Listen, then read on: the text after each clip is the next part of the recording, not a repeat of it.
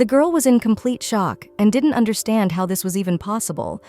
The man with brown hair looked at the girl and asked her if she was disappointed. In fact, the girl didn't realize from whence he was a man. She walked over and took the brunette by the face and inquired why he was a man. The brunette inquired of the girl, "Does she also think that Raniel should have survived and not him?" The young lady tried to explain that that wasn't what she meant at all. She just didn't understand why the hell the moment had gone so damn wrong. The girl realized that whatever she was thinking about now, it would still not be enough to fully express the emotions that engulfed her. Once in reality, the protagonist discovered that she was in an unfamiliar body and in a strange world in general. The lady looked around the large, luxurious room, as well as furniture in the Western style, and then noticed that the reflection in the mirror bore no resemblance to her original face. But being a fan of romantic fantasy, after a while the protagonist realized what was the point. It was what is known as a cliché, where one moves into the body of a character in a popular novel. However, the protagonist didn't understand where one could end up in the body of a character from a book whose title she had no idea for 8 years now. Sitting at the table, Mrs. Anna was told that today they also added more pieces of squid to the soup. Only the lady was not happy about this news because she already has squid soup in her throat. The brother turned to Sister Anne and asked her not to make such a face at the dinner table as if she was being forced to eat at gunpoint. The man was the first of a ducal house named Nadine Verum. She explained that it was all because the squid was constantly being doused with some strange sauce. But her brother thought it was absurd that, being a lady of the House of Verum, a girl could not eat squid. The protagonist did not think about it, and realized that she had not read novels about a noble lady with a special passion for squid. However, the owner of the body she found herself in was a minor character and had green hair. The residence where she resides, however, is in the closed Northern Feud, which has little to no ties to other regions. The good-natured members of her family also have greenish hair like hers. The girl speculated that perhaps Lady Anna was the most significant character in this fantasy world. For 8 years, she had not seen a shadow of any active person in the narrative, let alone the protagonist herself. Anna couldn't live up to being quite as well-meaning, as she had no idea exactly what kind of novel she found herself in. But still, the protagonist did not leave the idea that by fatal chance she could cross paths with a villain, or it could even turn out to be a tragic romance with a lot of deaths. That's why she keeps playing the role of a sick daughter of the Duke, shortens her days, one could say, even as a recluse. Frankly speaking, the girl realized that 8 years is a long time, and all patience sooner or later comes to an end. She did not understand whether people were able to live like this at all. The girl abruptly got up from the table, after which her brother turned to her to inquire where she was going in the middle of lunch. She decided that today was a strike of the book in which she found herself. Stepping out into the garden, the protagonist finally felt like a living person. She began to ponder where she would better start, because having got into a novel of the romantic fantasy genre, she would like to definitely debut in high society, as well as to visit a hunting tournament and a ball. But all of these are events where there is a high probability of encountering the main character of the narrative. The thought made the girl feel uneasy. Until she figures out what kind of affair she is in, she has no choice but to linger inside the castle. But to continue to stay in this crazy residence of the Duke, which has even croissants with squid and strawberry banana squid juice, as well as candy squid, the girl could not, because her diet often gets such a terrible and incomprehensible food. She already had no strength and mentally began to beg at least someone to rescue her from this hell to find the title of this novel. Suddenly, a brunette called out to the girl. A handsome man dressed in white turned to the girl to inquire if by any chance she was Lady Anasis Verum. Now, looking back, the girl will remember that at the moment of their first meeting with him, she was overcome by a strange feeling that cannot be expressed in any words. It was as if everything in the world had become motionless, and only the two of them were left. Still, when the girl came to her senses, she gave a positive answer and explained that it was her. Then she asked the brunette what business he had with her. Mentally, the girl noted that in front of her stands a rare, handsome man. Suddenly, without further ado, the brunette got down on one knee in front of the girl. The stranger explained that he was here by order of His Majesty Radius I, the eternal son of the Espio Empire. Mentally, Anna exulted that even his voice was beautiful. She began to look at the man's appearance, and that included his eyes. She realized that she would not want to drown in their blue forever. After there was no response from the girl for a long time, the brunette asked her if she was listening to what he was saying. At this time, the woman was indignant because of the man's point of view, as if the female gender couldn't inherit a title. The girl was confused because of the fact that it turns out that even though she is here, then the Duchy of Leatherone is followed by someone in the collateral line. The man calmly explained to the woman that he was sorry, but these were the laws of the Empire, because now that young Mr. Diego had passed away, only Lady Raniel would be left with a child born in the direct line of the Leatherone family. The woman accepted this information and wondered that if her brother survived instead, there would be no problem. Whereupon, the girl grabbed a pair of scissors from the table and began to cut off her long, lush hair. The man tried to stop Mrs. Raniel, but she replied that she asked not to be called by that name again. After all, Raniel had died during the rebel attack along with her parents. From now on, the girl decided to live under the name Diego Leatherone. Anna did not understand what it was and why she suddenly had such a scene in her mind. The man inquired of Raniel if she had been a woman from the beginning. He was disgusted, for she had been leading everyone around by the nose with that trivial artifact until the very end. The man stood up for Raniel and informed her that he would not allow him to behave so rudely towards her, for he too was responsible for this deception. The man grabbed the girl's arm and decided that it didn't matter now whether she was a man or a woman. Anna realized that she seemed to recall something and realized that she had definitely read this novel. Suddenly, Anna's conversation with the brunette was interrupted by her brother. The man turned to the green-haired man and inquired if he was indeed Sir Nadine Verum.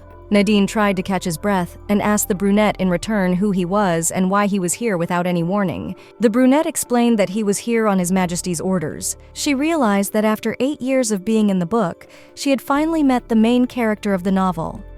The brunette pulled the girl out of her musings and asked her what exactly it was that seemed so ridiculous to her. She understood that there was one minor problem here, which was that she had not crossed paths with the protagonist, but had reincarnated into a man with the help of a magical artifact. The girl was about to almost pass out and decided that she was really going to start boycotting the novel. Anna woke up screaming, and the first thing she saw in front of her were the faces of her frightened parents. The relatives immediately started asking the girl how she was feeling. Anna did not expect to see her mother and father at all, because the two of them went to their possession, so it was time to check the feud. Afterward, she inquired why they were already back so early. Nadine explained that Anna had not recovered for 2 days, so their parents had rushed back here. The brother warned his sister that if her illness turned out to be false this time, he would remove her from the role of his little sister forever. The girl couldn't believe that she had slept for 2 days, yet she felt no malaise, and much more importantly, that she wasn't particularly eager to be Nadine's little sister either. The mother was not very pleased with her son's behavior and asked Nadine how he could say such horrible words to his bedridden little sister. Besides, he himself worried about her incessantly, so the mother asked her son to be more honest in expressing his feelings. Nadine began to wave it off and justify himself by saying that he wasn't really worried. Suddenly, she noticed in the corner of the room the man who had caused her to faint. The girl could sense the aura of the unrivaled protagonist from afar. This made her realize that what happened earlier was not a dream. Looking at the face of the protagonist, Anna immediately returned to reality and is now 100% sure that Raniel is standing in front of her. However, she is now playing the role of her brother. Therefore, she should call her Diego. He is not left only to recognize that he found himself in a novel with gender intrigue, whose popularity among readers thundered away a long time ago. From this, the girl felt a state of nirvana. She realized that fashions come and go, and such is the cycle of things in nature, after which she decided to run through the storyline. After all, this story is about the protagonist changing into a man after the death of her twin brother. She thought about it and realized that, frankly, she found this kind of thing a bit absurd. But having seen everything with her own eyes, she could safely say that she looked pretty convincing in this image. She looked at Raniel and realized that no matter how much she looked like a man. Suddenly she realized that this was Anna's bedroom, and how dare they come in here? Anna asked Sir Leatherette to step out for a moment, whereupon the father remembered and decided that they needed to be examined by the family doctor. Sir Letherone told him that Lady Anne had immediately fainted at the sight of him, whereupon he recalled that Anne's father himself had said that he should be under her, if only out of a simple sense of courtesy. The father turned to his young friend and noticed that he was talking too much, after which he would start to send him out of the room. The girl was shocked because after 8 years, she finally got to see the main character, so she wanted to admire him longer. She realized that the events described in the novel had not yet happened, and the narrative in the original work begins from the moment when Raniel reaches the capital. Anna did not understand why the living protagonist paid a visit to the residence of the Duke of Verum. After all, now that he had reached adulthood, he would finally be able to officially receive the ducal title. Duke Verum also heard that Diego successfully suppressed the rebel army. Afterward, he asked if everything was fine with His Majesty, to which the man gave a positive answer. The father explained that Anna had also celebrated her coming of age this year. Therefore, he had planned to send her to the debutante ball, but he had never imagined that Diego, who held the ducal title, would be the one sent here as her escort. That he had come here in the first place as the Imperial in charge of Lady Anne's safety. Sir Letherone explained that he was ordered not just to accompany Lady Anne on her journey to the capital, but to act as her personal bodyguard until the moment she made her debut in high society. In front of Diego lay a paper inviting Anna Verum, the daughter of Duke Verum, to the debutante taki of the Imperial Palace. Her father looked at this invitation to the debutante banquet at the Imperial Palace and thought about the fact that he had tried his best to keep Anna from traveling outside the duchy, but now it was simply unavoidable. Despite the fact that his little girl still knows nothing about her abilities, however, in Anna's eyes lurks a special power of foresight. 8 years ago, through Anna's eyes, he saw a future in which the Imperial Palace was engulfed in flames. After that, the man decided that he should not send his daughter to the capital at such a dangerous time. In addition, it was the very same Duke of Letherone who was appointed as Anna's escort, an imperial knight. The man is always that he is the one who is always at the epicenter of future events that she foresaw. The father would have liked to personally accompany his daughter all the way to the capital. However, he who has seen the future finds himself forever locked inside the feud. Part of him has a son, Nadine, who seems to still be free, sent a direct line to Verum. Duke Verum turned to Sir Letherone and said that he was just asking just in case, but that the fact that the Emperor sent him specifically meant that there was no way he could deny him the capital. To which Sir Letherone gave an affirmative answer, after which he clarified that it was His Majesty's personal order. The man, though reluctantly, accepted this information and decided to obey the Emperor's order and promised to inform his daughter Anna about it.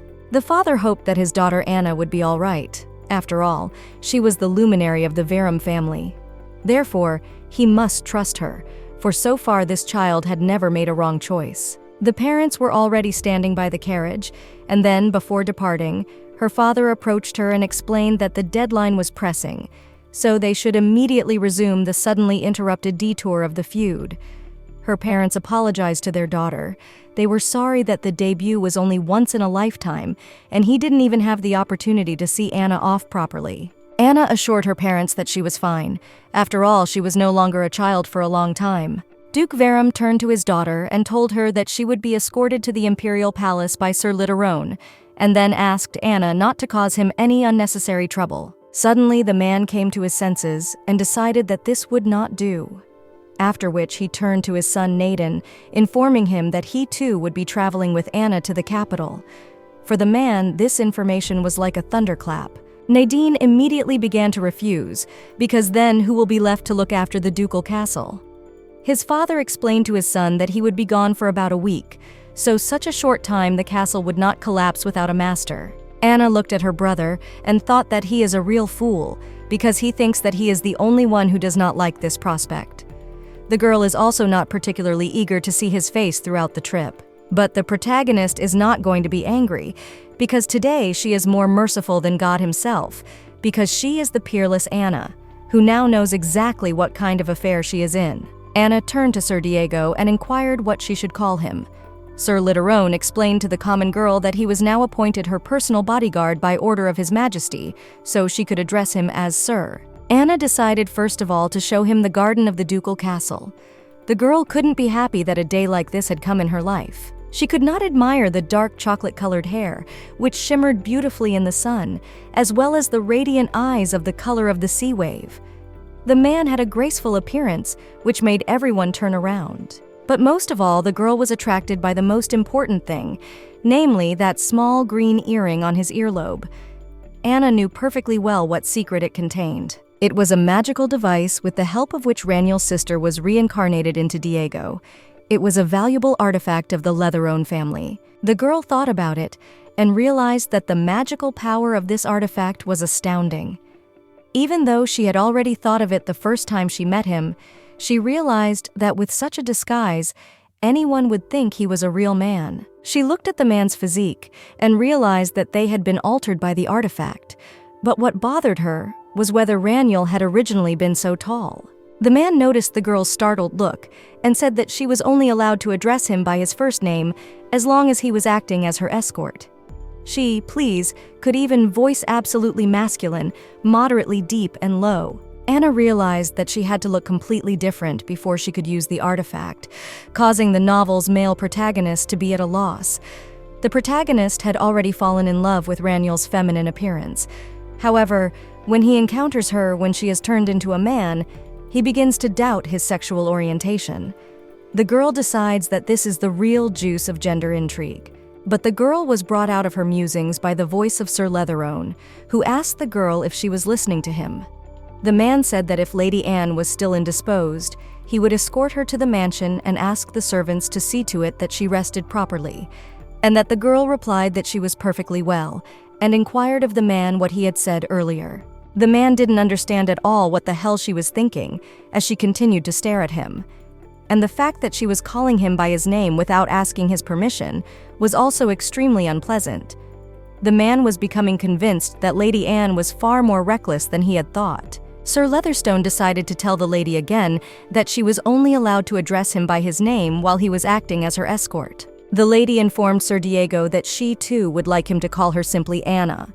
But the man did not understand where it was that a woman and a man who were not married called each other by their first names. The man already doubted whether Lady Anna knew the meaning of her words, and then he refused, explaining that it was more convenient for him to call the girl Lady Anna. Then the girl suggested Sir Diego to fully get into the image of a bodyguard, because she also liked to be called Lady. Diego could not understand the girl's behavior, whether she was so tactless or whether her manners were so badly lame.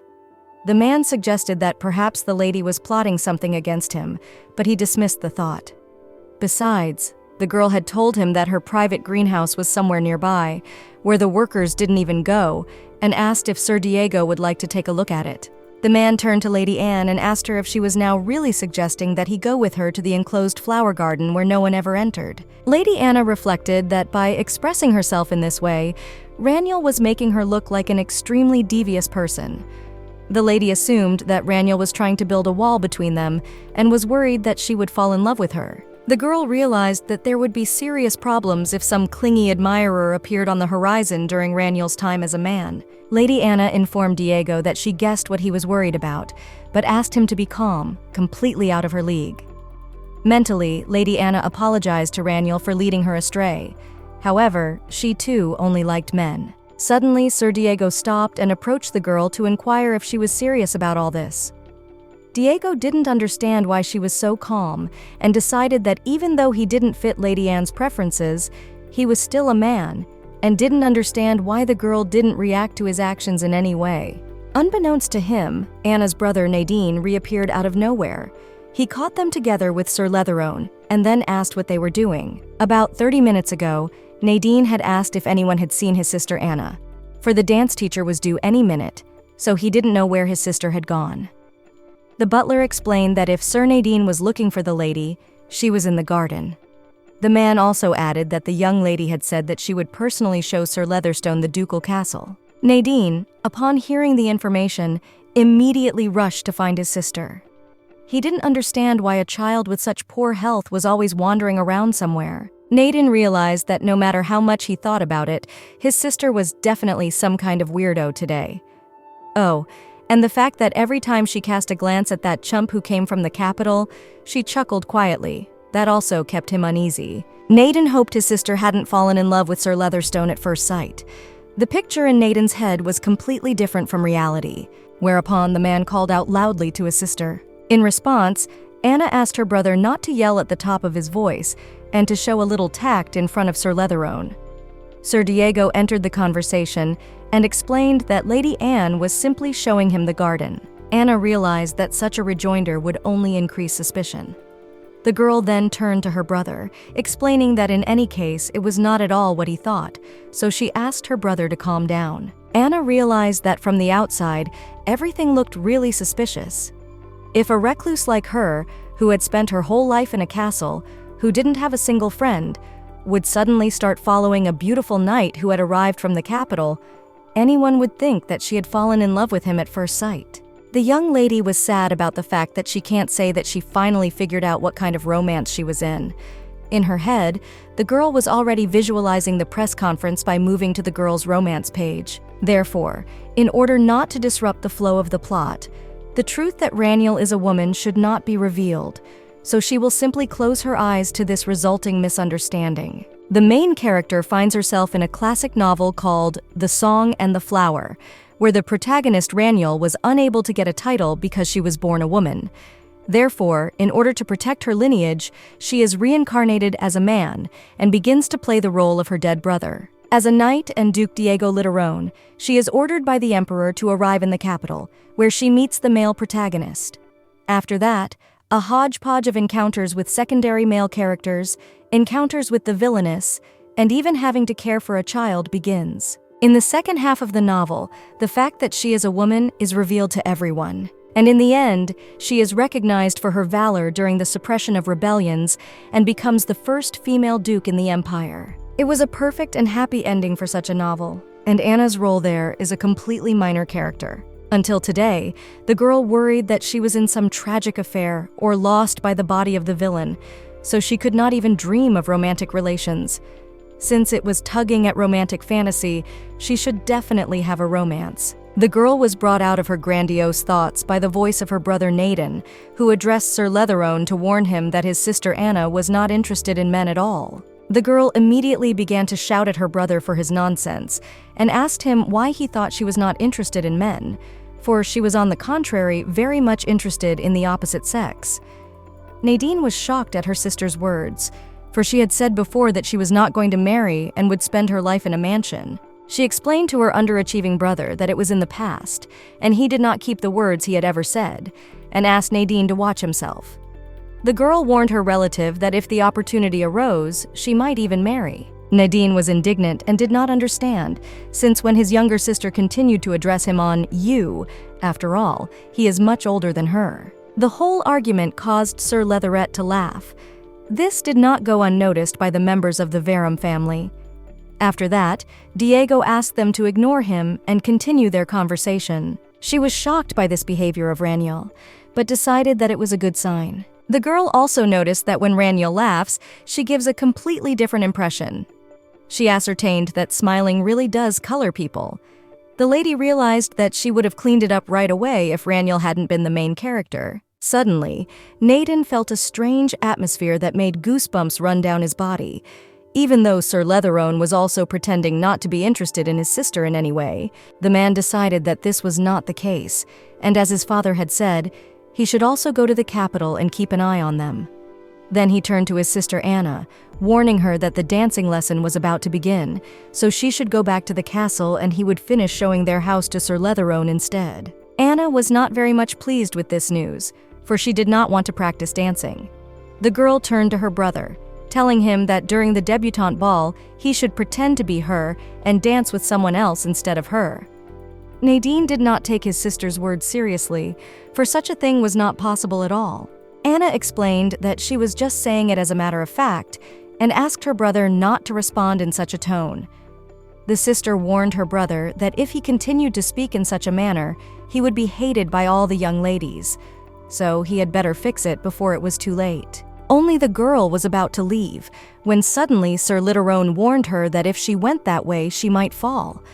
But these words reached the girl too late, exactly at the moment when she had already collided with the fountain.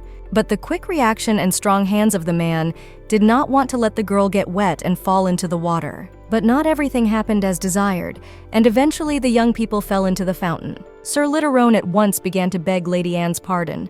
It was very embarrassing for the man. And the girl, on the contrary, laughed, because he, being an imperial knight, had to gracefully keep her from falling. At that very second, Naden ran up to them to make sure they weren't mistaken. Naden began to apologize to Sir Literone and asked him to let him take his little sister to the castle and leave him alone for a while. After all, this wayward child has very poor health, so she could easily catch a cold. But they didn't get much of a chill, and it wasn't cold. After Anna and Nadine left, Sir Literone took a seat at the very same fountain. The man squeezed his palm and wondered if other women were really that fragile too. Later, Anna, while in her room, was talking to her brother. Nadine wanted to make sure that his sister was really feeling well and suggested that she come down for dinner later. Anna repeated that she was perfectly fine and suggested that her brother break dance. Nadine was puzzled by that word and wondered what this new dance was all about. Anna came to her senses and told her brother to go to Sir Diego's house quickly. Suddenly, a maid entered the room, whereupon Sir Nadine addressed her, warning her that after a while his sister Anna might run a fever, so the maid should keep a close eye on her. The girl took the master's words to heart. She thought about it, realized that because the heroine in the story was a very sickly child, everyone had a lot of worries. She was an uninvolved and unknown daughter of a duke who had been confined to a hospital bed for 11 years. She was not even mentioned in the original work. The girl assumed that perhaps the real Anna was destined to die at the age of 11. But now the storyline of the novel was distorted because she was on the pages of the book. The girl suggested that maybe that was why the Duke of Literone arrived at their residence in order to escort Lady Anna to the imperial capital. The protagonist of our story decided that this was not a good deviation from the plot.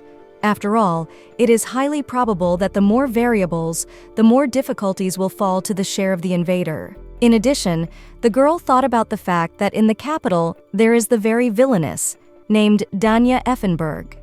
This is a young lady from the Marquis family who, falling in love with Raniel, dressed as a man, begins to follow her everywhere on her heels, and who, learning that Raniel is a woman, becomes a villain. Anna knew a lot of novels where the role of the villain was cleanly relegated to someone else, so she decided it was probably unnecessary to interfere.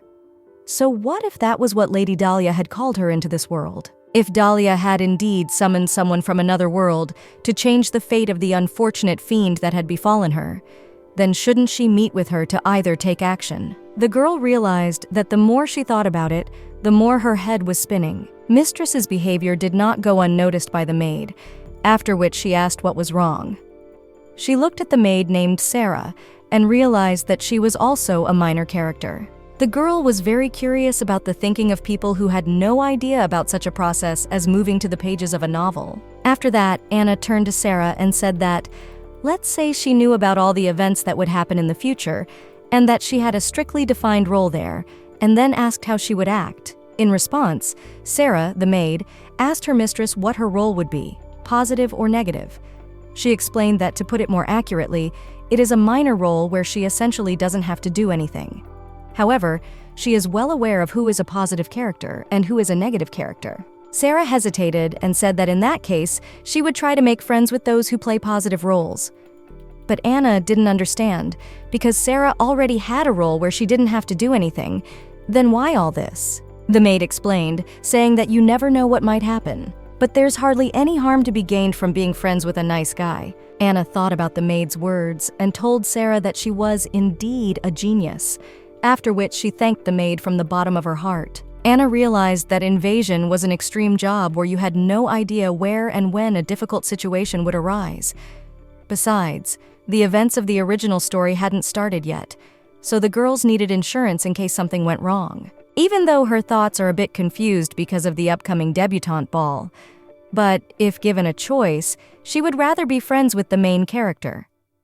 If she ended up in the capital in the future, she'd have trouble with a villain who wouldn't be on her side. The girl decided that since it was the protagonist, out of the blue, a love flag would be thrown, after which she determined that she needed to befriend Sir Diego. At this time, Nadine Verum was once again apologizing to Sir Letherone for the recent incident. The man realized that it was still cool weather, so such water incidents could not have any good effect. In response, Sir Diego assured Nadine that he was fine. Nadine continued the conversation and said that his sister Anna was not some retarded child, but that she had been sick a lot since childhood. So when she stayed in the castle for long periods of time, she never let books out of her hands, which made her very capable. Although she sometimes behaves strangely, she actually has a bright personality. Sir Diego, listening to Nadine's stories about his sister, didn't understand whether their relationship was good or bad.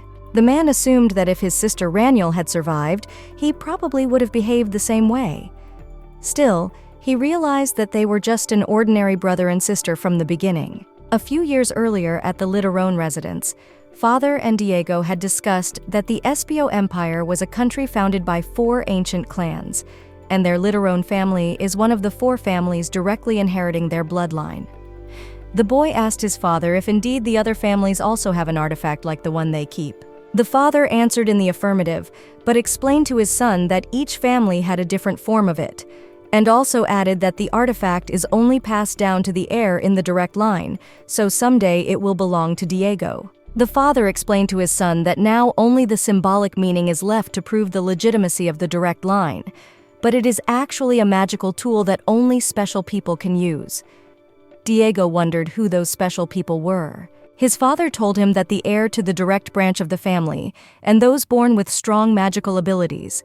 Such people are called awakened people, similar to his sister Raniel. When Raniel was very young, she retreated to the clan's land in the sanctuary of Saintirium.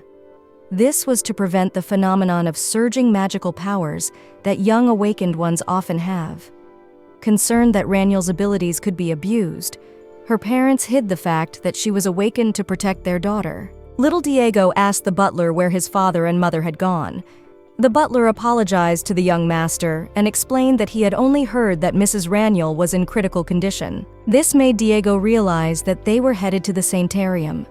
He then decided that he would have a bite to eat in his room, and the servants could divide the rest of the food amongst themselves. Diego realized that today was his sister Raniel's birthday as well, so he could not celebrate this holiday alone when his twin sister was so sick. The child took out all his anger on the dummy and thought about the fact that even though they were twins born at the same time on the same day, but somehow he didn't have that ability. The child knew that no one had any expectations for him, and his parents were more concerned and worried about the awakened Raniel. Diego felt that he should have gotten both the power and the title of heir to the family. He didn't understand why they were born twins and had to split everything equally. The relationship between Diego and Raniel was as if someone had predetermined their roles. Diego had insinuated to himself that he was not an additional substitute for his sister Raniel, but nevertheless, he believed that if he continued to put forth his best efforts, he would one day achieve universal recognition, and someday his sister Raniel's condition would improve. Diego hoped that then his parents would at least finally look at him. Diego, as usual, upon hearing that his sister Raniel was in critical condition, his parents immediately headed to the family's secret shrine. One summer afternoon, when he turned 14, he received word that his parents and Raniel had been captured by a rebel squad. Then, after becoming a knight, he defeated the armed forces of the rebels. And when he reached adulthood, he was officially honored with the ducal title. But Diego still had one question, and although he had pondered its answer for 8 years, he could not tell anyone about it. In that moment, Diego decided it would be better if Raniel was left alive instead of him. Sitting at the table, Nadine explained to Sir Diego that tonight's dinner was made with squid, the signature ingredient of their Verum estate. After which he asked his guest to be sure to try the roast pork wrapped in squid. Suddenly, the butler appeared, informing the young gentleman that Mrs. Anna had asked him to tell him that she would be down shortly. Diego marveled at how servants could so easily call their mistress by her first name. Nadine asked the butler to be sure to put more squid meat in his sister's court. Well, the butler replied that he had already given the kitchen an order to that effect, but the mistress continually refused to eat them. Nadine explained that it was because his sister still didn't know how to eat properly. Sir Diego reflected that the territory of Verum had recently been incorporated into the empire, so there might be some cultural differences. The tabletop, natural atmosphere between master and servant was something unheard of to him. Because of this, the man gave the impression that everyone here cared little about hierarchy and formalities. Suddenly, a girl burst into the room, apologizing to her brother for her tardiness. Diego decided that perhaps there was nothing unusual about the Verum residents, and everyone was only reacting this way because Lady Anna was here. The girl noticed that Sir Diego was also here and apologized to him for her tardiness, to which the man explained that he shouldn't be, as he should have waited for her, but he had started the meal first. She assured the man that there was nothing wrong with it because he was a guest and she had kept him waiting. Nadine's brother entered the conversation, telling his sister that if she understood, she could have come down early.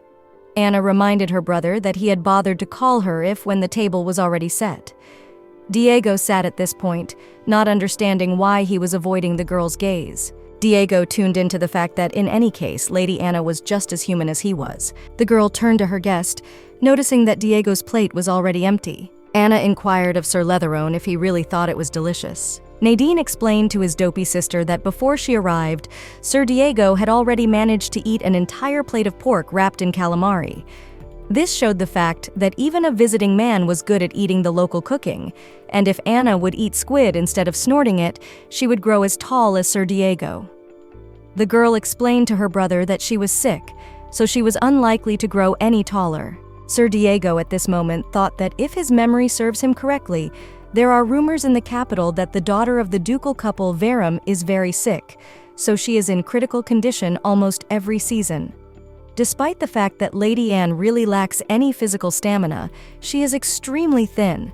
To call her sick simply does not rise language, because the girl gives the impression of a bud, blooming with health. Sir Diego knew that young ladies usually made their debut in society much earlier, but he did not understand why Lady Verum had remained in the duchy until she came of age, as if she were deliberately trying not to attract the attention of others to her person, just like his sister Raniel. Diego didn't understand why they thought this was all a bit strange.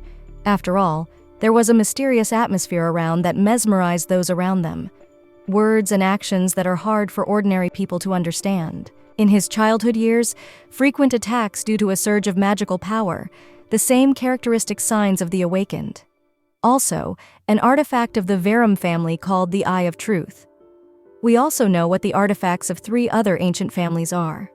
But nothing is known about the Verum artifact except the name, and there is no mention of the existence of the awakened one. Diego assumed that these very eyes of Lady Anna are the artifact of the Verum family. Then there is a high probability that she is an awakened one of her own kind. She repeated that she had asked him not to put a lot of squid in her plate. Nadine didn't understand why his sister didn't eat squid, whose exquisite flavor others couldn't enjoy. Diego didn't understand the extent to which the people of the Verum family were knowledgeable. But if Lady Anna knew that she was awakened but had gone into hiding, and that was a fact, then it should be reported to His Majesty. After all, the Emperor had given him another personal order, and that was to take this opportunity to gather as much information about Lady Anna as possible. Diego thought that he had been entrusted with a troublesome and useless role, but on the contrary, everything worked out just fine. At this time, the maid Sarah was helping her mistress to get ready. She noted that Lady Anne had been in high spirits since yesterday. The girl realized that it was only natural. For now, she would finally be able to say goodbye to her reclusive life. The maid Sarah added that the knight had said that from today, he would take up his duties as Lady Anne's bodyguard. The girl didn't understand why that would be the case if she was in the mansion all the time. The girl didn't realize if this relentless exploring on her heels was really her reality. Diego had been by the girl's side during private lessons, and had also been there not with the servants, and even during her walk in the garden. Anna, of course, knew that the protagonist was an unwavering and sincere person. But isn't it said that peace of mind only goes away when you start to work after your sleeves? Diego strictly observed the imperial order. The girl decided that she, with her extensive life experience, should enlighten Raniel. She then turned to Sir Diego and inquired if his schedule really did not include tea parties or meetings with other young ladies. Sir Diego explained that the girl didn't have much to do, and she didn't look particularly ill. And even if there was some special reason why she wasn't leaving the manor, the girl didn't expect Sir Diego to throw facts at her. Mentally, Anna turned to the protagonist and decided that she would sue her. The girl turned to Sarah, Diego, and wondered if he really thought of her now as someone who didn't have a single friend. Suddenly the girl thought about it and realized that this was a great chance to befriend Sir Diego. The girl took Sir Diego's hand and confessed that due to frequent illnesses in her childhood, she lost a lot of time, so she couldn't make friends. Therefore, she had never attended a tea party until today. Anna asked Diego in the fold if he would like to be her friend. The man didn't understand if there was even a need to masquerade as an imperial knight. About a week ago at the imperial palace, Diego had spoken to the emperor about going to the Duchy of Verum under his real name. The emperor had asked Diego why he didn't just personally notify the entire noble opposition of his trip in the first place then. The emperor realized that they, after all, also wanted to win Verum, who had remained politically neutral so far, over to their side. The emperor didn't think that their side should be so open about their plans. Diego asked the emperor that if there was such a reason, then why didn't he send another knight instead of Diego? The emperor was angry that Diego was up to his shuffle again, then asked if the man knew the easiest way to form a political alliance between families, namely engagement and marriage bonds. It was an emperor of the Espio Empire named Ravius Zeraville Espio. The emperor explained that the debutante ball was only an excuse to summon Lady Verum, who had taken an oath not to go outside the ducal residence, to the capital. The emperor understood why she was the only one being restricted so much from the outside world. The emperor plans to bring Lady Anna to the capital and make her consort to the crown prince. The current emperor of the Espio Empire, Ravius Zeraville, he was originally the youngest prince not involved with the succession and led a life far from politics. However, due to the incompetence of the first prince to follow to the throne, the people of the empire were getting worse and worse. Therefore, he, together with the heads of the 4 noble families, rebelled and usurped the throne. The first thing he did after becoming emperor was to force the nobles, who enjoyed all sorts of privileges, to pay high taxes. As a result, the wealthy aristocrats, who did not want to share their wealth with the common people, rebelled against him and tried to overthrow the incumbent emperor, who had an anti-aristocratic policy. A prince who has not inherited an artifact cannot become emperor. A monarch who stole the throne like a rebel would not be recognized as a legitimate ruler. In the end, a rebel army was organized, focusing on the southern nobles who had the largest and richest territories. And the emperor ordered the commander of the 2nd Knight Corps, directly subordinate to the imperial family, Duke Literone, to crush the rebels. 3 years later, the mop-up operation was successfully completed and all the rebels were eliminated. The emperor said that if only he could find evidence that the southern nobles were connected to the rebels, he could capture everyone and their offspring at that time in one fell swoop. But one way or another, now they need the strength to contain the noble faction. If they get the support of a family like Verum, they can secure a safe position for a while. The emperor told Diego over and over again that he should have approached someone from the imperial faction, but for some reason he completely failed to listen to the emperor as well as his godfather. The latter had explained that marriages between members of the highest noble families were a no-nonsense affair, but the emperor explained that he had never once spoken of marriage. He had only asked to speak to someone until the matter of the noble faction was resolved. With that, Diego would no longer have to deal with endless marriage proposals, and life would be much more comfortable. The emperor looked into his godson's face and saw that it radiated a spirit of defiance. The emperor turned to Diego and said that he had impeccable looks, but he had no idea how to use them properly. But in truth, the emperor had thought of pairing this boy and Lady Verum, but he decided that it would probably be a waste of effort. The emperor decided to drop the subject, as he was already jawed from such a long conversation. Then he asked Diego to personally go to the residence of Verum and bring the ducal daughter to the capital. The emperor also told Diego to see if Lady Verum was suitable for Arvid. After all, not everyone can take a place beside the heir to the throne. Diego obediently agreed to do the emperor's bidding. Lady Verum, who had delayed her debut in society year after year because of illness and who had never left the castle, was shrouded in a haze of mystery. Diego believed that, barring some catastrophe, she would become the crown prince's consort without any trouble, and he and she would never cross paths again. But in the end, Lady Anne asked Sir Diego to be her friend.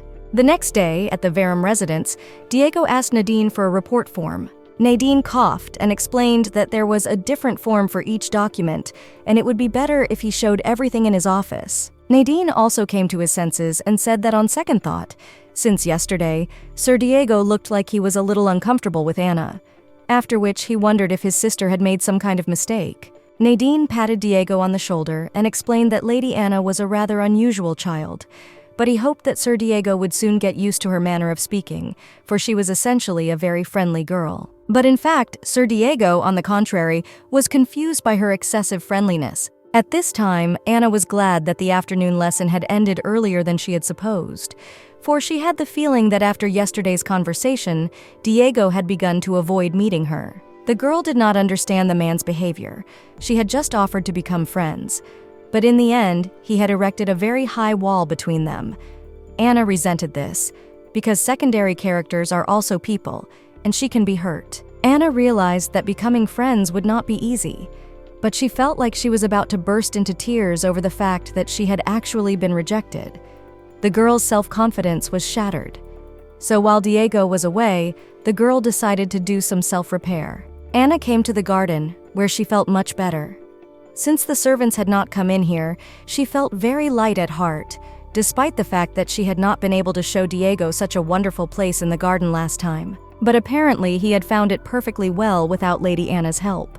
The girl thought about it, and realized that this was to be expected from the main character, because surely under the influence of the settings of the original work, she wandered back and forth and eventually came across such an auspicious event. She took a closer look at the man and realized that there was no change. The girl couldn't get enough of his flawless face. Whether she was a man or a woman, with such beauty there was nothing else to do but be the center of attention. The girl didn't believe it was possible to completely transform into a man with magic, and even more so, how it was possible to approach the issue of changing one's appearance in such detail. Anna moved closer and closer to Diego to see if his stubble was growing. She was sure that Raniel had left this point unattended, because in a romantic fantasy, the main character shaving her beard would look strange. She took a closer look and realized that Raniel really looked like a wonderful statue, and she understood Miss Villainess who fell in love with her, because even knowing that she was a woman, she seemed to be able to fall under the influence of her charms. The girl came to her senses and decided that before she became villain number 2, she needed to get out of here immediately. Anna glanced at Diego and suggested that she should let him rest for a while, because when the main events of the original story began, he wouldn't even have a chance to catch his breath. But before she left, the girl moved closer to Diego and reminded him that he should not forget that she had asked him to be her friend. Diego realized that it would be uncomfortable for him to face Lady Anna face to face, so he pretended to be asleep. The man didn't understand why this lady was the one acting so recklessly.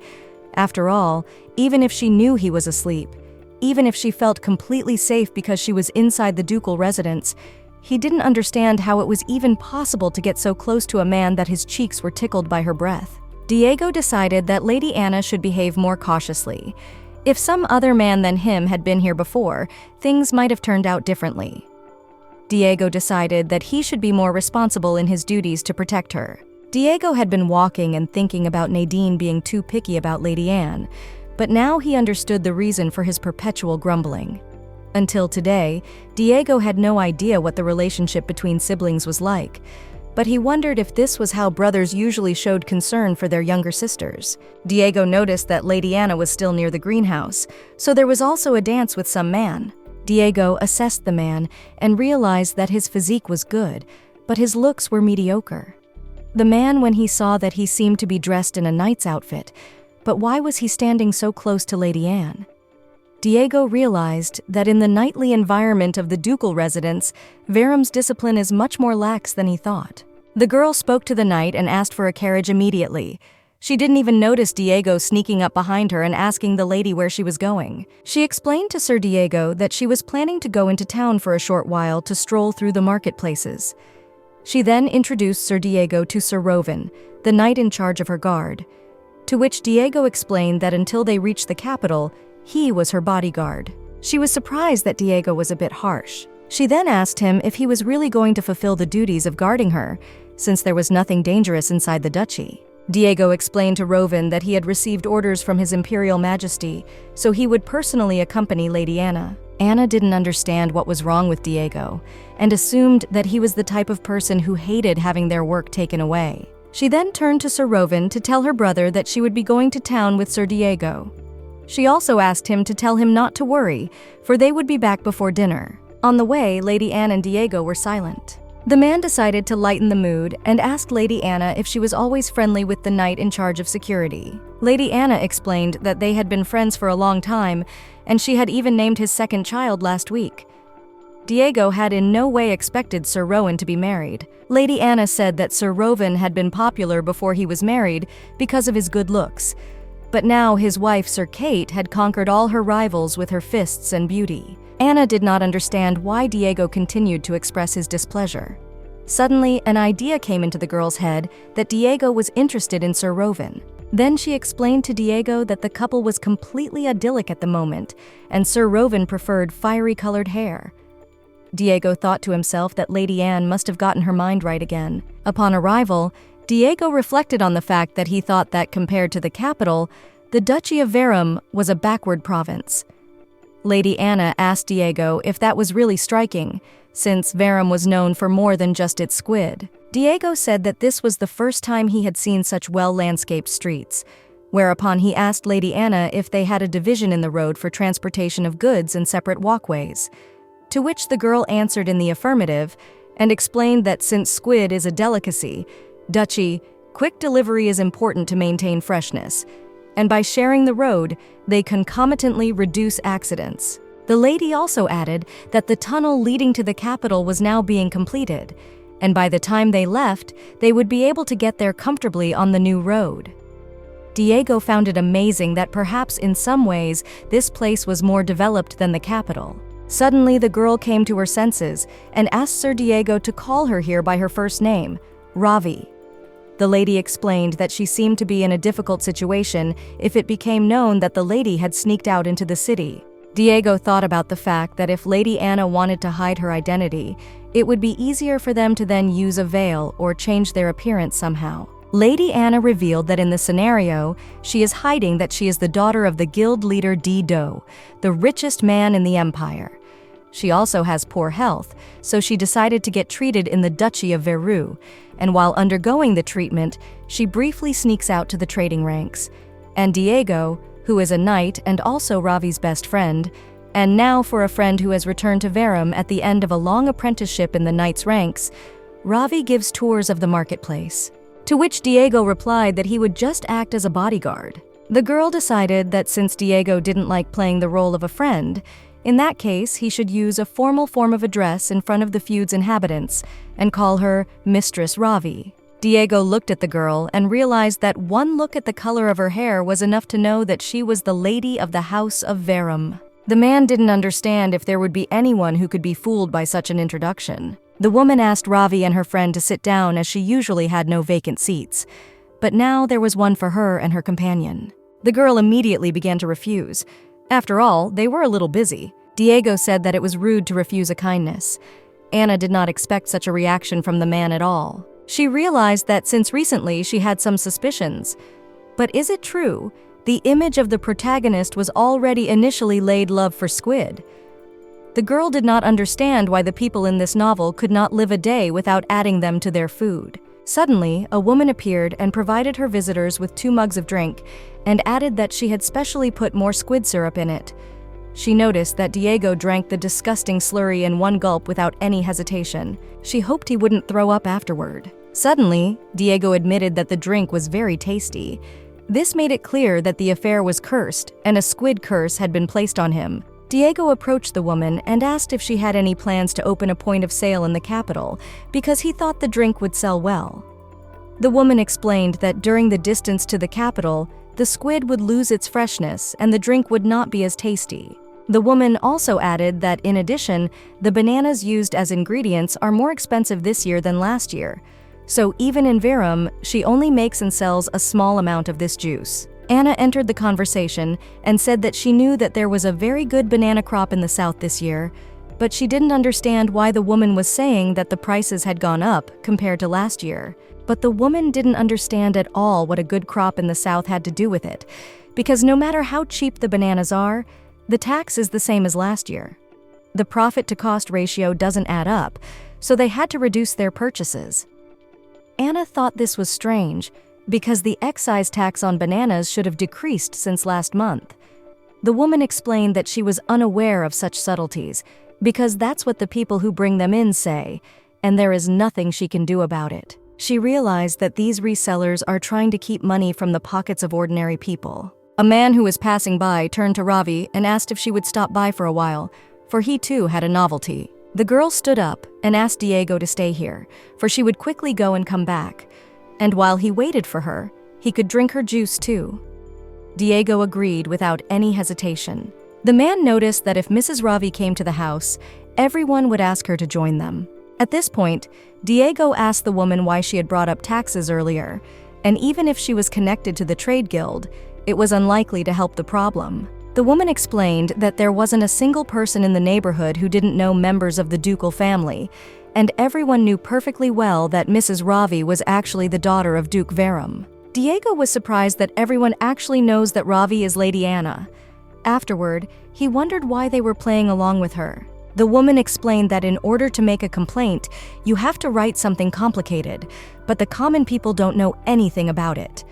However, if you tell Ravi about the problems you have, she immediately finds a way out of any difficult situation. The woman said that everyone here was fond of Lady Verum. Diego thought about it, because he thought Lady Anna was an immature child. But the people of the feud seemed to trust her immensely. It seemed to him that she was indeed perfect for the role of the Crown Prince's consort. Suddenly, the woman turned to the Lord Knight to inquire if he had accidentally come here to propose marriage to Lady Verum. The man was shocked by this question. He at once confessed that he had no intention of doing any such thing. The woman confessed that she had been misled by the way Mr. Knight had looked at Lady Verum. Diego admitted that he was really only a knight who was to escort Lady Verum to the capital. Anna looked at the bird carved out of wood and couldn't get enough of it, because it looked so cute. The woman behind the counter told the slave that she would give her the bird if she wanted it, but the girl did not know what to do, because all the statuettes were so cute that her eyes were scattered. Diego entered the conversation and asked the lady if she had not chosen enough toys. The man saw that Anna could no longer fit them in her hands, and then he asked her when she was going to leave them all behind. She explained that they were all tiny, so it would be safe to allocate space for them in her room. But Diego explained that her room was already full of such trinkets. The girl had forgotten the moment when Diego had been in her room. Then the man reminded the girl of the day when she had fainted, and he had been in her room with everyone else. Diego admitted that at first he had thought it was an altar and not a rack of figurines. Anna was surprised that Diego had seen all her treasures, for there were no guests in the mansion, so she had put all sorts of trinkets in her room without a backward thought. Afterward, she handed the girl a bill of goods, explaining that she would only buy this, despite the fact that she felt it still in front of the shop, but Sir Diego's attitude seemed to become suspicious and cold again. Anna felt outright déjà vu of some sort. The girl was sure everything had been fine before they'd had the strawberry banana juice. She was worried that something had happened in her absence. After that, she decided that perhaps Diego had an extremely sensitive nature because she was the protagonist.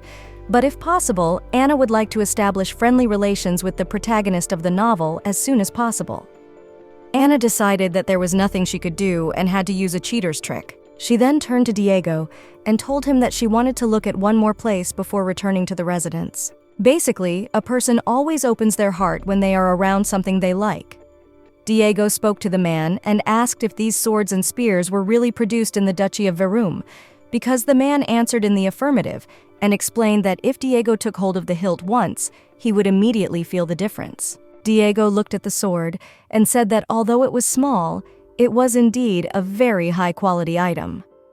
Anna had been sitting with a bored look the whole time, watching the men discussing men's stuff. Though she was happy to see Sir Diego satisfied, but she can't get a word in their conversation. When the man working in the shop moved away from Diego, the girl ran up to him in a flash in order to inquire if he was pleased with the place. Diego answered in the affirmative and admitted that the assortment here would give a head start to any worthy district shop in the capital. Then he apologized because he thought that such conversations were a bit boring for girls. Anna realized that this was a great chance to make friends with Raniel, and then said that she too wanted to buy some weapons, and if Vega didn't mind, she would like him to recommend some of them to her. Anna was well aware that the protagonist talked a lot about weapons. Diego realized that the girl was completely lacking in any physical stamina, so it would be worth looking out for some light dagger for her. Anna decided to guess that Diego planned to recommend her a rapier. The girl thought that rapier was quite light, so it was often used by female knights. Anna did not understand why Diego reacted so skeptically to her words, but the man suggested that she take the rapier and get into a fighting stance. Diego apologized for the tactlessness, but prompted the girl to keep her index finger up and to relax her shoulders and straighten her back. The man, standing behind the girl's back, asked if he could support her arm. The man then asked Anna to spread her legs slightly. Anna didn't feel too confident at this time, even though she knew that she was facing a woman, but when she stood close to her, she felt as if it was a real man's time. Diego didn't stop giving the girl instructions like straightening her arm and fixing her gaze on the target instead of the point of the sword, after which he helped her make the first strike. Diego noticed that even though he helped her get into the right shape, but to his surprise, she had amazing reflexes. She shared that she felt such a lightness in her shoulders. The thought flashed through Diego's mind that if you looked from the side, they were standing very close to each other.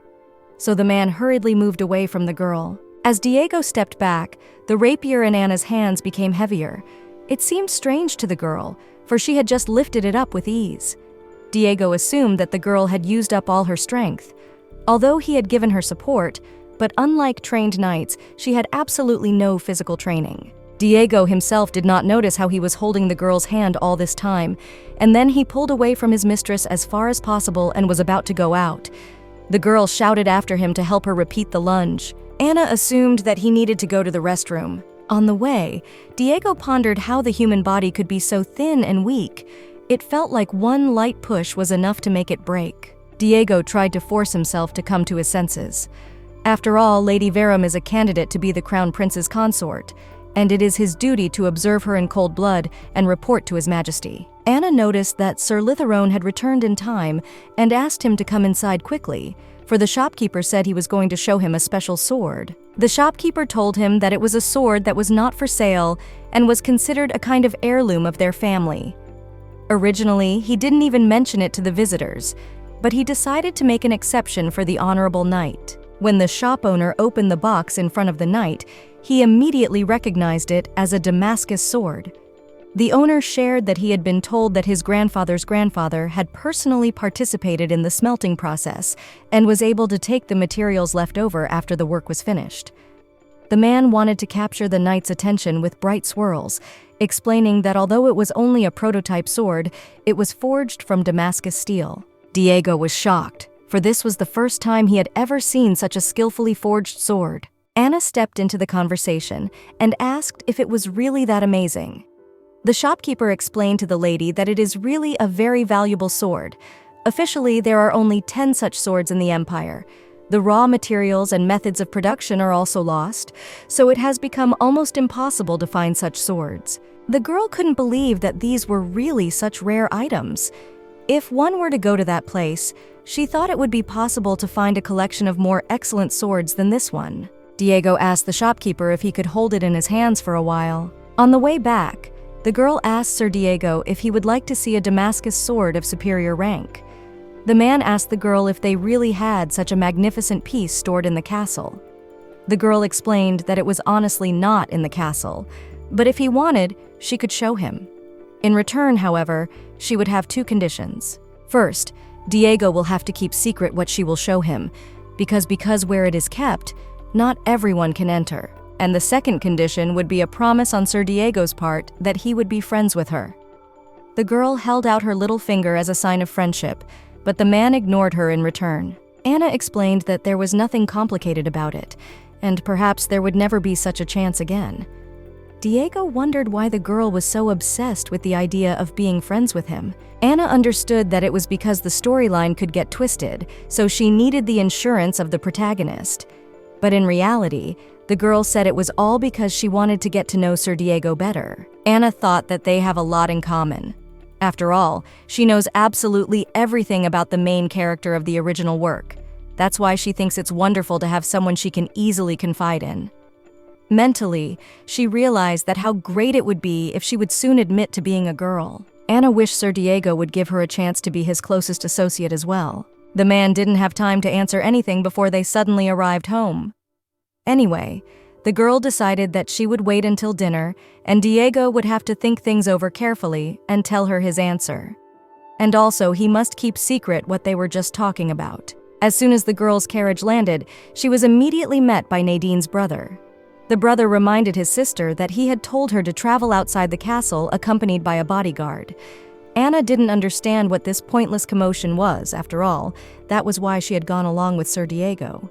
Nadine, nevertheless, didn't understand how it was possible for just the two of them to leave, since Sir Diego had arrived in their region not so long ago. Although the girl understood the reason for his concern, however, she could not say that Sir Diego was actually a woman. Therefore, she assured her brother that it was all right, for Sir Diego is a knight who can really be trusted. Sir Diego explained that he can't follow the Emperor's orders, after all it is his direct duty. Nadine tried to explain that this was not the problem. The girl then decided to change the subject and asked her brother to tell her when he had officially sent the notice about the reduction in the excise tax on bananas. Nadine admitted that he had done it sometime in the middle of last month and didn't understand why his sister had suddenly asked about it. The girl explained that there seems to be a place that is demanding the same excise duty as before and pocketing the difference. They also say that the number of banana purchases has dropped drastically. Nadine resented the fact that no matter how many times he checked, this was still happening. So he asked the butler and maid to find Robert and tell him to report to his office immediately. Then he turned to Sir Diego and asked him to rest in his room as well, for he was probably very tired when he had been traveling around the city with Anna. The brother paid attention to his sister's purchases and was surprised that she had bought so little, for usually every trip she made to the city ended with the purchase of a pile of trinkets. The girl admitted that because of someone she could not buy everything she wanted. After all, due to her lack of friends, she has no business outside the castle, so buying some minor things on such rare trips to town is the only thing she can indulge herself in. Nadine realized that Sir Diego had stopped Anna, which was why she had done so little shopping. But her brother was only glad of that, for she had bought so many trinkets in the past that there was nowhere to put them. When they entered the castle, Sir Diego turned to the girl and decided to walk her to her room. But she refused, as she was standing quite close by. The girl whispered in Diego's ear that it was more important that he should think carefully about her proposal, and if he did not give her an answer before dinner, she would pretend that the conversation had never happened. And if he went to the place, he would probably be surprised too, because the swords there were very rare. At dinner, the girl thought about the fact that she had thrown Raniel straight to the bait, so there should be no problems. So now all that remained was to wait for her brother to return to his room after dinner, and then sneak to meet Sir Diego and get an answer. But suddenly, Nadine warned Sir Diego that he himself wished to escort her sister to her room, so the bodyguard could return to his own in peace. The girl had not expected this turn of events at all. She didn't know what she would do if he left like that. The girl could not believe that Diego wanted to say that he would rather not look at swords than be friends with her. The girl was brought out of her musings by her brother's voice, reminding her of her tax problems. Nadine decided that he should personally take care of the audit, so he would be away from the castle all day tomorrow. Her brother decided to warn his sister ahead of time to keep that in mind. She decided that since he wouldn't be at the castle tomorrow, it was the perfect time for a secret sortie. Her brother opened her sister's bedroom door and told her to come in quickly and go to bed, because it was chilly at night, so she shouldn't dare go out. Anna realized that things were not going at all according to plan, but she decided to get to Sir Diego to avoid it. The girl was walking through a separate annex of the Verum residence and didn't understand why it was so dark around, because she was sure that there was a magic stone somewhere, responsible for giving light. The girl was grabbed by someone. It was Diego. He didn't expect to see Lady Verum here and wondered what she was doing here. Anna had expected him to be in his room. The man then asked why he hadn't turned on the light, since it was so dark in here. The man explained that he was uncomfortable having anyone near his bedroom at night, so he sent all the servants away after dinner. Anna assumed that Raniel was afraid that someone would uncover her transformation trick. The girl also noted that Raniel must have been angry that she had sneaked in here. Anna explained that she thought Diego had forgotten about the promise he'd made to her that afternoon, to which Diego reminded the girl that she herself had asked him to keep their conversation a secret from her brother, so he was going to pay her a visit himself. The girl realized that she didn't even have anything to answer. After that, she decided to say that tomorrow they would go to see the Damascus swords. Anna decided that she would consider that she had received an affirmative answer and was about to leave. But suddenly, the man's hand pressed the girl against the wall. The man asked Lady Anna if it was important in the situation. After all, just to get an answer to her question, she had shown up to him without an attendant or any servant. Diego kept thinking about it since the last time. He didn't understand why the hell Lady Verum always behaved so carelessly with men. After all, he was used to the fact that ladies should usually come accompanied by a servant who would only leave her mistress during conversation. Diego also did not understand why Sir Nadine, who has such a strong guardianship of Lady Anne, had not taken care of this matter. I would understand that there should be a certain limit on youth too. The thought also crept into the man's mind that Lady Verum did not see him as a man at all. The man turned to Lady Anna and said that he didn't even know what he could do towards her. She still came to his temporary quarters alone without a drop of fear. Diego noticed that the girl was completely lacking any sense of self-preservation. He expected that these words would be enough to make her finally become more vigilant. After all, as a bodyguard, he had absolutely no intention of intimidating her, but she could be in danger if she continued to behave so nonchalantly in front of other men. Lady Anne turned to Sir Diego and inquired as to what he was doing in general. This question shocked the man slightly. Anna explained that she understood that it was her own fault that he had grabbed her wrist, but she was also concerned about what he was going to do by holding her here by force. Diego tried to explain that he didn't intend to threaten at all, and took a step back in order to move away from the girl. But Lady Anna immediately grabbed his arm, preventing him from taking a step back. The girl did this to show that he too was not comfortable with someone grabbing his wrist at will. Diego noticed that he felt a strange itching sensation in the wrist area. He explained to the lady that he understood and asked her to politely let go of his hand. But the girl wanted to make sure that he would not use any more intimidation tactics from now on. So Diego promised that he wouldn't do it again, and also asked her to forgive him for being rude. The girl let Diego go, but warned him that she would closely monitor his behavior in the future. The flushed Diego could not squeeze out anything but assent. Mentally, Anna didn't understand why Raniel was behaving like this. After all, she was a woman too, and trying to intimidate her in this way. The girl noticed that a moment ago she did look very much like a man, so she was even a little scared. Anna's tongue itched very much to hurt her even more. But the thing was, she didn't have any female friends, so she decided to hold back. After all, looking back, she is well aware that she herself had done wrong in deciding to come here on her own accord. So the girl confessed that she too had been too insistent in demanding Diego to be her friend. Therefore, as an apology, Anna decided to show Diego the Damascus swords tomorrow without any conditions. The girl wanted in this way to move to a truce.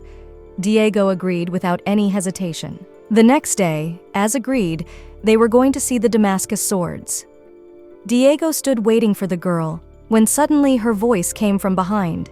He wanted to ask Lady Anna why she had come late, but he noticed that the girl was barely breathing. Anna immediately began to apologize for being late, and explained that because she had done a little exercise yesterday, she had developed muscle pain. Diego responded by asking Lady Anna if she was referring to the way she had swung her rapier yesterday. The man looked at the girl and could not understand how a person could be so weak. And now he understood Sir Nadine as well as the servants who were so protective of Lady Anna. So the man decided to dissuade the girl from going out tonight. But Anna insisted that it was worth going after all, for if not today, another day they might be caught on personal matters. And also, the road would take only 30 minutes, and she could certainly overcome such a distance. She had even picked out a suitable outfit for it. But Diego doubted whether the girl could really walk for 30 minutes in such a condition.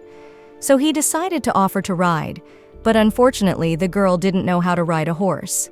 So then the man suggested that he just put her in front of him, and that way they would ride up on the same horse. Having brought the horse, Diego asked Lady Anna if she knew how to climb into the saddle. Our girl answered in the negative, but it was no surprise to the man.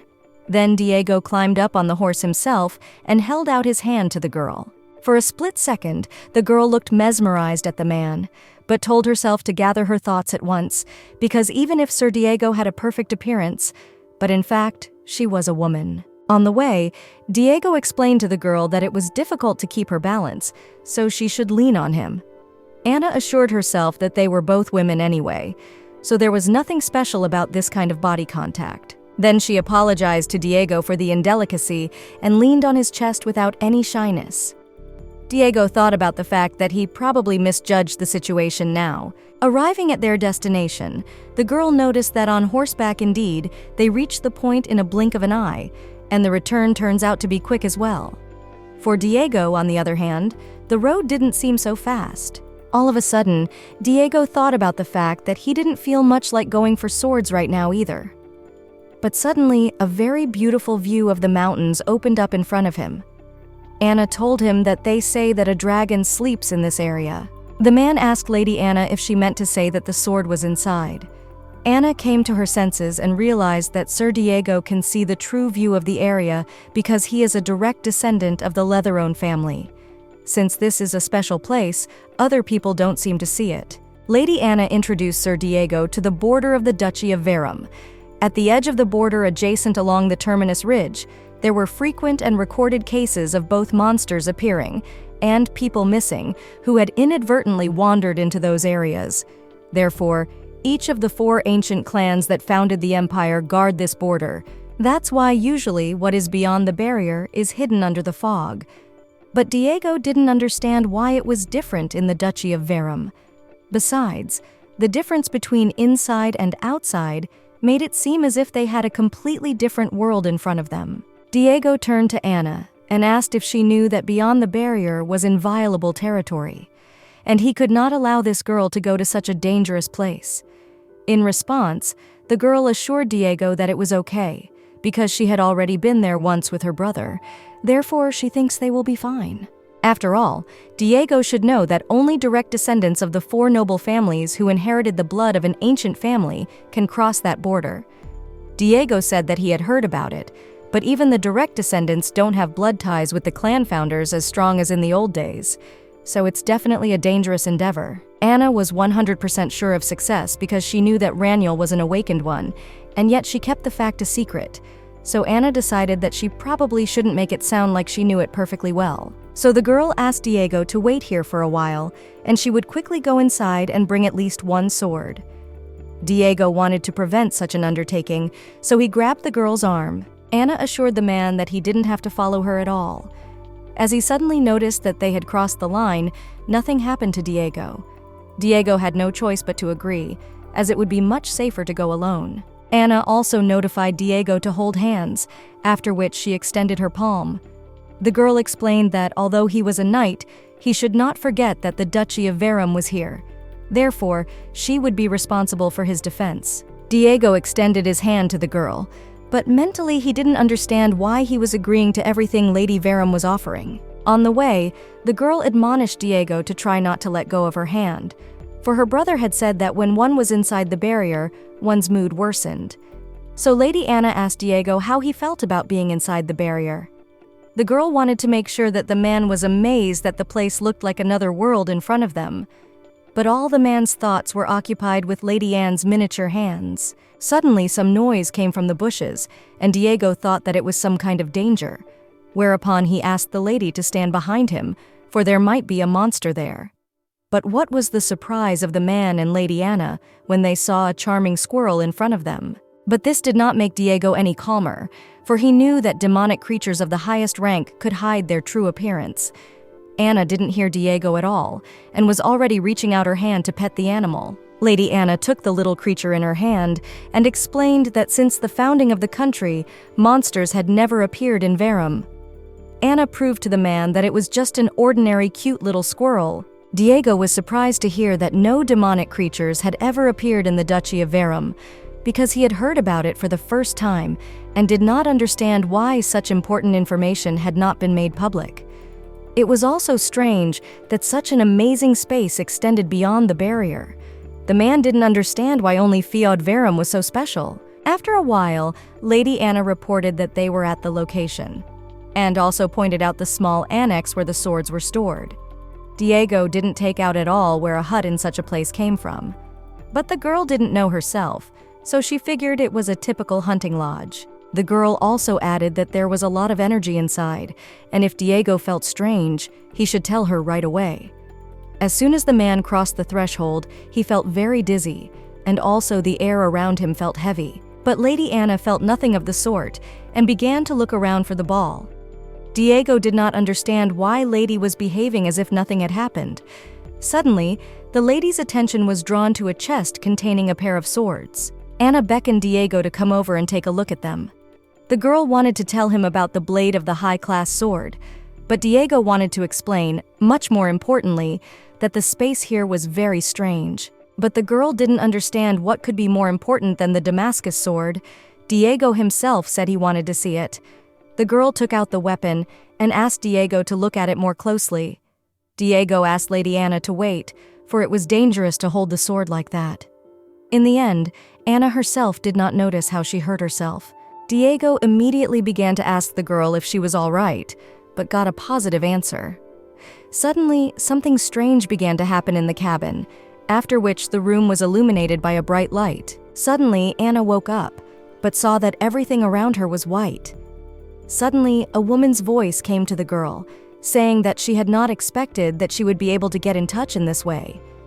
Anna immediately began to ask the unfamiliar voice what it was. The girl's thoughts were in chaotic order, but most importantly, she wanted to know where Diego had gone, for she was sure she was holding his hand tightly. Suddenly, a female voice warned the girl that she shouldn't worry about that warrior. Anna was surprised that her thoughts could be read, but the woman's voice said it was more like the girl was trying to talk to her, for she thought she would not be able to be talked to until the story started.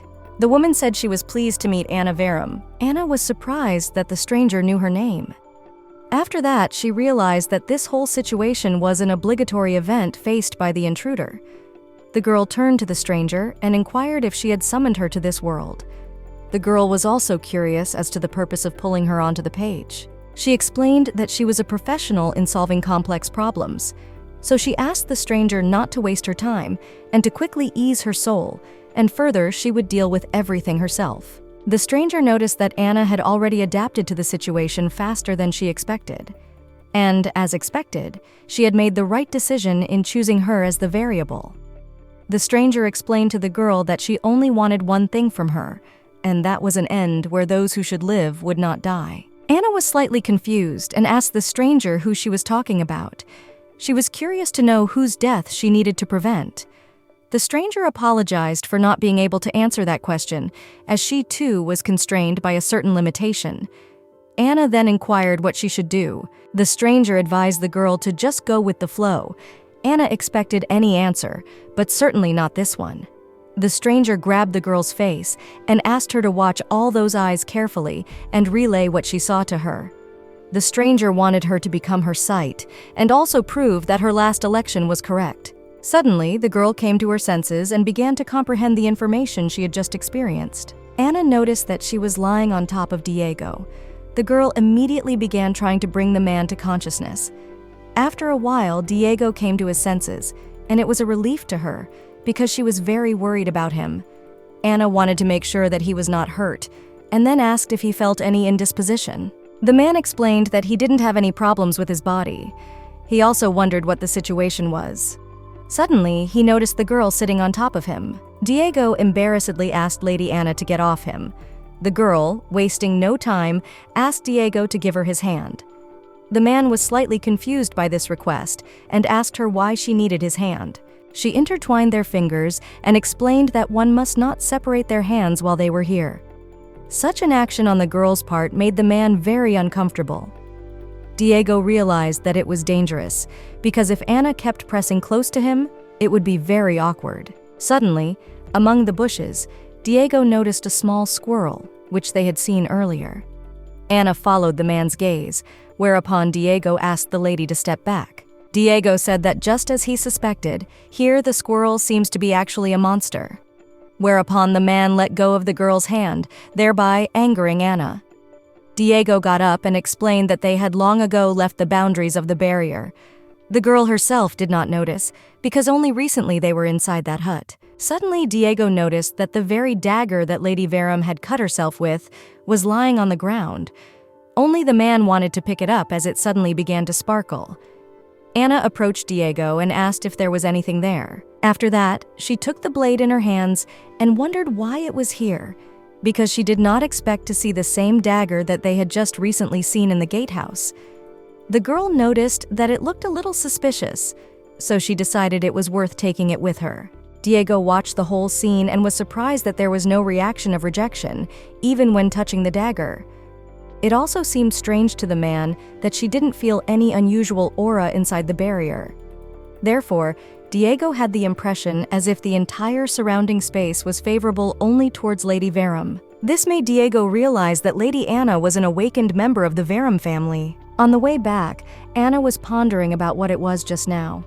After all, Sir Diego is a very stubborn person who was hornswoggling and would not agree to re-enter the border territory in any way. And no matter how much she thought, it would turn out that she was the only one who had encountered the creature. Diego said that he had lost consciousness and woke up outside the barrier. Then he asked Lady Verum if she remembered anything. Anna pondered over the words of the stranger who spoke about the end, where he who must live does not die, for if her memory serves her correctly, the only character who dies in this novel is the final villain. The girl realized that this is a very troublesome business, because that character only appears on the scene at the very end of the novel. In addition, the girl realized that if the plot will develop in the same direction, she will no longer be a minor character. The situation can become more complicated if, upon arrival in the capital, the main character falls in love with her. Anna wants to be a friend to Sir Diego, not a rival. The man noticed the girl's behavior and warned her that if she continues to twirl like this, it will be very dangerous. Anna hoped that the protagonist of the story would still be Diego. The girl realized that even though it was only a setup for the subsequent development of the storyline, however, the pain of losing her family members was real. Anna believed that there would also be a happy ending at the end of this long story with Sir Diego. Suddenly, the man wondered why the girl had her back to him again. Diego decided that this would not do, and decided that he had to get back to the castle as soon as possible. So he warned Lady Verum that they would now gallop. The horse galloped away, and the girl only pressed herself harder against the man. Diego realized that once again he had made the wrong decision. Diego noticed that Lady Verum's eating was so unusual, for there were often leftovers on her plate because of certain taste preferences. The girl lacked any display of alertness to strangers, and it seemed to be due to her long stay in the ducal residence. The man also remarked that she lacked any physical stamina. For having swung her rapier once, she ended up lying in bed for a quarter of a day. There was also observed to be a very strong cordial relationship with members of the family. Her brother, Sir Nadine Verum, was especially protective of Lady Verum. The man read the sheet and realized that it was more like a journal of observations of the lady than a report. After all, the man had something entirely different to report, namely about the view inside the barrier, which is noticeably different from other feuds, and also about the demonic creatures that only behave peacefully in the Duchy of Verum, and also about the fact that Lady Anna is most likely an awakened member of the Verum family. Then the girl will be the only awakened empire wielding influence, and once the Emperor finds out about this, he will immediately insist on the engagement of the Crown Prince and Lady Verum. Diego pondered that if for political reasons, the ducal family of Verum needed to be drawn to the side of the Emperor's faction, then wouldn't it be enough to make a marriage alliance between him, a loyal associate of the Emperor, and Lady Verum? Diego figured that if he simply wrote a report that she was not suitable to be the crown prince's consort, things might work out differently. But the man came to his senses and decided that he was thinking about nonsense, because the idea of personal feelings had almost caused him to neglect his official duties. Besides, the opinion of the person concerned was of no importance at all in the matter, because Lady Verum treated him merely as a friend. As Diego had suggested, it would be better, in your opinion, to keep your distance. The man had made that decision only yesterday. Sir Nadine suddenly appeared, informing him that some business had come up that he had to attend to immediately. Therefore, it would be difficult for him to go to the capital with them. While at the feast, the man inquired of Lady Anne whether it was not a dance that couples danced. The girl drew the man's attention to the children who were also twirling in the dance, so she decided that the friends could also quite well dance with each other. Diego recalled that he had never told the girl that he was ready to be her friend. Anna resented it, because she had shown him the sword of Damascus, so he should hold her to her word. Diego explained that as far as he was concerned, he had never given a firm affirmative answer. Anna noticed that now that Diego had already looked at everything, he'd decided to twist it that way. Anna noticed that Sir Diego appeared to be a cowardly knight. The man noticed that the girl was dancing better than he had anticipated, whereupon he inquired when she had had time to learn the dance. Anna noticed that the man very cleverly evaded the answer and explained that she had just observed a little and had memorized the movement in general terms. The only thing she lacked was physical stamina. Sir Nadine asked Sir Diego if he could take over and become his sister's guardian for the duration of the trip to the capital. The man was slightly surprised by the question. Nadine explained that, as Diego had already managed to point out, she was a bit of an unconventional person. If no one kept an eye on her, there was no telling what she might do. And oddly enough, Nadine had noticed that his sister always listened to what Diego said, so he decided to go along with such a request because he felt like he was the one who could be trusted to take care of his little sister. Diego decided that since Sir Nadine says so, he couldn't refuse him.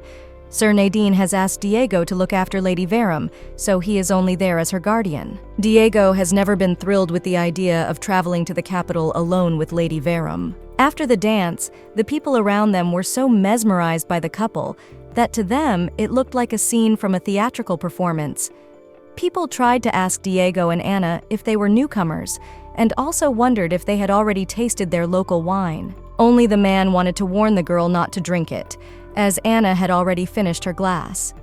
Suddenly, the man turned to Diego and asked him not to refuse the favor, because it was worth drinking a sip, and all worries and fears would disappear.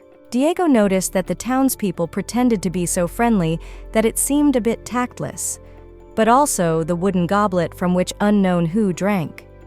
Diego knew that Lady Verum had a simple-minded character, but he did not understand if she really did not feel embarrassed by her surroundings, because she looked as if rank and status did not play any role for her. The girl turned to Anna and said that if she lacked anything, she should tell her, and she would try to satisfy all her desires. Anna asked the girl if they had any local wine or anything like that. Diego entered the conversation and informed her that it was forbidden for the girl to drink. Anna explained that, according to the norms of etiquette, when one arrives at a place like this, it's polite to have a glass of wine with a little powder. But the thing was, this was the first time Diego had heard of such a norm of etiquette anyway. He still forbade the lady to drink wine. Anna stood on the fact that she was already an adult, so there was no need for such prohibitions. Diego explained to the girl that it was not a matter of age, after which he asked how he would be if he drank wine now, and tomorrow morning he would not be able to get up. The girl thought that if he knew how much she drank in real life, he would not be able to say something like that. In fact, the girl wanted to say a lot of things, but she decided she wouldn't. So she decided that Diego should indulge her with tales of traveling, because since he was a knight, it meant that he had managed to visit many corners of their empire. But Diego didn't even know what to say. The man explained that he had traveled all over the empire, of course, but for the most part he was consumed with battles with the rebels, so he couldn't afford to enjoy the scenery. Anna wondered what Diego did when he wasn't involved in battles. Diego said that he either honed his swordsmanship skills on the training ground or trained members of his knight squad. Anna wanted to know if Diego had any hobbies or tales of meeting friends, but Degas admitted that he had no such thing. Anna mentally did not understand why the life of the main character of a romantic fantasy was so boring. The girl doubted that under such circumstances she could even begin to flirt with the main character. Despite the fact that the storyline of the original work was a bit twisted, Anna has to defend the ending where the main heroine will connect with the protagonist. The girl set the cherry juice on the table and noticed that the two seem completely disinterested in the festival that is taking place in the town today. Anna asked the girl what the festival was, whereupon the girl told her that there was a bonfire festival taking place in the town square tonight. The girl also added that every year traders from neighboring settlements flock here, so there would be no boredom. The girl's eyes lit up when she heard about the festival. And she went to Sir Diego, hoping that he would allow it, but she was refused. Diego explained that it was dangerous to be where so many people gathered. Plus, Anna, because of her recent trip, Sir Diego reminded the girl that her body was too weak. She agreed and explained that she understood everything and thought that the world would not end because she would not go. Already in her chambers, the girl decided that no matter which way you looked at it, this was the first time she was outside the feud, so she couldn't miss the opportunity to be at the festival. Suddenly, Diego's voice sounded behind the girl's back. The man wondered where she was going at such a late hour. Anna, on the other hand, didn't expect to meet Diego at all. The man explained that he didn't want to hear such assumptions, that he was tracking her from a man who was going to sneak out without an escort. Diego explained to Anna that it was just a small provincial town festival anyway, so he didn't see why it was necessary to go that far. Diego looked at Lady Verum and asked her if she was going to go to the square like that. The girl didn't understand at all what was wrong with her clothes. She explained that if she wore any of her dresses, she would stand out too much from the crowd. Even though it was an underskirt, if you didn't look closely, it looked like a modest street outfit. This made Sir Diego feel embarrassed, for he thought Lady Verum was a strange person. However, he could not have imagined that it was so serious. The man was at a loss as to what he should point out to her first. Diego doubted whether he should say that he was relieved to be the only one who saw it, and decided that it would still be better to keep an eye on her while in the neighborhood. Whereupon he agreed to accompany the girl to the festival. Diego informed her that he wanted the lady to wear normal street clothes before going out. Upon arriving at the festival, the girl was surprised that so many people had already gathered. She noticed that around the bonfire everyone was torrenting each other in a friendly manner. But Diego had warned the lady beforehand that she should avoid the crowded place and just watch from the sidelines. The girl was surprised when she heard that, because this was the first time she was attending this kind of event, so she was going to have fun properly. Anna knew that Sir Diego didn't have any friends either, so he had never had fun this way, after which she grabbed the man's hand and dragged him to dance around the fire.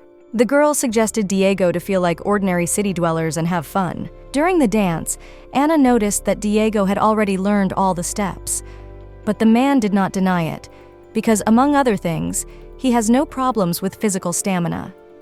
Anna noticed that compared to their first meeting, Diego seemed to be speaking more freely with her. As of late, Diego noticed that he was feeling some strange tickling sensation in the area of his heart. Suddenly, the girl stumbled and almost fell, but Diego's strong hands grabbed her waist, preventing her from hitting the floor. This did not go unnoticed by the others, who began to whistle and compare this picture to a scene from a theater performance. Diego took a glass of wine and drank it with the thought that Lady Verum appeared as if from another world. Leaving the festival, Lady Anne and Sir Diego made their way to higher ground in order to observe the city at night. The girl admitted that she was drunk. The man, on the other hand, did not understand how it was possible to drink everything she was given. She understood that, however, there was no way she could refuse. That said, Sir Diego also drank decently. Anna confided to Diego that she was having fun, and because he was near her, she was even happier in her soul. The girl realized that although everyone in the Duke's castle cared for her very much, but she was very frightened by the thought that she would live her whole life there, locked up. So Diego can't even imagine how happy she was when she first met him. Then she turned to the man and expressed her gratitude to him for coming to get her. Diego was embarrassed and decided to chalk it all up to an imperial order. After all, if not him, someone else would have come to escort her to the capital. But Anna denied these words, for she knew that this person had to be only him. The girl realized that she had almost blabbed too much, so she justified herself by saying that she was just something like that. Anna noticed that it was getting rather late, so she suggested that they slowly make their way back to the inn. Diego wondered why Lady Verum in particular. In terms of first impression, at that moment he thought she was a very strange person. Diego believed that he and she would never cross paths again after following the Emperor's orders, so he tried to keep his distance. Diego turned to Lady Anna and asked her if she could listen to him now and then forever forget the words he had said. Diego realized that he had never shared this with anyone, whereupon the girl gave an affirmative answer. It was a suffocating, dark emotion that he had been thinking about for the past 8 years, however, couldn't bring himself to speak about it out loud. After which he confessed to the girl that he had always thought that his life was something of an added bonus, and it seemed to him that his existence had nothing to do with achieving any other goals. After all, after his sister Raniel and his parents had left this world, that was the moment he had first put on the artifact that had been left to him, left all alone after the death of Ran and his parents. Diego was visited by a vague thought, as if he was doing something wrong, and the same could be said for the fact that he was the one who survived and is now standing in this place. The man thought every day that maybe this kind of outcome was someone else's mistake. Diego wondered if he had stolen something that should have belonged to another person. Diego realized that Lady Verum would likely be confused by the fact that he had struck up such a conversation with her, but he was well aware that it was a show of cowardice on his part. However, if he had one single person who would listen. Suddenly, Lady Anna asked Diego to lean slightly towards her. The man obediently complied with the girl's request. After that, Anna's soft palm lay on the brunette's hair. The girl explained to the man that she could not say anything to him, but she decided that Diego should learn one thing, namely that the fact that he continued to live did not mean that he took someone else's place. Anna asked Diego to believe at least that much. From a long time ago until now, Diego couldn't get rid of the thought that he was living his life in someone else's place. The endless hours of wandering without being able to stand firmly on the ground disappeared without a trace after just one sentence. After which Diego expressed his gratitude to Lady Anna for not listening to him and supporting him. The man felt as if he had received an award. The next day, the girl felt like she was about to die. Anna had only knocked over a couple goblets of fruit wine, but for some reason she felt really bad. It completely slipped the girl's mind that she was in the body of a sick heroine. Suddenly, Diego appeared and asked the girl how she was feeling. In his hands was a cup with some hot drink. The man explained that he had brought Lady Anna some warm milk. Therefore, the girl should feel better after drinking it. The man also explained to the lady that they should leave immediately after breakfast. Afterward, he asked the girl if she could handle the next trip. Diego also recalled that that was why he had told the girl several times yesterday not to drink so much. Anna realized that Sir Diego was acting like his usual self again today. Yesterday, even if only for a brief moment, he had a look on his face as if he was about to burst into tears. Anna had no idea that Diego had such thoughts. When she realized she was in the body of a character in a novel, she had a vague hunch that she would probably have nothing to do with the protagonist because she had only a modest supporting role. And even at her first meeting with Sir Diego, it was astonishing to see how the character whose life she had been observing, absorbed in the text on the pages of the book, appeared to her as a living person.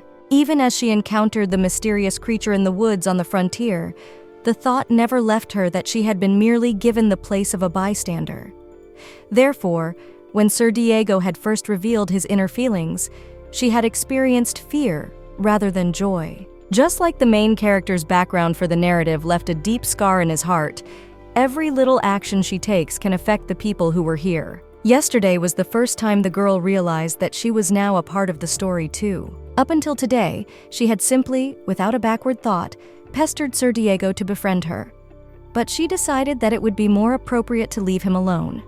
The girl thought that Sir Diego would like that. Anna realized that when they reached the capital, the main events of the original story would begin, and most likely she and Sir Diego would have no more reasons to meet. The girl was sitting near the tree and thinking, when suddenly she was distracted by Diego's voice, saying that most likely they would be in the capital tonight. The man noticed the girl's mood and asked her what she was thinking about. She confessed without any embarrassment that she was thinking about Diego. Suddenly, the girl realized that now she should not call him Sir Diego, but my lord. Anna decided that she wanted to get used to this address in advance, because when they arrived in the capital, it would be difficult for them to cross paths with each other. Diego explained that His Majesty had ordered him to be her bodyguard until the opening of the debutante ball. Anna assured Diego that he did not have to be so zealous in his duties. Besides, her brother Nadine would be in the capital soon. Since Anna has no certainty that the character mentioned by the creature on the border is the final villain, she will have to look for other clues while she is in the capital. Therefore, the girl decided that it would be best to terminate Anna and Diego's relationship right here and now. The girl explained that after the debutante ball, she would be returning to the Duchy of Verum again, and later, when Diego had finished his business, the girl would like him to pay them another visit. Diego was surprised that Lady Verum was planning to return. Anna explained that the duchy was her home. Anna also added that unless there was a special need, it was likely that she would not travel to the capital again. Diego realized that before the ball of debutantes, so there was exactly a week left, and it turns out that after the ball, he will not be able to see Lady Verum again. The girl asked the man, when he would run out to buy squid inexpensively, whether he remembered the guild Dido.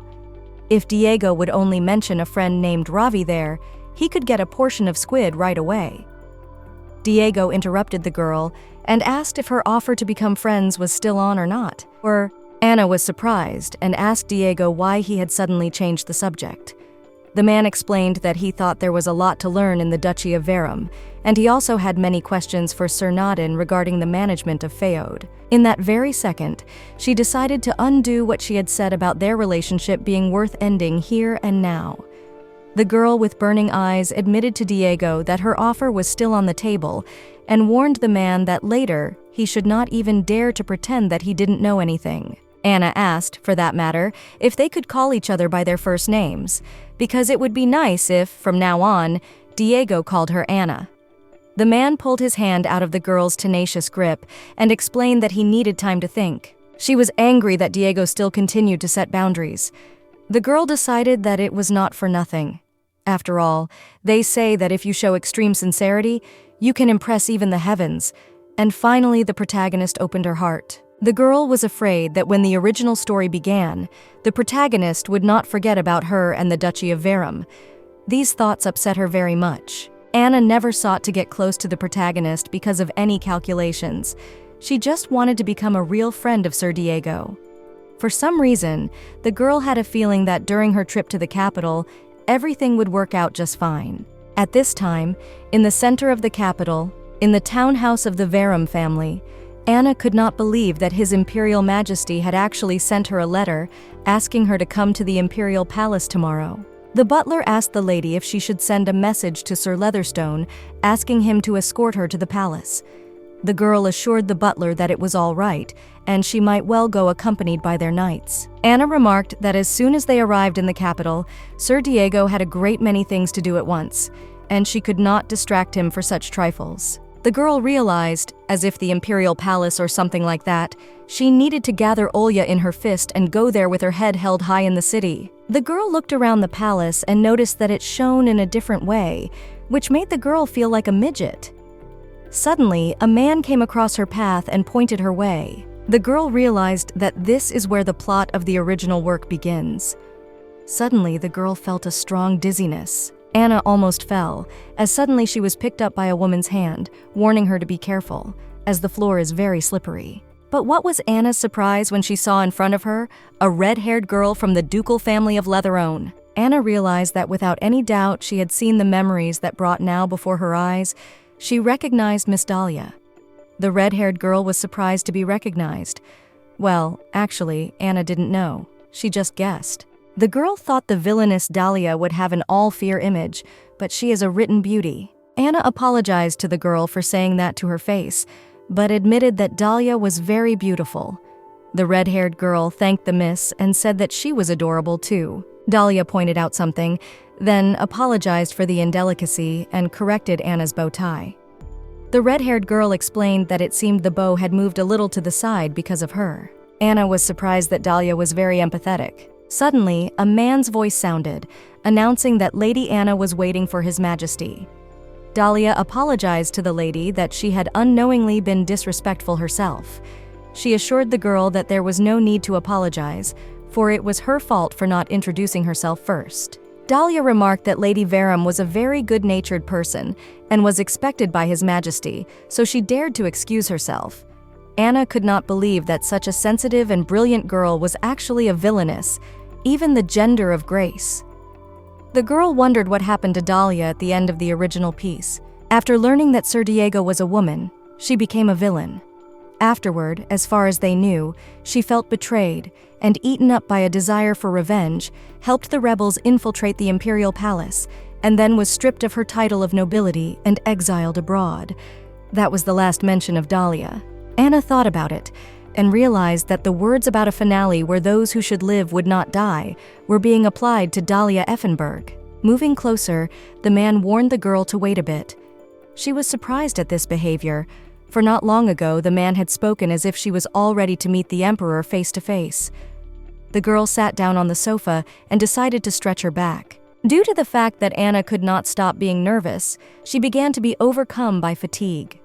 Once in the imperial palace, she had already been visited twice by memories of the original work. Anna came to her senses and realized that any minute now there will be an audience with His Majesty. So she began to put her dress in order. The girl realized that she needed to gather her thoughts. The girl decided that she could cover her eyes, and when it was her turn, someone would wake her up. But suddenly, a blonde-haired man entered the room. Sensing that there was something strange from the start, the blonde-haired fellow was surprised that his middle name had ordered Sir Letherone to arrange a marriage alliance between him and Lady Verum. His name was Arvid Dillon Espio, and he was the crown prince of the Espio Empire. Arvid decided to talk about something else, but reminded His Majesty that he had said that it would be entirely up to him to make the decision regarding the wedding. His patronymic explained that there must have been some misunderstanding from those words. He then explained that in this situation, only he or the Duke of Letherone were the only ones suitable to be Lady Verum's consort. His Highness did not remember that Arvid had any hatred for the young lady. To put it more precisely, it's not that he likes or dislikes her at all. It's just that he doesn't want to be engaged to an unknown young lady. His Highness said that because of the boy's stubborn nature, he would probably run away at the mere mention of meeting the young lady. So he used Arvid as an excuse and ordered him to write a report on Anna Verum. In response, Arvid asked His Highness to shorten his tirade a bit, after which the man explained that he had not shown any special interest in the opposite sex from the beginning, so he did not hold out much hope this time. It was common for the Emperor to receive reports from the Duke of Letherone after he had been assigned some business. But on this day, his behavior was somewhat strange. Diego reported that the accounting His Highness had ordered to be done was ready. The blonde-haired young man noticed that Diego had been glaring at him every now and then as of late. His Highness studied the report and asked Diego what he thought of Lady Verum's suitability as the Crown Prince's consort. Diego replied that he, as a humble servant, was too insignificant to judge such a thing. Nevertheless, His Highness had not seen a single line that spoke of her shortcomings. Diego then informed him that the matter of marriage required discussion with the ducal family of Verum, so he suggested that he summon all the members to the capital. The man decided that he would deal with it entirely on his own from here on, and informed Diego that he was free to go, but that he would be waiting for him at his place early in the morning. Arvid noticed the look of hostility and concern directed towards Diego. Although he had crossed paths with him frequently since he had lost his entire family, he had never had such an expression on his face before. The man realized that he was not mistaken, and his actions could be described as pure curiosity. His Highness was thinking that Duke Letherone was like his own brother to him, and he was doing it because it was the Crown Prince's direct duty to find out in advance about the talents hidden in such influential families as Verum. The boy checked to make sure his clothes were in order, going to his room. Arvid asked himself if there was any need to strive to make a good impression on Lady Verum, whereupon the young man decided that he would simply go in and greet her and then leave. Arvid didn't understand why he was suddenly so nervous, whereupon he knocked on the door, but there was no response. His Highness assumed that the girl had managed to go somewhere, so he decided to open the door himself and check. But what was his surprise when he saw the young lady sleeping in front of him? Arvid was surprised to see Lady Verum in front of him. She was the first one he noticed to have green hair. The lad noticed that this color was similar to the shade of hair of a fairy living in a forest thicket. Suddenly, the blonde guy came to his senses, because staring at the sleeping lady was a sign of bad manners. In short, he had been extremely tactless in their first meeting. Arvid decided to go back to the door and knock again, as the girl probably did not hear, because the sound was faint. But this time, there was no answer. The young man decided that this was enough time for her to get up and put her clothes in order, and then decided to enter. But even the second time, Arvid found the young lady asleep. The blonde-haired boy decided that apparently the girl could not be awakened by a cannon shot. He decided that there was nothing to be done, and it was rude to stay here any longer. So he decided that he should come back a little later. Because the girl was sleeping very soundly, she almost fell over. But thanks to Arvid's quick reaction, this did not happen. Suddenly, the young man noticed that the girl was very petite and light. It seemed to Arvid that she was much more fragile than rumor had it. Anna came to her senses and asked him if it was her turn. When she looked more closely, she recognized that a familiar man was standing in front of her. Suddenly, a memory flashed through her mind of how little Arvid had to meet Diego Literone. The man explained that Diego was his godson, so Arvid should consider him his brother and be a good friend to him. Later, a memory flashed back to when Arvid saw that Diego was a girl. The day the truth of her being a woman is revealed, she will only be stripped of her ducal title and severely punished. So Arvid decided that he must keep her secret. The guy reflected on the fact that if he was the first to confess his feelings to her, then she would choose him. Anna did not understand what was going on at all, and the whole situation seemed strange.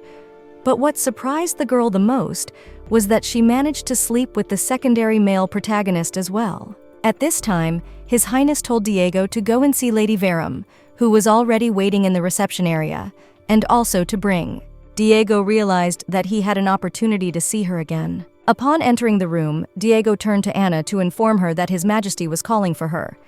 But he found Avrid standing impermissibly close to the girl. Without hearing any explanation, Diego walked over to the girl and held out his hand for her to stand up, as His Majesty was expecting her. "Here I am." The girl just stood up silently. Diego turned to His Highness Avrid to inquire if he was coming too. Avrid noticed Diego's disdainful look and realized that he was definitely not wrong now. The young man assumed that the very same cold Duke of Lethierone had feelings for Lady Verum. As she made her way indoors to His Majesty, the girl reflected on the fact that she usually rarely had to bow her head, so she was not used to such a pose. Anna noticed that the Imperial Palace also bedded in good quality carpets. His Highness asked Lady Anna Verum to raise her head. After all, she and her father are longtime friends, so she need not strictly follow the rules of etiquette in attendance. Anna was surprised, as it was the first time she had seen the face of the Imperial Majesty. The girl assumed that he must have stolen one woman's heart when he was young. The girl noticed that the secondary male character also had expressive facial features. As expected, the beauty gene really does exist. His Highness said that his best friend's daughter would soon be making her debut in high society, so he decided to call Anna over to meet her in person. The girl bluntly asked His Majesty if he had summoned her this early just for that. His Highness had also heard from Sir Lethierone that Anna had an outstanding talent for administrative work. The girl mentally prayed that his shrinkage would not get angry because of what she had said. His Highness had also heard that Anna was running feud along with the Duke himself. Anna assumed that Diego had told His Highness so. The girl wondered if praise from a high-ranking person was a special show of consideration because they were now friends. Diego hoped that His Highness was not going to mention the making of the report. After all, if Lady Anne found out, she would probably get angry. His Highness turned to the girl and asked her what she thought about working in the administration of the Imperial Palace. The girl didn't understand what this kind of talk was all about. After which she explained to His Highness that according to the laws of the Empire, a woman could not inherit a title or hold a government position. His Highness explained that he wasn't talking about an official appointment at all, and then asked Anna how about working as a temporary assistant, for example. Currently, in the SBO Empire, only men can do bureaucratic work. However, there are a few female members of the imperial family, such as the empress and princesses, and it is imperative that only women are appointed as assistants to them. For all reason, the imperial palace hires women as temporary employees and does everything to keep them out of politics. His Highness asked the girl if she had never thought that this was a somewhat strange situation, and he would like to give talented young people a chance to realize their abilities. After all, young ladies are also trained to manage internal affairs, so after a long internship, they might well be able to become officials. Anna thought that although this idea is not bad, but with this arrangement, the original storyline can be too distorted. For starters, the protagonist changed into a man's dress just because of this unfair treatment of women. In addition, if the weaker sex can easily climb the ladder, then the final will not be so epic. After all, it is important that Raniel becomes the first female duke in the empire. Therefore, she decided that she must decline. His Highness warned the girl that such an offer he does not make to every person he meets, and at the moment, in addition to her, there is still Lady Effenberg. Anna wondered if they would work together, to which His Highness answered in the affirmative and explained that she had not long ago accepted the proposal he had made. But the man thought it would be hard for her to handle everything alone. Anna pondered that even if she refused, Miss Dahlia had already started working in the administration, in which case it would be better if she took a seat in the bureaucracy as well.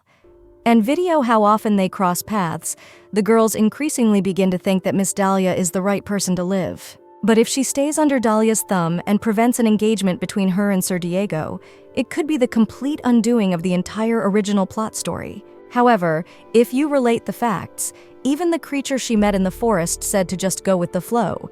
Therefore, the girl decided to accept His Highness's offer.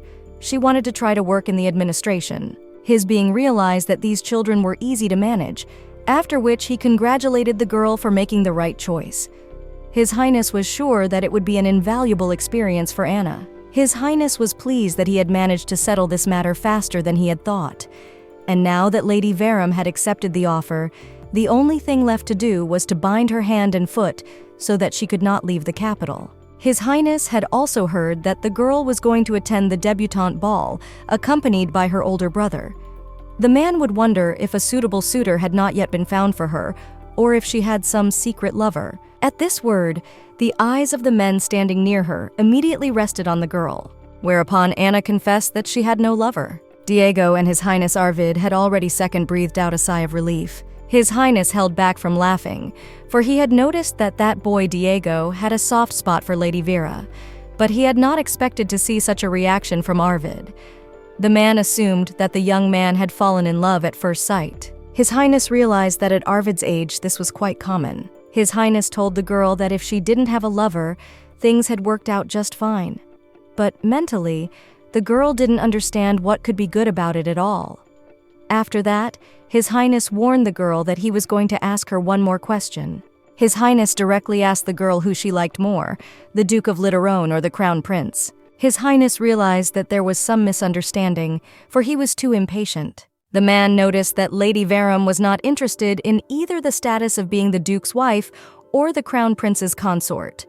The man did not know how best to utilize this fact. The man thought about it and remembered that Archduke Leandro seemed to be the same age as Anna, but realized that it would be quite difficult to include the Archduke in the list of candidates as well.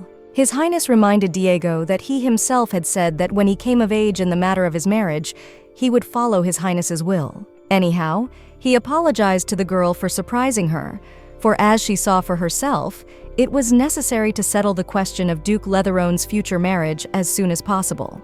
After all, he is the last representative of the ducal house of Literone. Anna didn't understand what this had to do with her marriage at all. Besides, as for Archduke Leandro, there was no way she could cross paths with him. After all, he was first on the list of those who posed the greatest threat to her.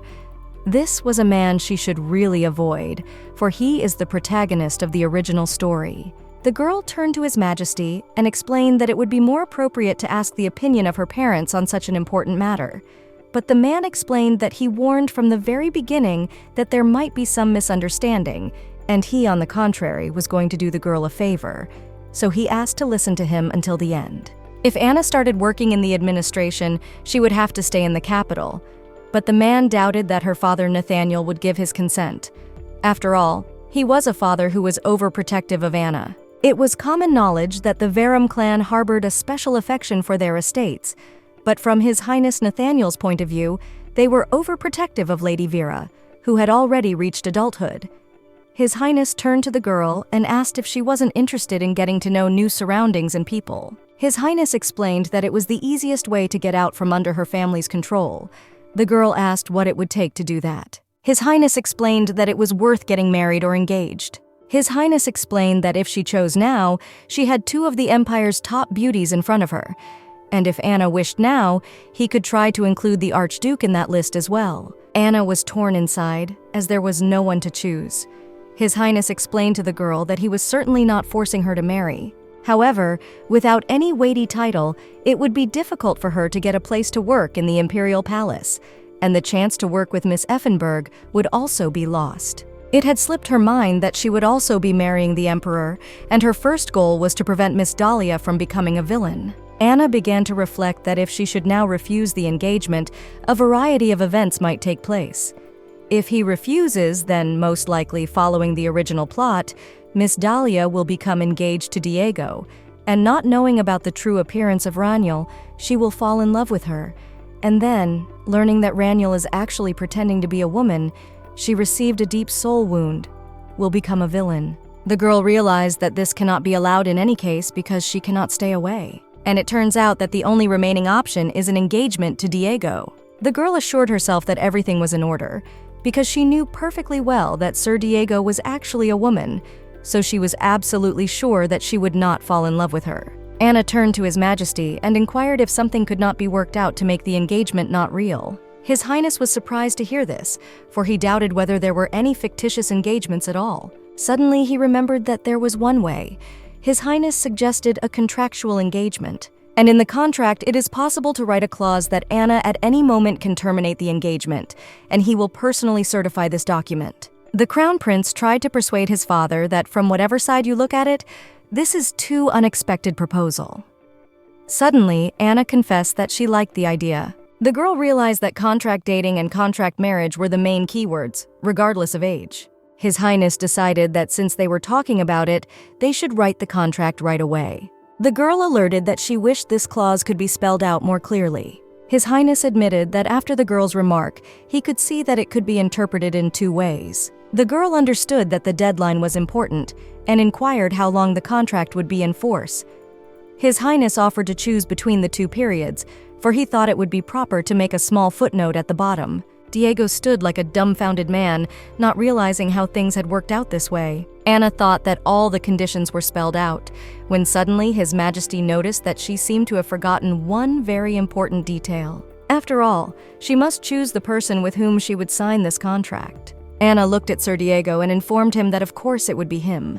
The man was greatly surprised to hear this, and wondered why Lady Verum had chosen him rather than the Crown Prince. Anna asked Sir Diego to take the quill. The man was very nervous and realized that if he put his signature, he and the lady would be engaged. Suddenly the room sparkled and a magic thread appeared on the lady's finger. His Highness explained that in this way the contract had come into effect. And now Lady Anne and Sir Diego were officially betrothed. Diego then turned to His Majesty and warned that they had to bow out. His Highness thought that, seeing that that boy Diego had not said a word against the engagement, it might be inferred that he had really fallen in love with Lady Verum. Then he turned to the Crown Prince and asked him if he thought they looked well together. But the young man thought that His Highness had gone too far to use Lady Verum somewhere. His Highness turned to Arvid and warned that if anyone heard, they would think Lady Verum was some sort of thing. Arvid knew that His Highness needed a marriage alliance with the ducal family of Verum, but talking about working in the administration was overkill. And His Highness inquired if it was that much of a stretch. The man explained that he wasn't lying when he said he was going to give her a job in the administration. It was because the southern nobles who had colluded with the rebels were resigning one by one. And, as unfortunate as it is, without them, the government will be disrupted. Those scum know this very well and dared to defy the emperor of this country. Arvid asked his father if that was the reason he was introducing young ladies into the bureaucracy. His Highness explained that knowing that there were people who could take their place, the noble faction would no longer be able to be as arrogant as they are now. The young ladies would work hard because they were the first to be given an official position in the administration in the empire's history. In passing, helping colleagues Verum and Diego allow them to lay a solid foundation for the imperial faction. His Highness felt that it would be a good idea for Lady Verum to further concentrate her influence over secular society in her hands. His Highness turned to his son and explained that his younger sister Tia was still too young to properly play the role of a princess. Arvid, after his father's words, realized that even he and his sister Tia were more than pieces on a game board. His Highness explained that only by thinking this way could one become an emperor. His father noticed that his son was unusually thoughtful towards Lady Verum and wondered if he had originally fallen in love with her. The young man explained that today was the first time they had met. The emperor realized that Arvid was his son, and they might be alike. Arvid noticed the look on his face. A famous story, known to everyone in the empire, that the current emperor had a first love that he is unable to forget. It is said that he met his beloved when he was the youngest prince, far from being eligible for the throne, and it is rumored that shortly before he rose to become emperor, she suddenly disappeared. The emperor searched the entire empire to find her, but all searches proved fruitless. After all, Arvid's mother, the current empress, was someone he had made a marriage alliance with for political reasons. Instead of caring for a former love that was unknown to be alive or not, it would be better for him to show a little warmth towards his mother. The mother informed Arvid that she no longer had the strength and apologized to her children. The woman explained that she was completely incapable of loving them. The woman asked them to try to forgive their neglectful mother. After which, Arvid put the fact that there was no way he would ever be like his father. After which informed them that they were forced to remove themselves. The man remarked that no matter what he did, his son had absolutely no aspirations. But the man knew that when his son had an object of lust, he would become greedy for power. At this time, Diego inquired of the girl if she had consented to the engagement, knowing the significance the proposal carried. But the girl regarded it as a kind of promise of marriage in the future. Diego explained to the girl that even though his words might now seem ridiculous, an engagement by agreement in the eyes of others, she must look real. So Diego explained that from now on, they should behave as a bride and groom usually do. Anna wondered if Diego meant that they should look like a couple in love, after which she informed him that she fully supported the man in that respect. She realized that she had accidentally become a bride for Diego's sake. In fact, it was not a position from which a mere villain would manage. After all, it's a role that will make the protagonist swim with jealousy and help Raniel how much he loves her. Anna can barely keep from screaming, imagining only the protagonist will swim with jealousy. Sir Diego approached Lady Verum if there was something she wanted to do while engaged. The girl hesitated and realized that it was hard for her to say. After all, if they wanted to show others that there was complete idyll between them, in that case, they should always be together. According to the original plot, Sir Diego always spent his time only in the knight's troop. The girl remembered that Diego had recently said that there was still an empty counselor position in his night squad. Diego had warned that he would have a visitor in his office tomorrow, so by tomorrow morning, the knight must scrub the place clean so that not a single speck of dust would be left behind.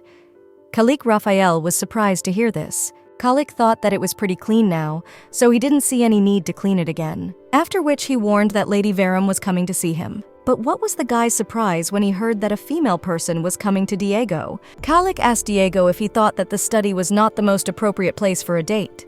Diego explained that the ladies would just be coming to inspect the night squad, since the desire to work as a counselor in the second night squad. Either way, Diego wanted Khalik to put the place in order so that the lady wouldn't feel any discomfort, and also make sure that no one was hanging around outside the office idly. Khalik reflected on the fact that it hadn't been that long since his trip to the Duchy of Verum, and he was already under her thumb. Khalik realized that he would not be fooled, for he had never seen the commander so embarrassed when the conversation concerned any lady. After all, Khalik was someone who had been around Diego for a long time and knew how to read what was written on his face, even when he was trying to keep a nonchalant look. Khalik didn't expect Diego to have any flirting abilities at all. The young man decided to push those thoughts away, for the more he thought about it, the more uneasy he felt. As expected, for the sake of the commander, he should try his best at all costs. The next day, Diego asked Lady if she really intended to become a counselor in the second combat team. But the girl answered in the affirmative and explained that, besides, His Majesty had said that she could start work wherever she wanted. After all, since they were engaged, they should stay close to each other. Although Diego could not say that he did not like what she said, it was a little strange to take her with him to a place where there were so many men, after which he led the girl to his workplace. She was eager to see Sir Diego's office. The man reflected that he was now, for the first time in his life, showing the lady the place where he was performing his service. Usually, Diego cleaned the study, but yesterday he had told Calic to put it in perfect order, so there shouldn't be any problems. But what was the man's surprise when he saw that his entire office was decorated with flowers? That very second he slammed the door shut. Diego himself didn't realize what he had just seen. Diego was angry that the rascal had gotten his way again, so there was no way he was going to let Lady see the office in this state. He then informed Anna that they would visit his office a little later, but in the meantime he suggested they go to the training ground or somewhere else. Anna inquired why, whereupon Diego explained that he hadn't had time to clean up. The girl assured him that it was no big deal, since her brother was always complaining that she didn't clean her room. But the man insisted that they go tomorrow. Anna admitted that she had other plans for tomorrow. Suddenly, the girl couldn't resist her heels and crashed into Diego's chest. Calic appeared from nowhere and asked the young men why they were standing in the doorway instead of going in, but the guy caught the commander and lady hugging, after which he immediately apologized and said that they could continue where they left off, because he was already leaving. This situation made Diego very uncomfortable. Eventually, the man gave in and invited the lady into his office. The girl looked him over completely and inquired if he really worked here. But instead of Diego, Calic answered, giving the lady an affirmative answer. Anna realized that Calic was lying and did not blush, because in the original narrative, Raniel had purposely decorated the office more masculine because she was afraid of being exposed. And judging by the look on Diego's face, it was not his initiative to decorate the office. The girl realized that this man had done as he reasoned when he heard that she was coming, thus causing Diego trouble. This was Earl Raphael's second son, named Calic Raphael. His family had served the clan Leatherone for generations, so from an early age, Diego had been Calic's master. Naturally, he knew that Raniel was a girl, for he is a strong and loyal comrade who came to her aid in hard times. However, it is a pity that he has no intrigue with the protagonist. Since this character is not given much of a role in the story, every time Anna sees him, she has flashbacks. Diego noticed that only for a moment Lady Veram's gaze changed. Calic was sitting right in front of her, but didn't seem to pay the slightest attention. Diego speculated that perhaps he was the only one noticing such a thing. Diego wondered if he and Lady Veram had something in common. The man didn't realize if it was said in any way by generations of the four clans. The girl took a sip of the drink and marveled at how good it tasted, after which she asked what it was made of. Calic told her that it was fruit juice, a special drink of the Litterone region. Anna then offered Diego a taste. It was very sweet. Diego was surprised that Lady Veram gave him the glass she had just drunk from. All the man's thoughts revolved only around the fact that her lips were touching the glass. Diego was very embarrassed. His subordinate Calic, on the other hand, watched it with pleasure. But in the end, Diego decided to refuse, because we already know what this juice tastes like. Anna thought about it and realized that she was probably behaving inappropriately because she was treating Diego like a woman. At this time, Diego thought about how Calic was a real idiot and should be taught a good lesson after he brought Lady Veram. Anna shared her impressions about how much fun she had. She also thanked Diego for showing her the places where the knights were serving. The lady was glad that tomorrow they would be laboring side by side. Diego warned the lady that he would pick her up tomorrow. As suddenly their conversation was interrupted by someone's voice. It was Anna's brother, who was very angry that his sister had gotten into trouble again while he was away. Anna looked out of the carriage and asked her brother why he had arrived in the capital today, since it was earlier than she thought. But Nadine did not see what it mattered now, for he had been informed that she was engaged to Sir Diego. His brother inquired of his sister what it all meant. A few hours earlier, Nadine had returned to the Veram family's estate, after which he was immediately met by the butler. Nadine greeted Albert, after which he asked where his sister Anna was now. The butler told him that the lady had gone to the palace with Duke Litterone. Nadine was surprised to hear this, for the Duke's duties to protect Anna should have ended upon his arrival in the capital. Albert told him that the matter was that an engagement had happened between them. Nadine, discussing it with his father, asked him if, upon learning of it, he was just going to turn a blind eye. The father explained to his son that since it was his daughter Anna's choice, there was nothing they could do until the time came. But Nadine didn't understand what the father was saying. His parent wanted events to just run their course, but Nadine should still keep an eye on his sister in case something dangerous happened. However, there was no way he should interfere with Anna's plans. After that, the father hung up the phone. Nadine realized that in the end, his father didn't say anything definite. But after his words, he was fully convinced that, as expected, his father knew about everything regarding Anna. Namely, that she possesses a special gift called the Eye of Truth, also known as the Verum family artifact. The Eye of Truth is an ability passed down through generations in the Verum family. Nadine has dug through old documents, but has found no information beyond the name of that gift, so he doesn't know what that ability is. Nadine wondered if he would be able to find out all the family secrets when he becomes the head of the family. After all, his father knows exactly what the meaning of the whole gift is. Either way, Nadine was a little uneasy. Anna shared that, looking back, she was actually quite impressed when she saw the pink-colored study and fought not to laugh. Diego revealed that he'd told her to return everything back to normal for Calic. The girl noted that Sir Calic seemed like a very interesting man. Diego was glad that Lady Verum thought so. Her brother looked at the whole picture and did not understand why Sir Diego had fit so naturally into their evening meal. As for Anna's reaction, he had previously thought it was an engagement for political reasons. The Emperor had officially certified this engagement. Except, looking at Sir Diego, one could see how much his eyes were shining. His brother decided that something must have happened while he was away, since Anna looked as if nothing had happened, but it was possible that Sir Diego had unrequited feelings. The man was brought out of his musings by his sister's voice, who told him that Sir Diego had shared that the capital's squid were dry and old, and 10 times the price. However, they are far inferior in flavor to those sold in Verum. Anna was sure that the food in Verum was the best, after which she asked her sister how she was going to survive in the capital without fresh calamari. Except that Anna liked it here. She would like to stay to live in the capital. Her brother assured the girl that wouldn't happen, because they had to go home. Anna explained to her brother that when you like a place, it can become your home, so you don't have to stay in Verum all the time. But the brother warned the girl that there was no way he would agree, for they absolutely must return to Verum. The girl thought about it, and realized that she seemed to think for a moment that her brother was acting very strangely. But the girl decided to write it off as just making it up. Later, Anna met with her maid Sarah and asked her how she was feeling and if she was fully recovered yet. Sarah was very happy to see her mistress, as they had not seen each other for a long time. The maid had only recently heard news that the knight sent by the Emperor had turned out to be the Duke of Literone. Anna didn't deny those words, and added that because of the Emperor's order, he had to pretend to be an imperial knight.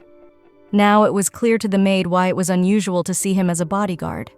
Anna assured the girl that even so, he was doing a fine job of protecting her. Sarah asked her mistress if she was really going to play the wedding with this man.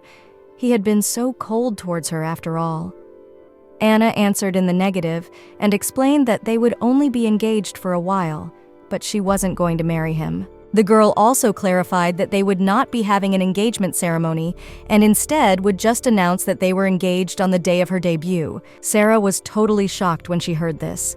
The girl was outraged that Sir Diego had gotten the sweetest girl in the world, yet was going to announce the engagement in such a questionable manner.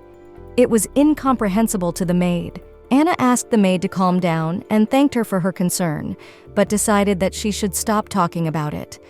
But Sarah was not going to leave it so easily, because she lives only to see the engagement ceremony and the wedding of her mistress. The girl decided that since this was the case, she would make sure that Anna was the most beautiful lady at the debutante ball, and even if she had to sell her soul to the devil. Anna took one look at Sarah, who was on fire with the idea, and decided to let her do as she wished for herself. But the girl didn't really want to draw attention to herself. Anna thought about the fact that the engagement between her and Sir Diego was making a lot of noise. The girl wondered what Lady Dahlia would think when she heard of the engagement, and whether she would be as interested in him as before. Anna didn't really want her to hold a grudge against her, but in any case, the girl hoped that everything would be all right. In the end, the time flew by very quickly. Anna was busy picking out an outfit for the upcoming debutante ball. Every time Sir Diego tried to contact the girl, her brother explained that she was busy right now and offered to come back another time, which made the man feel annoyed. Diego was brought out of his thoughts by the voice of Kalik, who asked his commander how the preparations for the engagement were going. And finally, the day of the debut had finally arrived. Diego was on parade and stood reflecting on the fact that they would soon be here announcing their engagement to Lady Verum. The ladies couldn't help but take notice of such a handsome man. The girls were also interested in the fact that he had never been to a soiree before, and it turns out that the rumors were true. The ladies began to whisper that the Duke of Literone had fallen in love with Lady Verum at first sight. But they were interrupted from such fascinating conversation by a voice announcing that Sir Nadine Verum and Lady Anne Verum had arrived. All eyes were fixed on them, the girls comparing Lady Anne to a fairy. Sir Diego couldn't take his eyes off the girl either. The ladies began to whisper that this was what they called Verum's grace, for she looked much better in person than in stories. In addition, the girls began to discuss the unique dress worn by the lady, because there must be many talented tailors in the Duchy of Verum. But what is surprising is that the tiara she is wearing is without a doubt a gift from the imperial house. On the way, the girl turned to her brother and wondered if they had done something wrong, since people were staring at them so intently with all eyes on them. Nadine wasn't sure himself, so he advised his sister to just smile. After a while, the butler announced that His Imperial Majesty and His Highness the Crown Prince had arrived. His Highness decided that now that everyone was gathered, they could begin this magnificent evening. Wonderful music played and everyone twirled around in a dance. Only Anna was not happy that her brother was the partner for the first dance, as the debutante she had so many times envisioned in her dreams. Nadine hadn't even expected that his sister's partner could be anyone but him. Nadine asked Anna, would she really prefer to dance with someone else? The brother immediately warned the girl not to even dare to say that this someone was Sir Diego, except that the girl didn't understand at all why her brother was talking about him. Suddenly, Nadine asked her sister to answer honestly and inquired why she had made an engagement to him. She confessed that she had done it in order to stay in the capital and work as a counselor. Her brother thought it was clear to the naked eye that it was a marriage of convenience. Anna already realized that it might have political overtones to some extent, but the girl thought that this engagement might help in the future, so she simply asked her brother to trust her. Nadine looked at his sister and thought about the fact that sometimes she talks as if she knows everything about her future. Of course, he can't see through her eyes, and besides, his father said not to interfere, but he still had his doubts. His brother warned his sister that it wasn't too late, because since they hadn't announced their engagement yet, she could change everything right now if she wanted to. Nadine tried to explain to Anna that not everything in this world could go according to her plan, and also asked what she would do if she couldn't break the engagement later and had to get married. Besides, if she really liked Sir Diego, he would not say a word against it. But his brother was certain that his sister should not share her life with someone she didn't love. The Crown Prince looked in the girl's direction, as her father suddenly made the remark that if he continued to look that way, he would drill a hole in her. His Majesty didn't know that such girls were his type, after which he advised him to warn him of his preference. The Crown Prince asked his father if he hadn't originally considered her as Sir Diego's partner. His Majesty thought it was a contractual engagement anyway, and would not necessarily marry the Duke when she moved to the capital. The Crown Prince realized that, it turns out, his father was indeed considering her as a candidate to be the Crown Prince's consort. His Majesty asked his son if he now had any regrets. Besides, his sister had said that if one had power, one should know how to use it. The Crown Prince realized that once again his father was trying to hurt his feelings. He understood that his father was a very meticulous man, but he didn't understand. Did his father think that if he left everything as it was, those two would eventually get married? The young man was brought out by his father's voice announcing that the first dance was over. The man wondered who would be Lady Verum's next partner. Anna was incredibly happy that the dance was finally over, and there would be no more interrogations disguised as a dance with her younger brother. Naturally, the girl expected that it would not be so easy. Just as suddenly, she was being called out by Sir Diego. The man said that he would be most pleased to dance with her, after which he inquired if she would allow him to ask her to dance. For a moment, The girl's mind replayed her brother's words, that he wouldn't mind if Anna really liked Sir Diego. Sir Diego noticed that the girl didn't answer him for a long time, after which he decided to ask again. She broke away from her thoughts, apologizing to Sir Diego, and agreed to accept his invitation to dance. The fact that her brother was saying such strange things made her all torn up.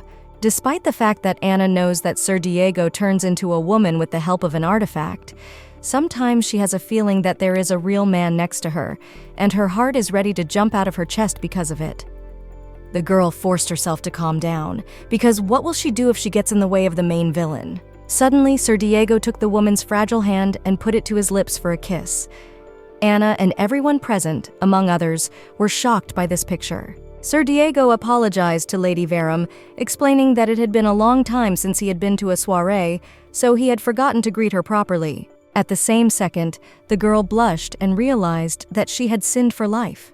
She suggested that perhaps it was the fact that Sir Diego was the main character, so she couldn't resist his aura. Suddenly, the man's attention was drawn to the fact that music was playing, signifying the start of dancing. She seemed to now begin to understand how Lady Dahlia felt. If she didn't know that he was actually a girl, she would most likely have fallen in love with him as well. Anna didn't realize if she could successfully take on the role of Lady Dahlia. Anna began to look around for Lady Dahlia, for she wanted to make sure whether or not she still had feelings for Diego. Diego turned to Anna and said that even though she had mentioned earlier that she had never been in high society, she still looked quite relaxed. The man then asked the girl what she was thinking about. Anna said with a very serious look that she was thinking that Diego was very sinful. The man was confused and asked the girl what she meant. Anna confessed that Diego didn't seem to notice his own attractiveness, but he is her fiancé at the moment, so Anna wants him not to seduce other women, particularly Lady Dahlia, which of course Anna didn't mention. Diego, overcome with embarrassment, admitted that he understood, except that such a reaction seemed very strange, as if her words sounded as if she wanted him to belong only to her. The girl assured Diego that everything was fine and promised to show him how to behave properly. She then asked the man to trust her. His Majesty, who was watching the scene from the sidelines, noticed that Sir Diego seemed to be seriously attracted to Lady Verum. The Emperor had never seen him interested in anything other than investigations. His Majesty felt that at this rate people might misinterpret their relationship. The man clapped and told the guests that since the second part of the music had come to an end, a short break could be taken. His Majesty asked Duke Letherone and Lady Verum to come up, for he had something extremely important to announce, then asked Mr. Verum to come up as well. Naden felt as if he were attending a great celebration of the founding of the Empire rather than a debutante ball. The man also noticed that there were some nobles here who had nothing to do with this ball. Naden speculated that perhaps people had shown up here to find out if the rumors about the engagement of these two were true. His Majesty turned to the girl and remarked that the tiara fit her perfectly. The girl curtsied and thanked His Majesty for the compliment. His Majesty decided that they would leave the formalities behind, for she was now the bride of the Duke of Letherone, and it was a small gift to congratulate her on her engagement. His Majesty decided that they were now close like family. At that very second, the nobles in the hall began to whisper.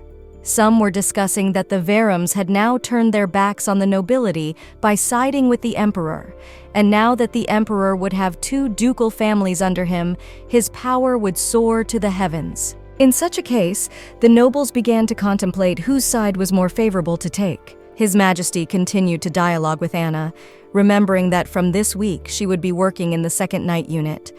The girl did not deny it, confirming His Majesty's words. His Majesty realized that this was the same squad that was carrying out his commands throughout the Empire. Suddenly, an elderly man shouted out in the hall, saying that a woman could not intrude into the affairs of the state, for it was unacceptable. His Majesty expressed that he remembered that the daughter of the Effenberg family had also volunteered to serve as a counselor once, and he had even heard that she was to attend the ball tonight. At the same second, Lady Dahlia appeared, saying that she was pleased to attend His Majesty's dinner party. The girl greeted the sole son of the Empire with the usual reverence. His Majesty remembered that such a greeting was used when the imperial family was at the peak of power, but if not, Lady Verum would have organized her engagement to Sir Diego. His Majesty continued by saying that he had recently heard that many office positions had been vacated due to small grievances, and with such ladies having uncommon abilities, he could give them such responsibility, and then he would have nothing to worry about. His Majesty assured that the people also belonged to the nobility of the empire, so it was unfair to restrict them. His Majesty notified everyone that he would organize the system so that women could also handle state affairs, so that any of them would have the right to come to him for an audience. The Crown Prince, hearing all this, decided that at first glance it might seem that it was all for the good of the lady, but his present speech is how much not a satire, but a warning to the nobility. After all, those who have intentions of going against the imperial family will soon be defeated. His Majesty divulged that compared to having women only take care of family matters, sharing the same duties with men would be much more beneficial to the state. After which, the man inquired what Lady Effenberg thought on the matter. The girl was slightly surprised when she heard her name, after which she said that His Majesty was absolutely right. His Majesty also added that tonight's ball was meant for people to shine, and it was his fault for taking so much time for himself. After which, he announced that they could continue with the festivities. Anna thought about it and noticed even last time that every speech of His Majesty was amazing, because she almost believed in his words. The girl realized that he was just a handsome, eloquent, and elderly man who was throwing a big ball. He was opening a new ending to the original story. Anna remembered that even in a moment that is not covered in the novel, everyone plays the roles they are destined to play. Even though she is a minor character, but she still has to try to survive. The girl looked around herself. She realized that she actually stands out too much. Besides, her existence is too noticeable. Anna thought about the fact that this tiara and the role of Sir Diego's bride should have gone to Lady Dahlia. The girl was wildly curious as to what she thought about it. Lady Effenberg approached Anna and said that it had been a long time since they had seen each other. Lady Dahlia shared that she had heard that she intended to serve as a counselor. As such, she would very much like to have a conversation with her one day. Anna was slightly surprised to hear this. Lady Dahlia asked Anna if it was common in the Duchy of Verum for a woman to take part in governance. The girl shared that she had always been concerned with the affairs of their state, and yet this was the first time she was doing this kind of work, so she felt a little excitement. Lady Dahlia also added that even though they will be in different divisions, she in finance, Anna in another, but she feels incredibly lucky to have the opportunity to work alongside her. She was blown away by Lady Dahlia's charm. And besides, what she shared seemed very sweet to her. The girl noticed that Lady Dahlia seemed to have a strong interest in economics, and it was a shame that they made her the main villain without revealing the character. Furthermore, the two seemed to have absolutely no interest in each other. After all, Diego didn't even once glance in Lady Dahlia's direction. Anna was worried whether there would be a scuffle amidst jealousy, but fortunately, nothing like that happened.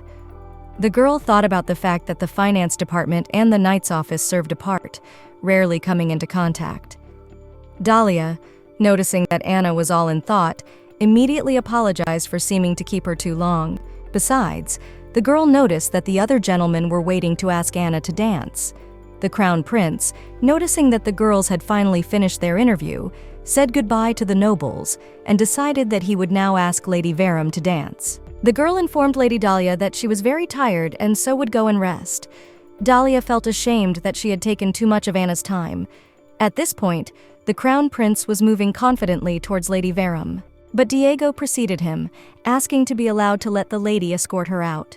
The prince, seeing the pair disappear into the crowd, immediately stopped and thought about what he was doing. Even though he knows that Anna is engaged to the Duke of Leatherstone, he still can't get His Majesty's words out of his head. A few days later, Anna's first day of work came in the second night unit.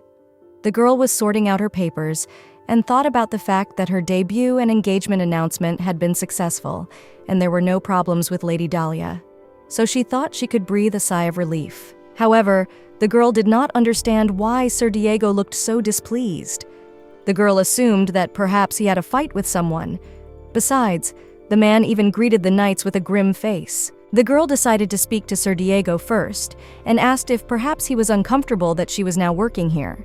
The man became embarrassed and immediately began to deny what the girl had said. But before Diego could explain anything, the man suddenly burst into the room, saying that the wooden swords had to be changed, which he had come to tell the commander.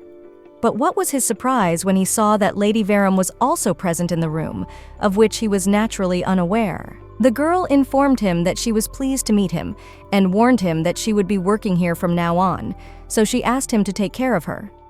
The man happily agreed and realized that, as rumor had it, she did resemble a fairy.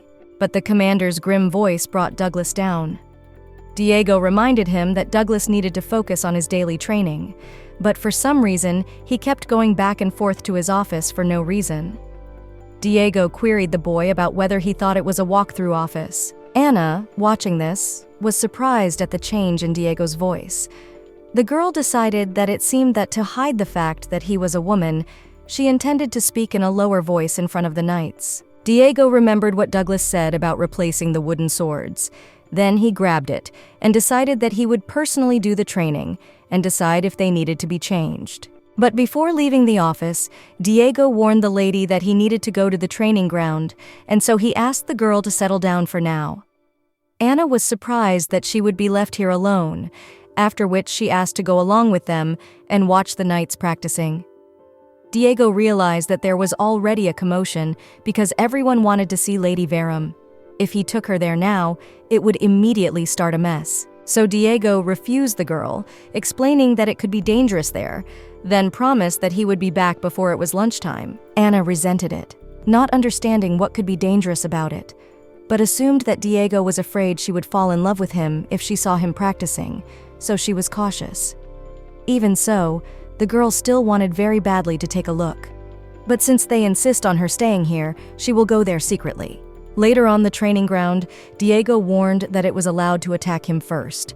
Diego put Douglas on notice that he would only use his left hand. The other young men didn't understand why the commander had rushed into training so unexpectedly. One of the boys suggested that perhaps something had pissed him off. The boys laughed, suggesting that it looked like Douglas had messed up somewhere. Anna was peering around the corner, trying to be as inconspicuous as possible. But not completely, because Kalik noticed Lady Verum's presence and asked her why she had come. The girl was very much startled, as she was completely focused on watching the training. The girl explained to Sir Kalik that Diego had said he would train here, so she had come to watch. The man then asked the girl why she hadn't approached the commander. She explained that it was because he told her not to come, but she decided to take one look. Suddenly, there was the sound of battle, and the girl realized that this indicated that a battle had begun. Douglas lunged at his commander and then attacked him with a wooden sword, but Diego skillfully repelled the attack, despite the fact that he was fighting with one hand. Anna, watching the scene, was amazed at how well Diego fought with only one left hand. Kalik remarked that the lady had a diamond eye, and even though Diego succumbed, there was hardly anyone who could overpower him. That was one of the reasons why he rarely came here to train. Diego lunged forward and knocked the wooden sword out of Douglas's hands. The man concluded that the swords weren't the problem at all. Douglas, with tears in his eyes from the defeat, promised the commander that he would improve. Kalik, watching Diego, realized that he seemed to be in a bad mood today, so he should have been gentler. Anna shared that Diego sat in the office with a disgruntled face too. The girl added that every time the knights walked in, he became very serious. She asked Sir Kalik what the reason could be. The man was surprised at such a silly question, for it was obvious to him that the reason was that he was jealous of Lady Verum. It seemed strange to Kalik, for Anna did not strike him as a person devoid of insight, especially her ambiguous behavior around the commander. It was as if she didn't see him as a man at all. Kalik asked Lady Verum if he could ask her a question, to which the girl answered in the affirmative. Kalik was curious to know what the girl thought of his commander. Anna was confused and did not understand why he was suddenly asking such questions, for it seemed to her that Sir Kalik already knew about the engagement. But still, she decided that she would tell him about it. What was the man's surprise when he heard of it for the first time? But Kalik wondered why the girl had chosen their commander over His Highness. Anna thought of Kalik worrying that she was obsessed with Sir Diego, quite like Lady Dahlia in the original version of the novella. Anna was incredibly pleased that she was well into the role, after which she assured Sir Kalik that everything was fine, and he seemed worried that their fictitious engagement would turn into a real one. Diego noticed the girl's presence on the training ground and became angry, for he had told her to wait in the study, but for some reason she came here. Only Diego approached Lady Verum as he suddenly heard her confess that Sir Diego and her were only friends. The man was in complete shock when he heard this. Kalik was surprised to see his commanding officer and asked him when he had time to approach. Anna noticed that Sir Diego was right on time, except that Diego's mental state was slowly beginning to deteriorate. Anna asked him to explain to her ward that even though they were engaged, they had no feelings for each other. After these words, Diego just became as bad as possible, and his mental state became 0. She also added that they will not get married under any circumstances. Kalik, hearing all this, didn't understand how a girl could be so heartless, and he felt very sorry for his commander. Kalik noticed that Sir Diego's face even turned pale. The man thought about the fact that even though he was the first to offer friendship that day, yet whenever he hears her call him friend, for some reason it immediately caused him to have cats scratching at his heart. At the same time, in the prince's palace, the young man thought about the fact that today was Lady Verum's first day of work, and she was probably with Duke Literone right now. The lad had strong desires to see him, if only for a moment while she worked. But his office was in a different wing than the second squad of knights. That was why it would not be easy for them to run into each other. The Crown Prince was truly envious of Duke Literone, but at that very second, he came to his senses and realized that he was thinking nonsense. Suddenly, a little girl entered the room and asked her brother if she could take some of his time. It was the princess of the Espio Empire and Arvid's younger sister named Dorothy Emmerich Espio. The young man asked his little sister what made her travel such a long way. The girl confessed that it was a matter of judging the ladies in the capital. Arvid immediately realized that Dorothy was talking about Lady Verum and Lady Effenberg. The Crown Prince told Dorothy that Lady Effenberg was now working with him, so he asked his little sister if she wanted him to introduce her. Dorothy admitted that in fact, she had already met her without his help, and she was very busy, so she greeted her without delay. Arvid took his sister's words to heart and asked if that meant she now wanted to meet Lady Verum. Dorothy tried to explain that it wasn't like that at all, and it wasn't that she wanted to meet her. She just felt that as a princess of this empire, it was her duty to greet her. Arvid reflected on the fact that, unlike him, who had Duke Hyandro around when she was her age, as well as Duke Literone, she didn't have many peers around her when she was young. Although a couple of times some of the nobles had brought their children, but those children had struggled to really bond with a member of the ruling family, and the sensitive Dorothy realized this immediately. The brother asked his little sister why she had chased the young mistress away from the Viscount's estate. The young man wondered if she had done something wrong. Dorothy admitted that it was because she was not up to her standards. His Highness was told that it had happened exactly as he feared, and the princess overheard what the Viscount's family had said to their child. They said that if she had a good relationship with the princess, she could marry a member of the ruling family, so even if Dorothy was a little strange, the girl should be content to like her. Arvid resented very much that they had said such a thing to their 6-year-old daughter. The butler standing nearby shared with His Highness, saying that he felt that the pressure that the imperial family had put on them was as strong as he could imagine. Dorothy's mother had left the capital after she was born, and her own father considered her a tool to consolidate political power. But Dorothy was calm, because she always has her brother. And besides, there are a lot of books in the library, so she doesn't need boring friends. But despite this, tears of resentment still appeared in the girl's eyes. That's why the young man always wanted to make up for her lack of parental love, but he had never received love himself, so he didn't know what to do. Arvid thought that now Dorothy had given up her intentions to make friends, not to mention the age difference. But the young man thought that perhaps with Lady Verum, they could get along. Lady Verum was a girl who didn't bow her head to an authority figure and didn't hesitate to speak her mind, because of which her father also believed that she had even more leadership qualities than Dorothy. Therefore, the young man thought that it would be wonderful if they became close friends. Then the brother turned to his sister Dorothy and suggested that they go to see Lady Verum together. The brother warned that he had no ulterior motives. Dorothy appeared before Lady Verum, coughed, and explained that she had come for no other reason than just to make sure that the lady was not having any difficulties. The girl inquired of Dorothy why so suddenly. The girl was surprised because only she had just started working in the second night squad, as there was already a love triangle between the main character and the supporting character, as well as the main character's fiancé. The girl did not understand at all what is exciting in such a thing, because it only gives him stress. In addition, Anna cannot believe that she saw the baby princess. Anna remembered that in the original story, seeing how close Raniel was to the lonely princess, His Highness began to fall in love with her little by little. The girl realized that the princess was the link in the love line between the protagonist and the prince. Diet, who was watching Lady Anna, realized that he had hardly imagined it, and Lady Veram's eyes had indeed changed color again. And judging from His Highness's reaction, he too had noticed her eyes changing color. The man assumed that there was something that only the 4 ancient clans knew. The Crown Prince and Diego glanced at each other, and the man felt as if tension hung in the air. At this time, Anna asked the princess if she wanted some candy. The girl didn't even notice that a cold war had already started between the men. Lady Veram explained to the girl that she would like to offer her something more delicious, but right now, she only had this with her. The girl asked the princess if she liked the taste of squid. Anna was aware that the people here liked squid, so she used that to strike up a conversation, but the girl wasn't sure if it would work. The princess was slightly embarrassed and explained that such treats were only for children. But Anna realized that judging by the reaction, the princess and her plan had worked. Anna shared that her brother had said that squid candy infuses the flavor of sweetness once it enters the mouth. Therefore, this is a special Duchy of Veram dish that the princess must try at least once. Here is the edited text with commas and paragraphs spaced out. Dorothy tasted the treat and said it tasted like a fairy from a fairy tale. She was pleased that her reaction was positive.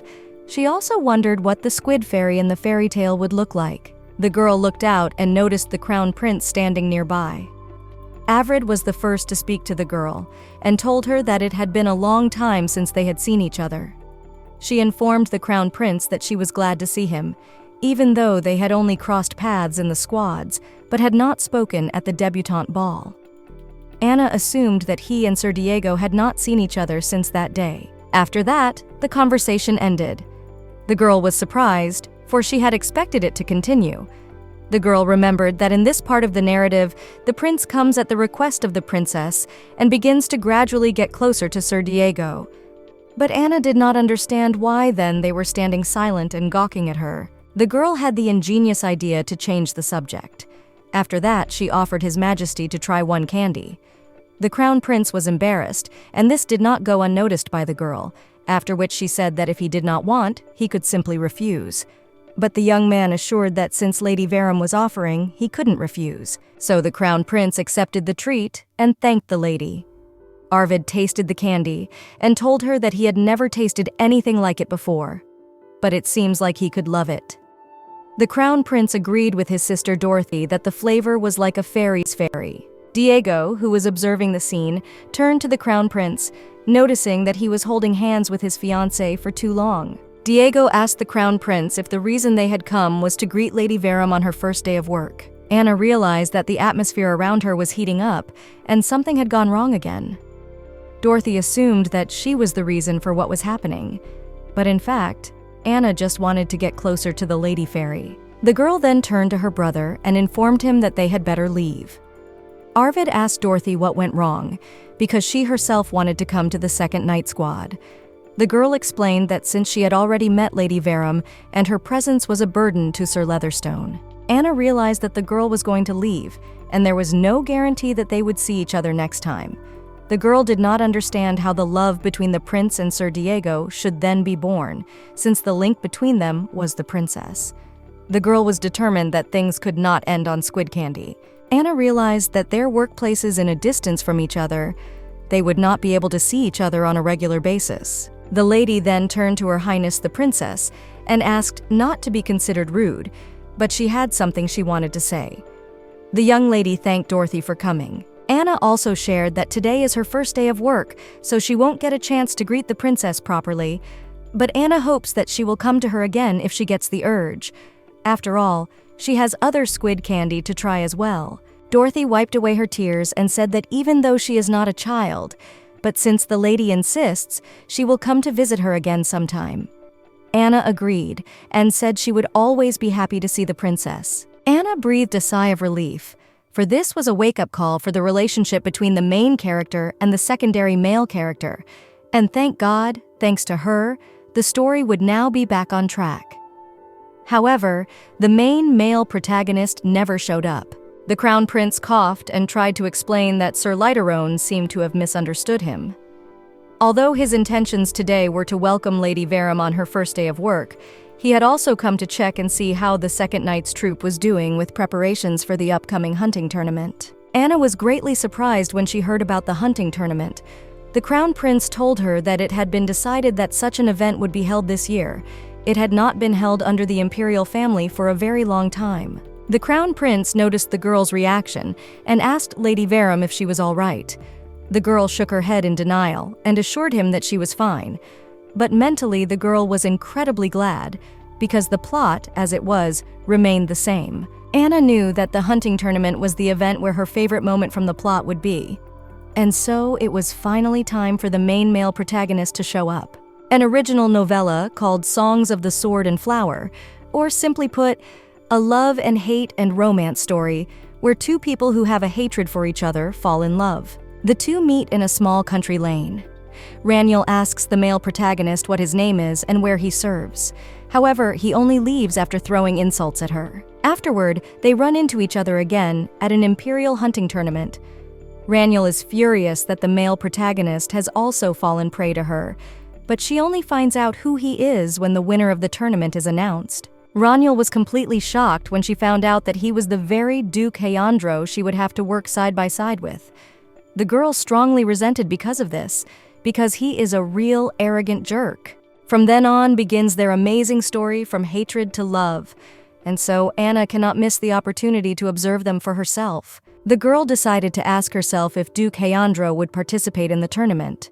The Crown Prince answered positively and said that the last time the tournament was organized 8 years ago, so almost every nobleman will participate. Diego, having heard that it was about Duke Heandro, remembered that he was rumored to have a remarkable beauty.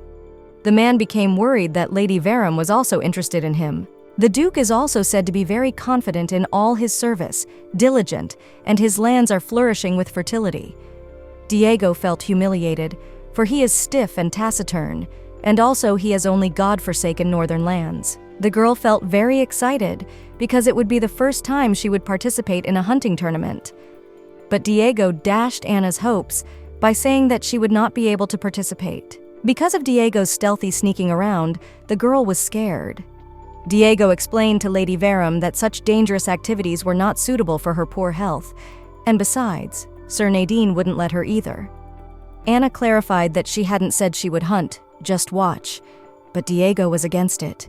Even a hunted animal might attack her. Anna didn't understand at all why Diego was acting so strangely, and he was overprotective of her, just like Nadine. Tina wondered to whom Lady Verum would give her handkerchief. The girl was a little confused when she heard this, so she explained to her that according to ancient tradition, a lady gives her handkerchief as a gift to the knight she supports. Anna thought for a moment and decided that then, if it was obligatory, she would present the shawl to her fiancé. The Crown Prince was slightly upset when he heard this. Diego decided that since that was the case, then he would try to talk Nadine into it. Anna laughed, for back he wouldn't let her into the hunting tournament. However, the girl thought that it was even good that he would take care of Nadine, because then she wouldn't have to listen to his moralizing. Anna thought about it and said that if this tournament is the first time in a long time, it turns out that the two of them will participate for the first time, and it would be great if one of them would win. The Crown Prince couldn't agree more with the lady, saying that there would be many other gifted people participating in the tournament. But Diego warned the lady that if she wished him to win, he would do his best. The men threw sizzling glances at each other, but Anna already knew who would win, and now the plot looked even more like a romantic novel. The girl was all excited. After that day, Princess Dorothy began to visit Sir Diego's office, just as she had in the original novel. Little Dorothy quietly greeted Lady Verum and the Duke of Litheron. But the Crown Prince and Princess caught the Duke and Lady in an awkward position. She was glad that there was no problem with the original plot development. The girl immediately greeted the Princess and His Highness. Anna apologized to the Princess for not having squid candy with her today. Dorothy insisted that was not the only thing she was coming for. The girl bowed to the child and wondered if she had come to see how the preparations for the hunting tournament were going. Dorothy quietly shook her head in agreement. The Crown Prince turned to Duke Litheron, saying that even though the two of them were engaged, it was still best to focus on the work at hand. Anna entered the conversation and tried to explain to His Highness that he had it all wrong. The girl said that she was learning how to use a sword in close combat, and Diego was showing her the correct posture. The Crown Prince was surprised to hear that. Anna explained that it was because her brother said she needed to learn how to defend herself, and then he would consider letting her go watch the hunting tournament.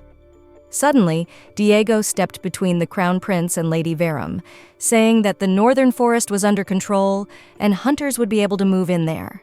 The man also added that the sheet showed the location of the imperial family's tents and how the military forces were distributed for emergencies. Diego also added that he would send the reports to his deputy later, so His Majesty would not have to come here anymore. Anna, watching the whole scene, realized that there was something between the two of them just by the look in their eyes. She decided that she was the third extra, so she hurried away. Lady Verum invited the princess to take a walk, as there was a small flower garden nearby. Dorothy decided that since people insisted, she could not refuse. Anna thought the little princess was very cute. The girl turned to his father and Sir Diego, saying that she and the princess would take a walk. They could talk privately for now. After the girl left, the men glanced at each other in awkward silence. Anna, in the meantime, was wondering what they were talking about now. She was very curious to find out. Dorothy turned to Lady Verum and inquired when she would marry the Duke of Leatherstone. She chuckled slightly at this question, whereupon Dorothy explained that when she was married, she would have to travel to Duke Leatherone's lands. The girl explained that even though they were engaged, they should not marry. Dorothy was surprised to learn that one should not marry. Anna laughed and said it was a little hard to explain. Only Diego wanted to address Lady Verum when he heard her say that Sir Diego's destined girl is not her, so until she appears, she is temporarily acting as his bride. And when the time comes, their paths with Sir Diego will part. Diego was shocked at what he heard and began to ponder what this meant. The man was worried that the girl thought that he was not the right man to be her husband. Diego thought that the girl acted like she always acted, like she absolutely didn't care. Even though they were now engaged, for some reason Diego still had an uneasiness on his mind compared to the past times. The man didn't understand what the hell he should do to get Lady Verum to pay attention to him.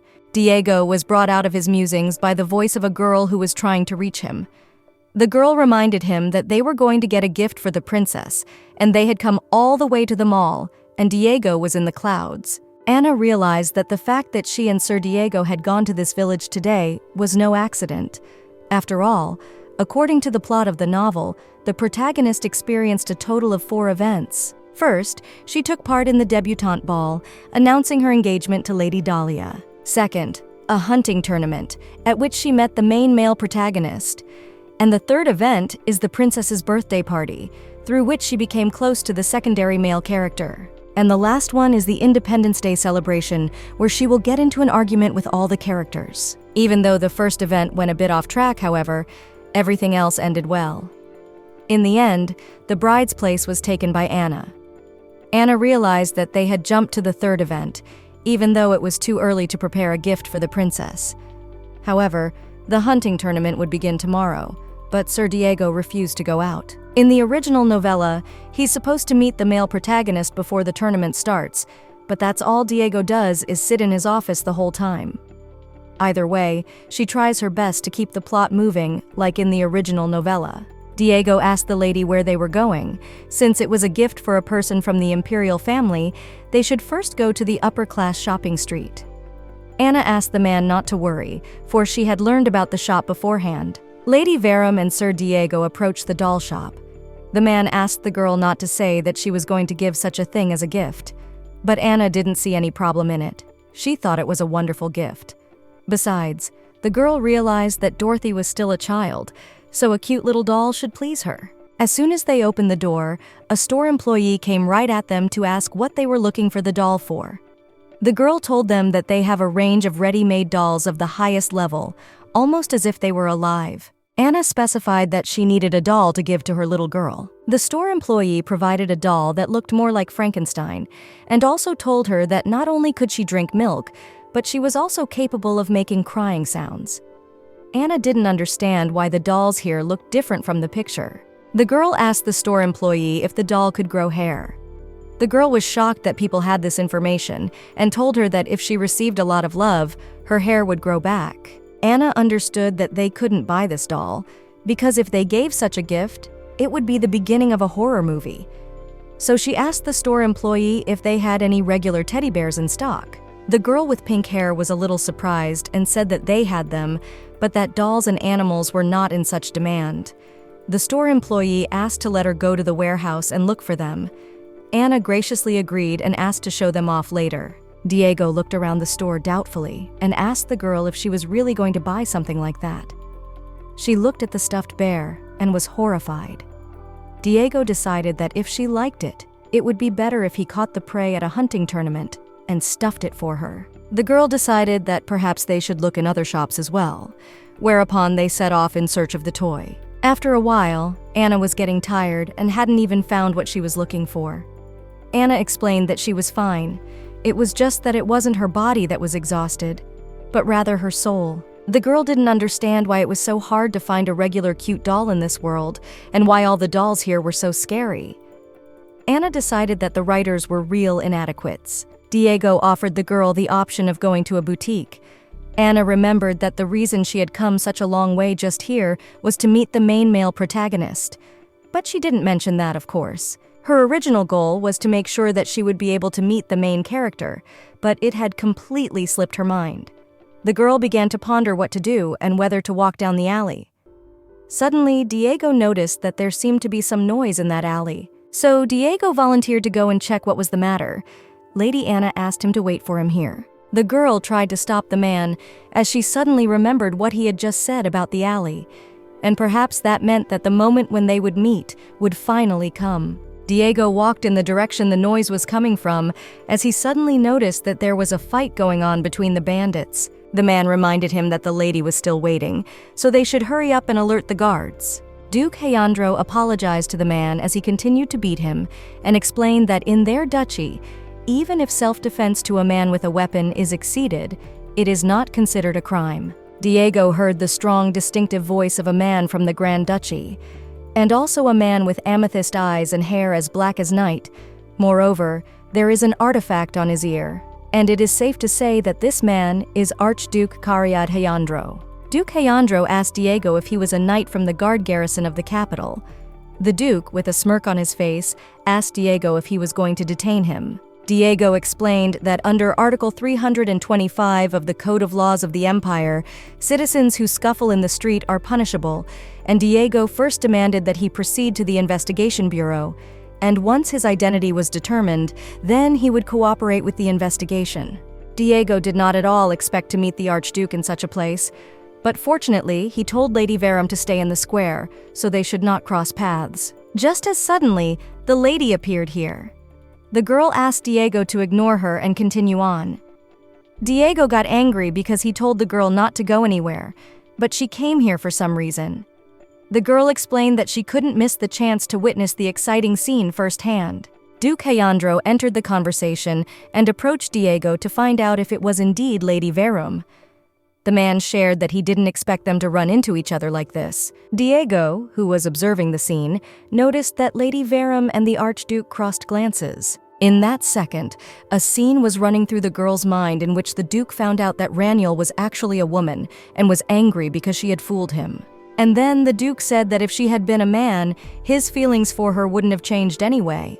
The girl couldn't believe that the male protagonist had finally shown up. She decided it was time for an exciting love story between the main characters. The Duke turned to the girl and remarked that she seemed to have recovered enough now that she was able to move around unaided. The girl was surprised to hear this, after which the Duke asked her not to react in such a way, as she had most likely foreseen this situation beforehand. Diego stood up for the lady and asked the Duke to hold the horses.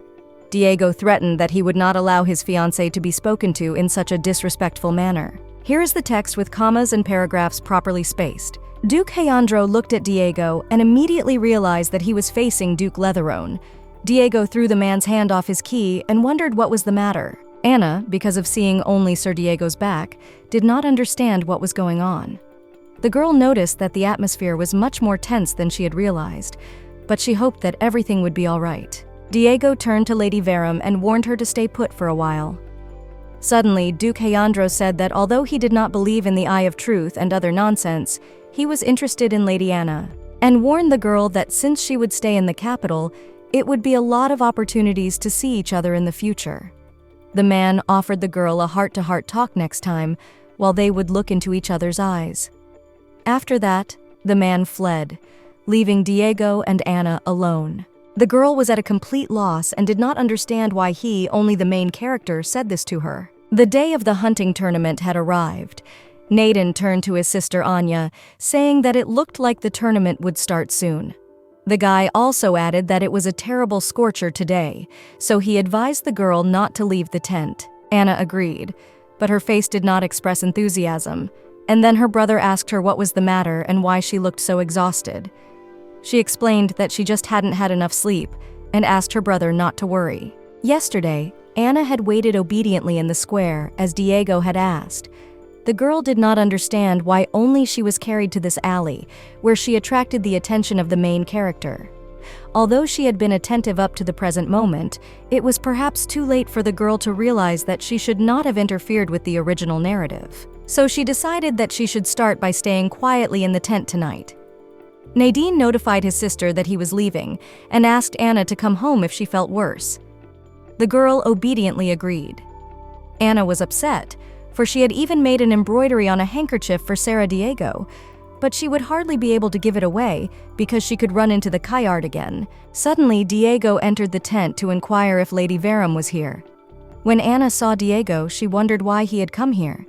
The man explained that the day they'd returned to the capital, Anna's face had seemed pale to him, so he decided to see if she was feeling well.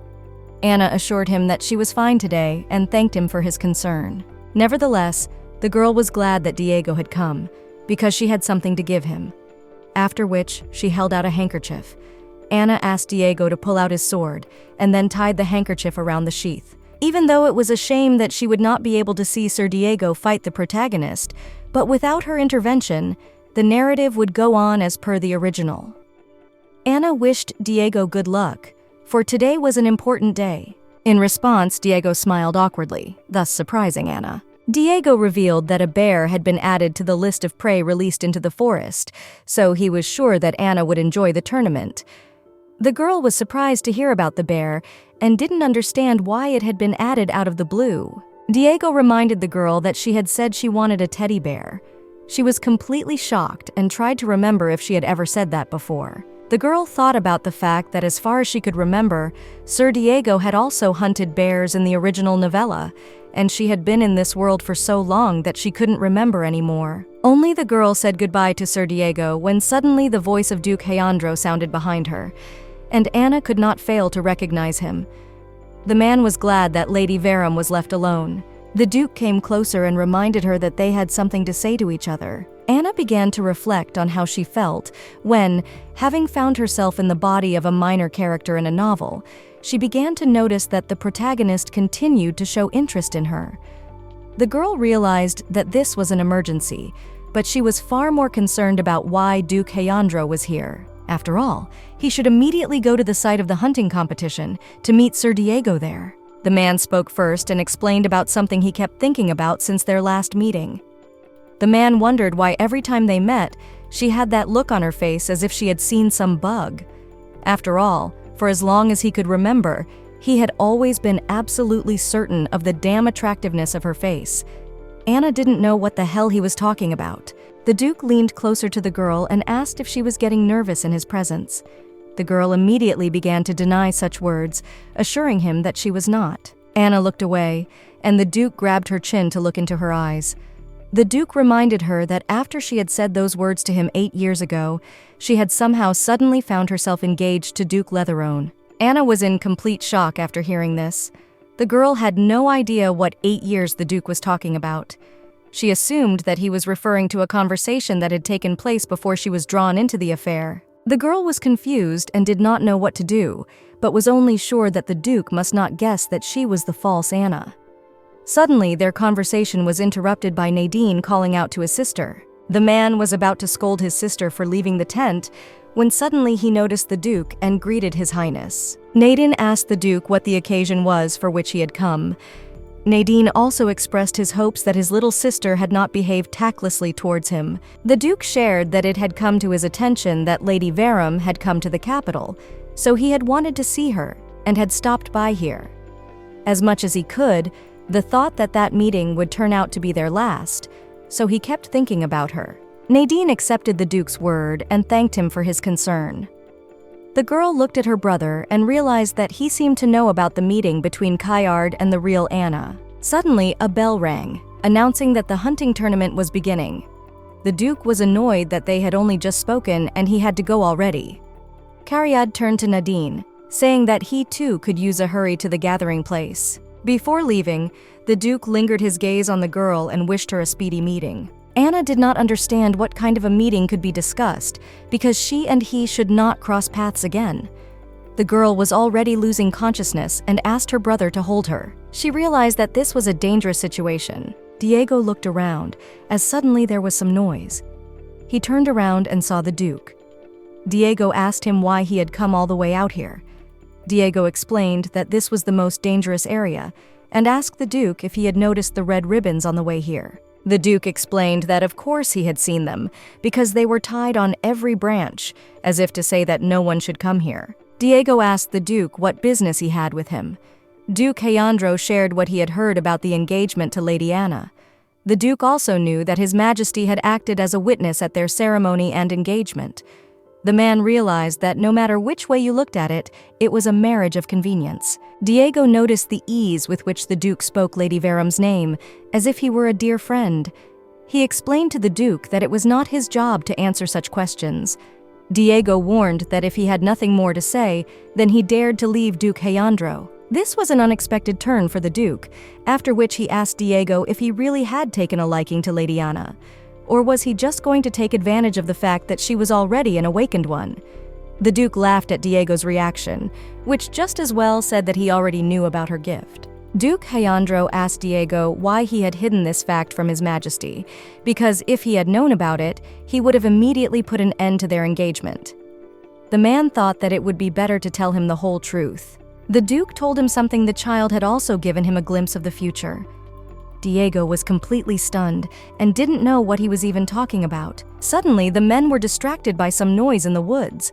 A couple seconds later, a huge bear came tumbling out of the bushes. The Duke was glad that such a long-awaited guest had appeared. After a while, the nobles discussed among themselves the news that he had indeed single-handedly caught such a huge beast. The man shared that when the eyes are pierced so neatly, the size doesn't matter. Besides, from the outside, it looks like the bear is just hibernating. His Majesty, looking at this picture, decided that the winner of the current hunting tournament had already been decided. Anna couldn't believe that Diego had managed to catch such a beast by himself. The girl began to look around because she wondered where Archduke Kayard had disappeared to. After all, if you follow the original storyline, the first place should have gone to the main character. But in the end, he came back empty-handed. The girl didn't understand what the hell he was doing during the hunting tournament instead of hunting. Anna glanced at the man and noticed that his clothes were spotless. His Majesty coughed and announced that they saw no need for the honor, so they would announce the winner right away. The Emperor announced that in this hunting tournament, the victory goes to Duke Litterone. His Majesty asked the current winner of the hunting tournament, Duke Litterone, to come forward. As Diego passed, the nobles noticed the handkerchief on the hilt of his sword, for this was the first time they had seen such a picture in many years. The man remembered that in the old days, young ladies had also lined up in front of him to offer their handkerchief. His Majesty did not let this go unnoticed. and then he asked the Duke of Literone if the handkerchief had indeed been given to him by his betrothed, Lady Verum.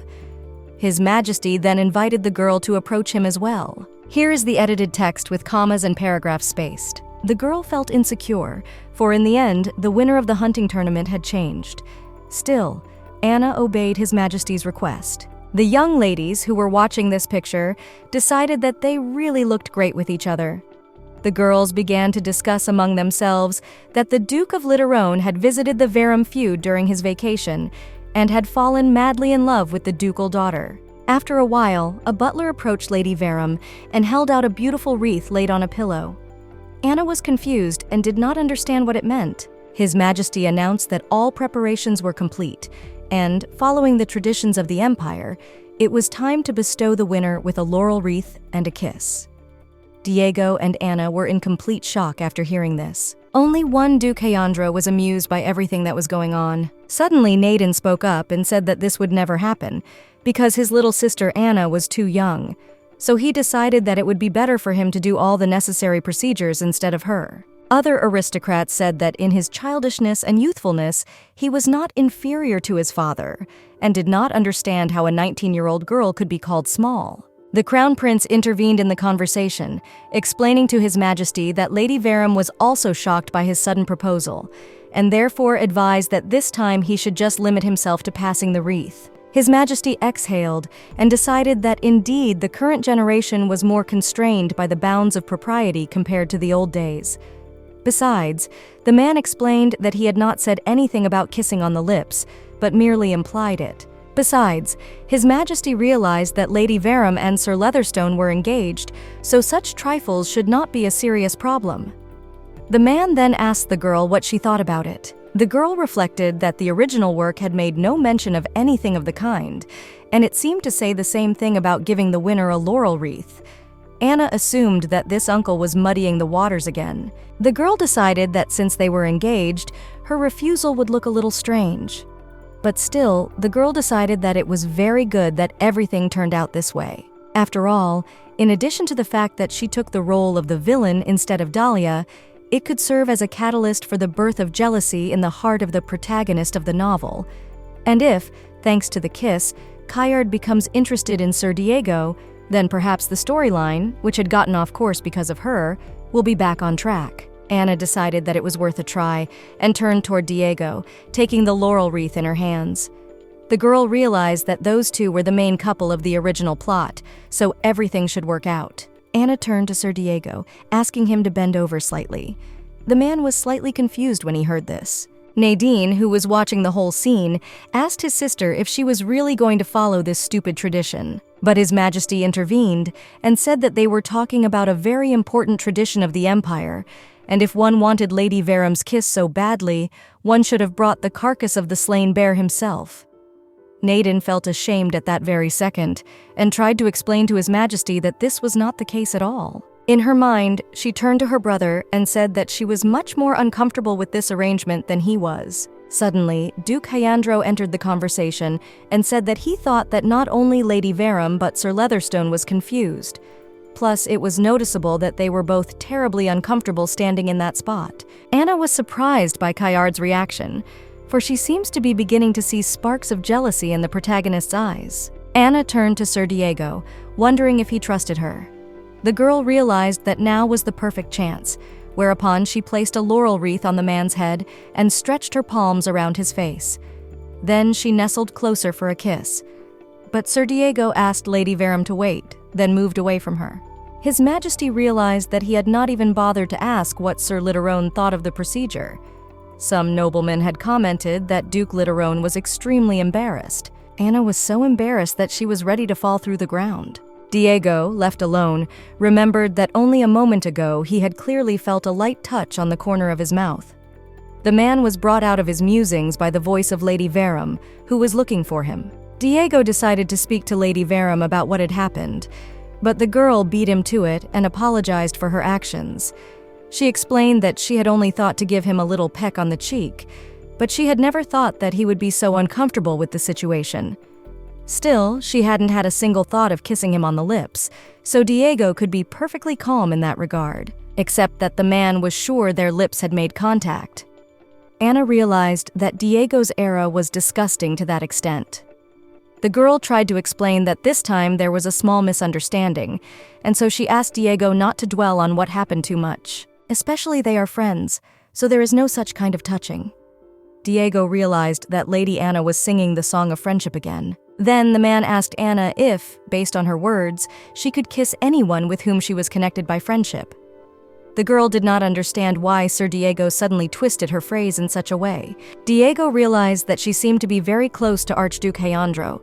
The man inquired of the girl if he too could be called her friend. Anna immediately began to deny Diego's words and tried to make sure that they did not have any misunderstanding. The girl didn't understand why on earth she should be friends with him at all. But far more important to her was why Diego was suddenly talking about it. The man didn't want to answer that question, so he decided to avoid the conversation, asking the girl to forget about what he had just said. Anna realized that it was exactly what she was thinking, and apparently Sir Diego had made some progress with the protagonist in the forest. Anna wondered if he cared about his lordship, the Archduke. The girl also wondered what had happened between them. Diego assured her that absolutely nothing had happened between them. The girl was surprised by this answer, for she was worried that it was because of the change of the winner of the hunting tournament. But it seems that this in no way interferes with the disclosure of the story of the main character of the novel. Anna joked that Diego's reaction said otherwise and wondered why the man was recoiling. Anna realized that things had come to a head, and certainly Sir Diego was not comfortable kissing another girl in front of the object of his interest.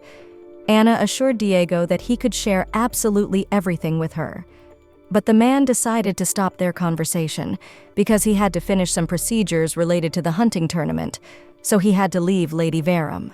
On the way back, the mere thought that Lady Verum might be in a close relationship with the Archduke gave Diego a fit of nausea, even though he had no right to interfere with her relationships with other nobles. Diego began to wonder if these ridiculous feelings were really the emotions that arise when one begins to be friends with someone. A week after the hunting tournament ended, Anna stood in front of the mirror and realized that today was also a most ordinary day. Sir Diego was busy fulfilling the Emperor's orders, so they had not been able to see him, and she had avoided places where Duke Leandro might appear so as not to run into him inadvertently. You can say, Anna in the full program enjoys the peaceful life of a minor character. The girl was taken out of her musings by the voice of a maid who asked her mistress if she had heard the latest rumors. The maid shared that there were rumors everywhere that the Duke of Literone was a rare shining example of sincere and pure love. Anna was slightly surprised to hear this. The maid continued the story and added that after the hunting tournament was over, the whole capital was buzzing about it, and that Duke Literone was so caring towards his mistress that he dared not even touch her hand and cherished her in every way. Anna thought that in this situation, on the contrary, rumors should have spread that the Duke of Literone hated her. The maids could not believe that there would be anyone who, having seen her mistress, would be able to say such nonsense. There was not a man in the world who did not love Lady Verum. The maid thought that the Duke of Literone was sincerely fond of the lady, or, to be honest, when she first saw him, he seemed to her a little rude. Another maid supported the conversation by saying that she had often seen similar developments in novels. The girls thought that the Duke of Literone behaved in this way because he was not accustomed to socializing with ladies. Besides, he was known for never being interested in the opposite sex, but he treats the lady differently. Anna could not but agree that such a situation really often happens in novels, only the thing is that now the role of the protagonist is not assigned to her. Suddenly there was a knock, and the butler entered the room, informing the lady that the Duke of Leatherstone was paying her a visit. The man also added that the Duke was waiting for the lady in the drawing room with the young master. The maid immediately became excited and decided that the mistress urgently needed to powder her nose. Anna was confused and did not understand what this was about. She walked to the drawing room and thought about the fact that it seemed that after the hunting tournament, everyone had become more friendly towards Sir Diego. Anna realized that there was certainly nothing wrong with her developing a good relationship with the main character.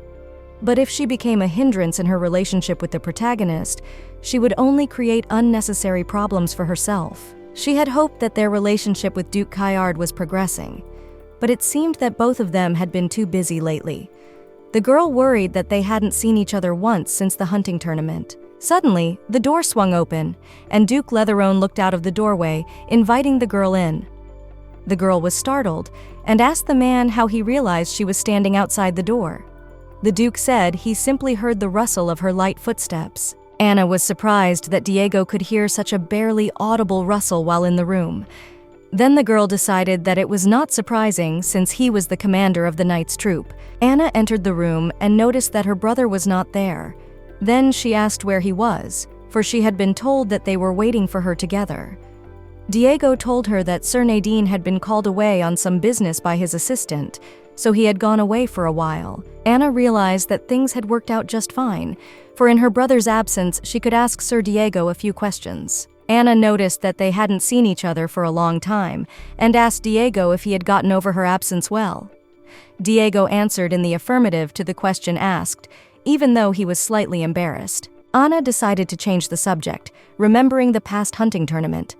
The girl wanted to ask Diego if he had crossed paths with his lordship the Archduke. Diego simply admitted that he had. Anna was pleased because her hunch was confirmed, and even if the details have changed a little, the main thing is that the storyline continues to develop in accordance with the original work. The girl asked Diego how he felt then. The man admitted that it was irritation and dislike. The girl was surprised by such a slightly strange answer, but still calmed down, because at the beginning of the novel they both had no sympathy for each other. Despite the fact that she decided not to interfere in their relationship anymore, but no one forbade her to help them a little to take the right course from the outside. So she decided to say something to Diego as her friend. The girl explained that hitherto unknown feelings should not always be taken as something negative, and so Diego might think he was feeling something similar to one feeling, but in fact, its nature was quite different. Duke Leatherone asked Lady Verum what she meant by this. The girl decided to give an example of a situation in which he might think he was experiencing friendly affection, but in reality, his feelings might turn out to be a crush on an object of the opposite sex. Anna offered to share with Diego a way to distinguish between such similar feelings. Diego turned to Lady Verum and asked the girl how she could so confidently assert his feelings every time that he was not even aware of them. The girl replied that they were friends, and so she could well assume. Diego decided that since that was the case, let Lady Verum be kind enough to tell him the difference between friendly affection and falling in love. Anna sat down beside her and said that it would be difficult to explain in words. But since she had said so, she decided to tell Diego the difference between these emotions. Anna suggested that the man close his eyes first. She threatened him not to open them until she had finished her explanation. Diego was confused and didn't understand what was happening now. Anna couldn't stand it and told the man to close his eyes immediately, for it was the most immutable truth. Diego agreed and did as Lady Verum asked. The man asked the girl if she was satisfied now. She answered in the affirmative and said it was just perfect. Anna at the same time thought that despite the fact that Sir Diego is a tough macho man, but in reality, he is an innocent. The girl explained that she was about to do something, and Diego had to memorize the feelings he had at that moment. Diego was embarrassed and thought of the only thought that came to mind in this situation. Even if these words were spoken by Lady Verum, however, she cannot be aware of what she is doing. In the end, the girl came closer and kissed Sir Diego on the lips, thus surprising him very much. Diego immediately recoiled and asked the lady what she was doing. But Anna, as if nothing had happened, asked Sir Leatherette what sensations he was now experiencing. The man said that even though Lady Verum had given him advice, yet he did not understand how it was possible for him to venture to kiss her on the lips. What was the girl's surprise when she heard this? Anna hastened to explain that she had not kissed the Duke of Leatherstone at all, but had merely touched her finger to his lips. Anna apologized to Sir Diego for her actions, but decided that it was far more important to sort out his feelings now, for her touch was like a kiss. So the girl wanted to know what Sir Leatherone felt at that moment. Suddenly, Diego became thoughtful. Anna, watching the man, could not take her eyes off his facial expression, for it seemed that Sir Diego now hated her completely. Anna realized that this was quite an appropriate reaction.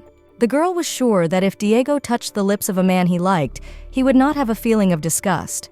But in the case where Diego felt a purely friendly interest in his opponent, he would react exactly the opposite. She decided that she did not need to go into details here. Diego hesitated and wondered if he really felt a sense of disgust. It seemed to him that the emotions he felt were more like disappointment and sadness, as if he had been robbed of his chance and his expectations had been shattered. For a second, he thought for a moment, not understanding what exactly he was hoping for. Diego realized that he wanted to touch Lady Veram's lips. The man hadn't expected that such feelings could arise towards a younger sister or friend, all because he really looks at Lady Veram as a member of the opposite sex. Diego decided that he had finally figured it out, and now, just as Lady Veram had said, apparently he was completely unaware of how he really felt. Diego wondered at what point it had all started, and assumed that when Lady Veram looked at someone else, he was overcome with an inexplicable feeling of depression. But as soon as she turned to him, he felt some kind of relief. The reason why Diego found it hard to breathe when she called him friend, and why he felt anxious about an engagement that might be broken off at any moment. For some reason, Diego still did not realize that all this was happening because he wanted her to belong to him alone. Anna decided to ask Sir Leatherette to let go of her hand and then to continue the conversation. But Sir did not see a problem with that, for they were bride and groom. Diego was well aware that Lady Veram was looking at him as a friend, but he thought that he should just try to change her mind about him from now on and make her see him as a man at last. At that very second, Nadine burst into the room, turning to Sir Diego and saying that an urgent message had come in from the feud, so it was necessary to leave him for a little while. But what was the man's surprise when he noticed his sister and Sir Leatherone holding hands? Nadine immediately ran up to his sister and addressed Duke Leatherone, telling him that since he and his sister Anna were contractually engaged, he should refrain from such actions. Anna tried to convey to her brother that it was not at all what he thought, and so asked him not to drive Sir Diego into the red. Nadine insisted, for he could see perfectly well that they were holding hands. He didn't see how something like that could be understood any other way. Diego sat back at this second and realized that this was very dangerous. Besides, the man had no thoughts of doing such a thing, yet his body reacted without his knowledge. Diego realized that if Sir Nadine had not entered the room so fortunately, what he would have done then. Nadine asked the newlyweds to behave more carefully so that nothing like this would happen again in the future. The man also suggested that they leave this conversation and get to the point. Nadine asked Duke Leatherstone if he was really here at this late hour because the matter was urgent. Nadine asked Anna to take a seat beside him. The girl asked her brother grudgingly if she was obliged to sit next to him. Diego asked if Lady Veram could be informed of how things were going. Nadine answered in the affirmative, for his sister Anna is the one who designed the road that is about to be discussed. Diego accepted this information and apologized for his tactless question. The girl asked her brothers in surprise if they were now talking about the new road that would connect the Duchy of Veram to the imperial capital. The girl was worried that something was wrong with her. Duke Diego opened the map and asked Lady Veram if she knew that the amount of grain shipped from the southern regions of the country had recently decreased. She was surprised, for she had been informed that there had been a good harvest in the south this year. Diego answered in the affirmative and added that this was why His Majesty had begun to fear that the spillage of grain might have occurred during transportation.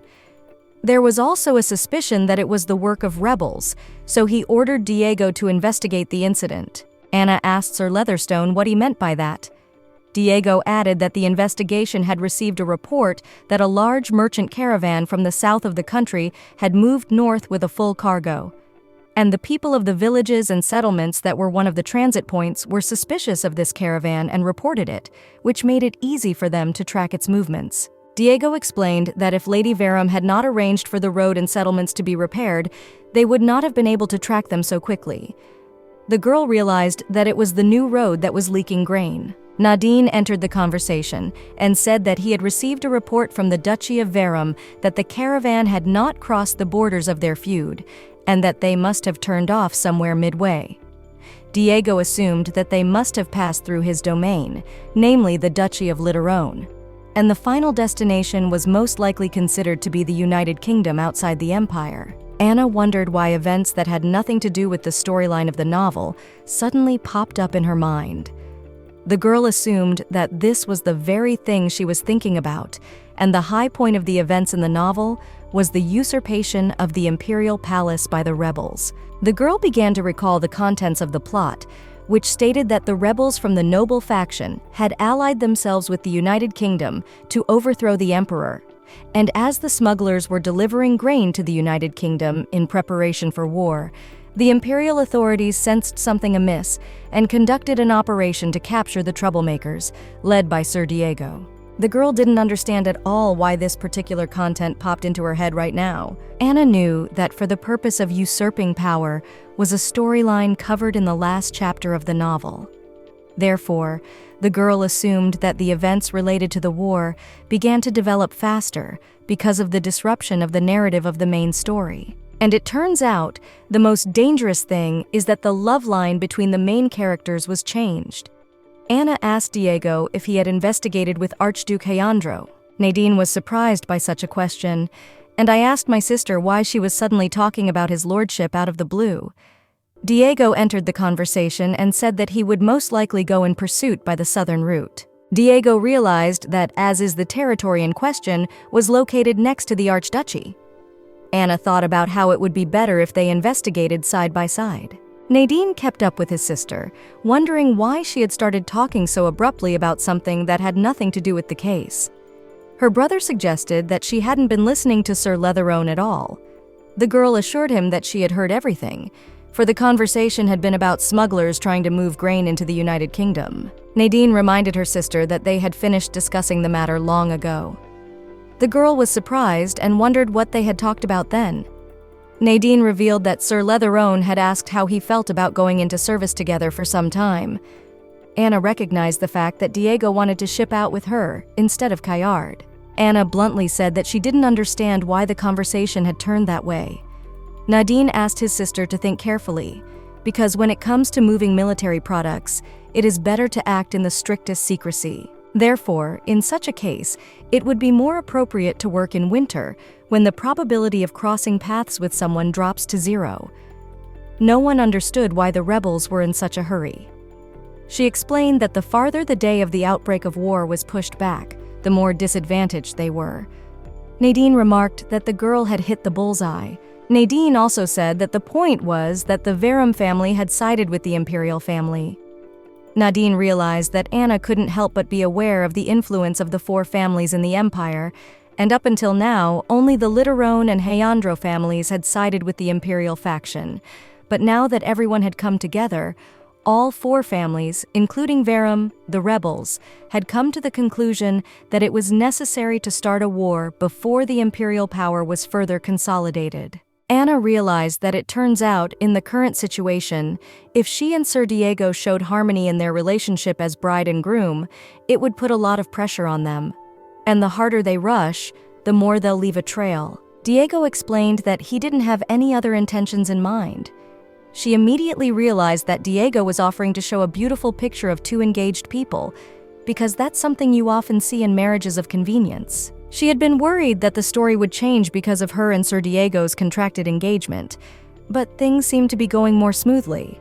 The girl decided that here's what happens in the middle of the narrative isn't that important, because the important thing is to keep the ending where the protagonist and Kayard are reunited. She decided that, first of all, it was necessary to organize their time together by all means. The girl asked the men if they were sure that his lordship the Archduke would take part in this endeavor. Nadine did not understand at all why the girl kept going on and on about his lordship the Archduke. His brother was worried that something had happened between him and his sister in his absence. Anna lied that nothing had happened, although in fact something had happened. The girl suddenly came to her senses and decided to ask if she had crossed paths with the Archduke before. Anna explained that at their last meeting he had mentioned something of the sort in passing. Besides, Diego himself knew very well that his sister had no memories from her childhood. That was why the girl was in a very difficult position. Nadine warned that it was not a good memory, so he kept his mouth shut. But in fact, 8 years ago, the Archduke family had visited their residence. Nadine had told him that the moment her condition had deteriorated dramatically and she had lost consciousness, the last person to speak to her had been the Archduke. The girl was greatly surprised when she learned this. She wondered about the relationship between Anna and Kayard. Naden decided that, despite the fact that his sister was now in good health, his lordship the Archduke might have expressed concern for her because it was the first time the two of them had crossed paths since that day. Anna thought about the fact that, as her brother said, it could be a mere coincidence, but she was still a little anxious about the development of the plot. Therefore, the girl decided that she needed to immediately connect the hearts of the main characters of the novel. Before Sir Diego left, he warned the girl that he would be back tomorrow night, but she got ahead of the man and offered to walk him to the door. Nadine asked her sister why she would do that, since it was very late, 1 o'clock, and it was past her bedtime. Anna reminded her that Nadine himself had recently said that they should look like a harmonious betrothed couple, and so the servant should probably see that they were close. But really, she was going to put in a good word for Kayard. So the girl decided that by all means she must be alone with Sir Diego. On the way, the newlyweds walked in silence, and Anna thought of the best way to begin the conversation. But Diego beat her to it, asking if she was attracted to men like Archduke Leandro. The girl was surprised and asked Diego why he was asking her that. Diego reminded her that she herself had been mentioning the Archduke incessantly as of late. The girl was surprised that she had talked about Kayard so often, though really she just wanted to check on their relationship with Sir Diego. Anna assumed that this atmosphere and this situation, and looking from the outside, was a show of defense on Sir Diego's part, for fear that she might take Kayard for herself. The girl realized that there was no way this could be allowed to happen, because she could not go on the warpath with the protagonist of the novel. So she decided that she had to clear up this misunderstanding somehow before her life became shorter. The girl began to deny Diego's words, assuring that his lordship the Archduke was absolutely not her type. Anna said that she was attracted to men who were modest and always listened attentively, who never stooped to a harsh tone, and who were careful of their partner's feelings and smiled sweetly throughout the day.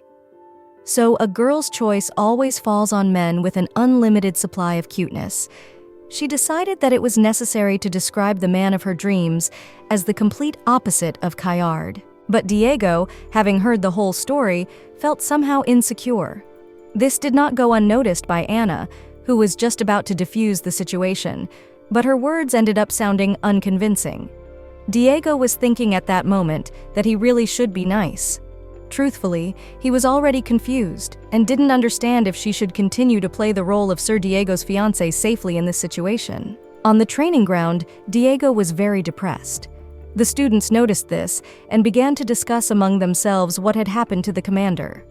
A boy advised another not to look in that direction because it was better to leave the commander alone than to get under the hot hand. Diego thought about the fact that he was determined to make Lady Verum see him as a man, but in the end, he couldn't do anything. Besides, Diego couldn't stop thinking about Lady Verum's preferences. Diego didn't understand at all what an unlimited supply of cuteness meant. After all, he believed that men should be strong and unwavering in any situation. Diego couldn't believe that there was even a man in the world who was constantly sweet and smiling. Diego was brought out of his musings by the voice of Kalik, who asked his commander if he was okay. Diego thought about the fact that if he looked closely, Kalik was always smiling, and it turned out that such a man was much closer than Diego thought. He hadn't even noticed that Kalik was an eerily cute and endlessly laughing kid. Diego ended up telling Kalik everything. The knight thought about the fact that no matter how he looked at it, Lady Verum's preferences didn't match up with the commander's, which meant he didn't stand a chance at all.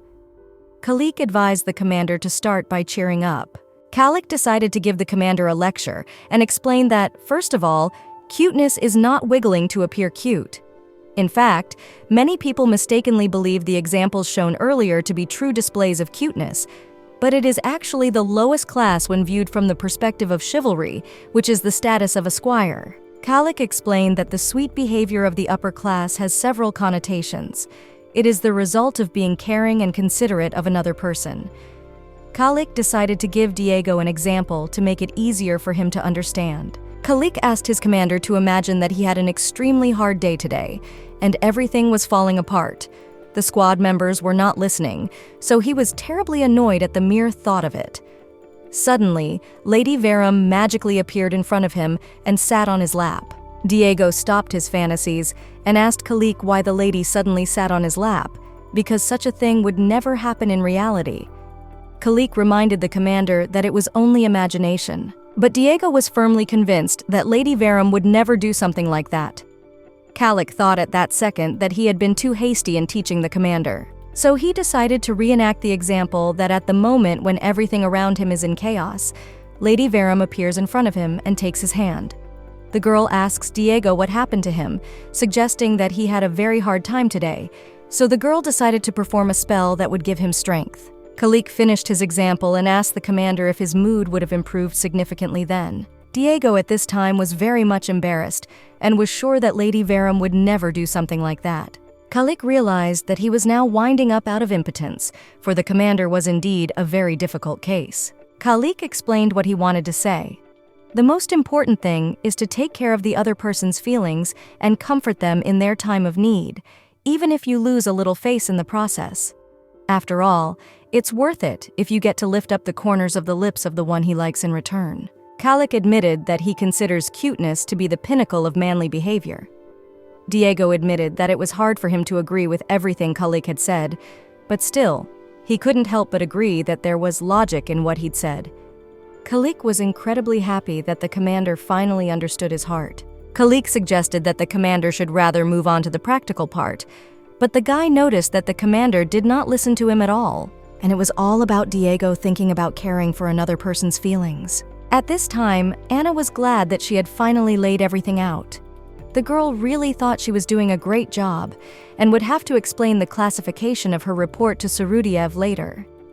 Anna noticed that usually at this time, Sir Diego was already here and they went to lunch together. But apparently he is very busy today.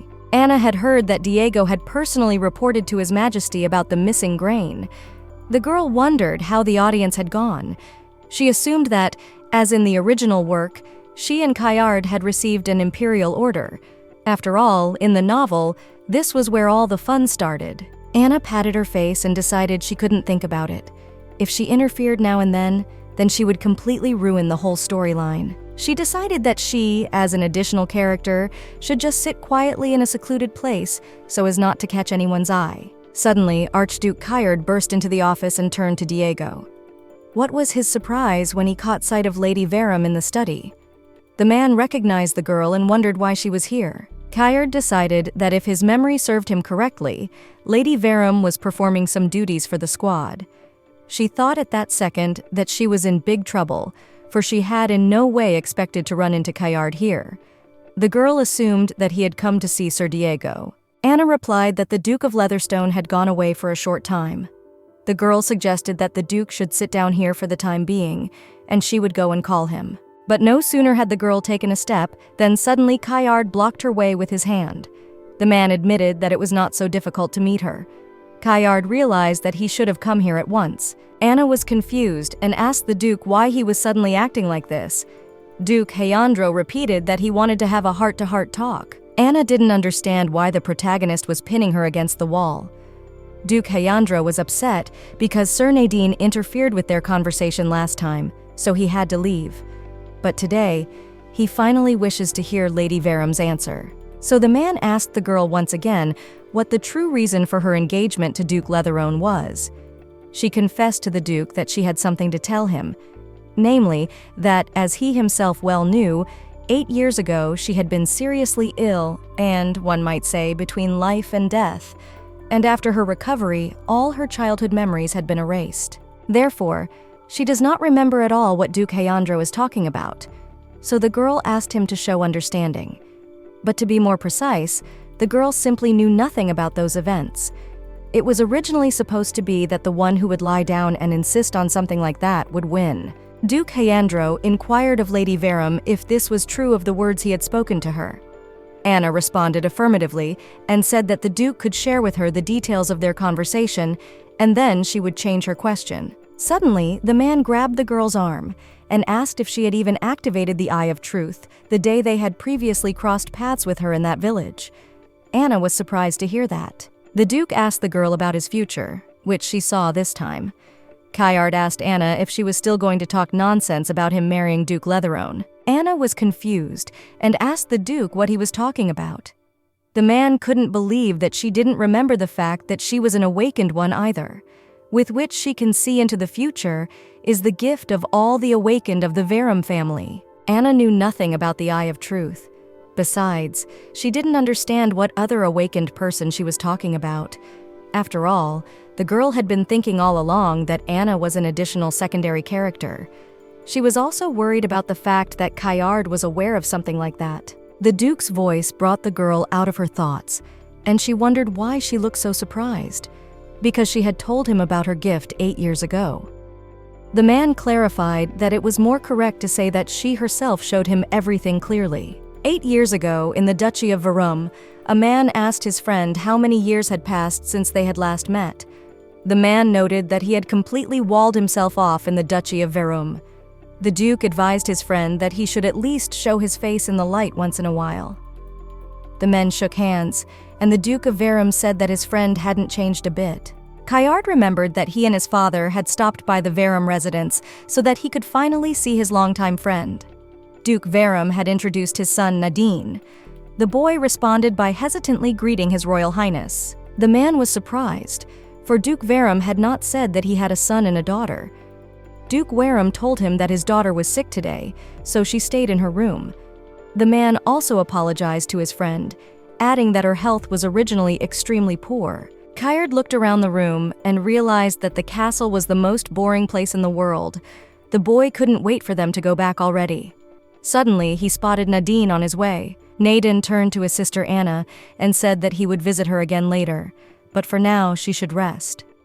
Kayard, upon hearing the woman's name, realized it was the same ducal daughter who was in poor health. The boy wondered how seriously ill she was, that she was unable to leave her room, so he decided to go in and check for himself. Kayard noticed that the room was rather quiet and assumed that the girl had fallen asleep. Although the poor lighting made it hard to see her face, one thing was clear. She must be very thin. Anna turned her head, assuming her brother was standing beside her bed. Kayard realized at that second that he had awakened Lady Anne.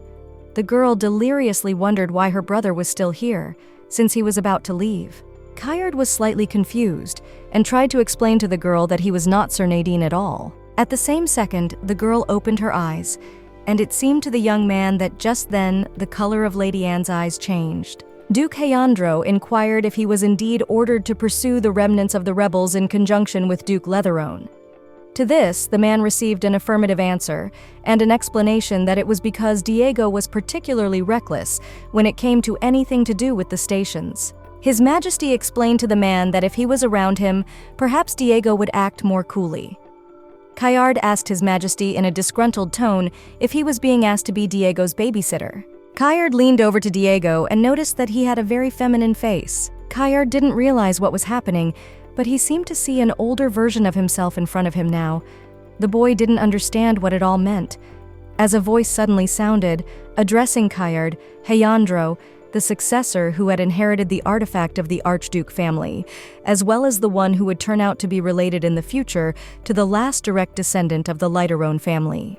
The young man came to his senses and tried to understand what he had just seen, because everything was too realistic for a dream, and besides, their gazes with Lady Anna met. But after that, the girl felt much worse. Her whole body was covered with sweat because of the high temperature. Kayard in the present time told Lady Anna what happened to her afterwards. She herself knows very well. Because her condition had seriously deteriorated, Duke Verum had refused all interactions with the outside world for a while.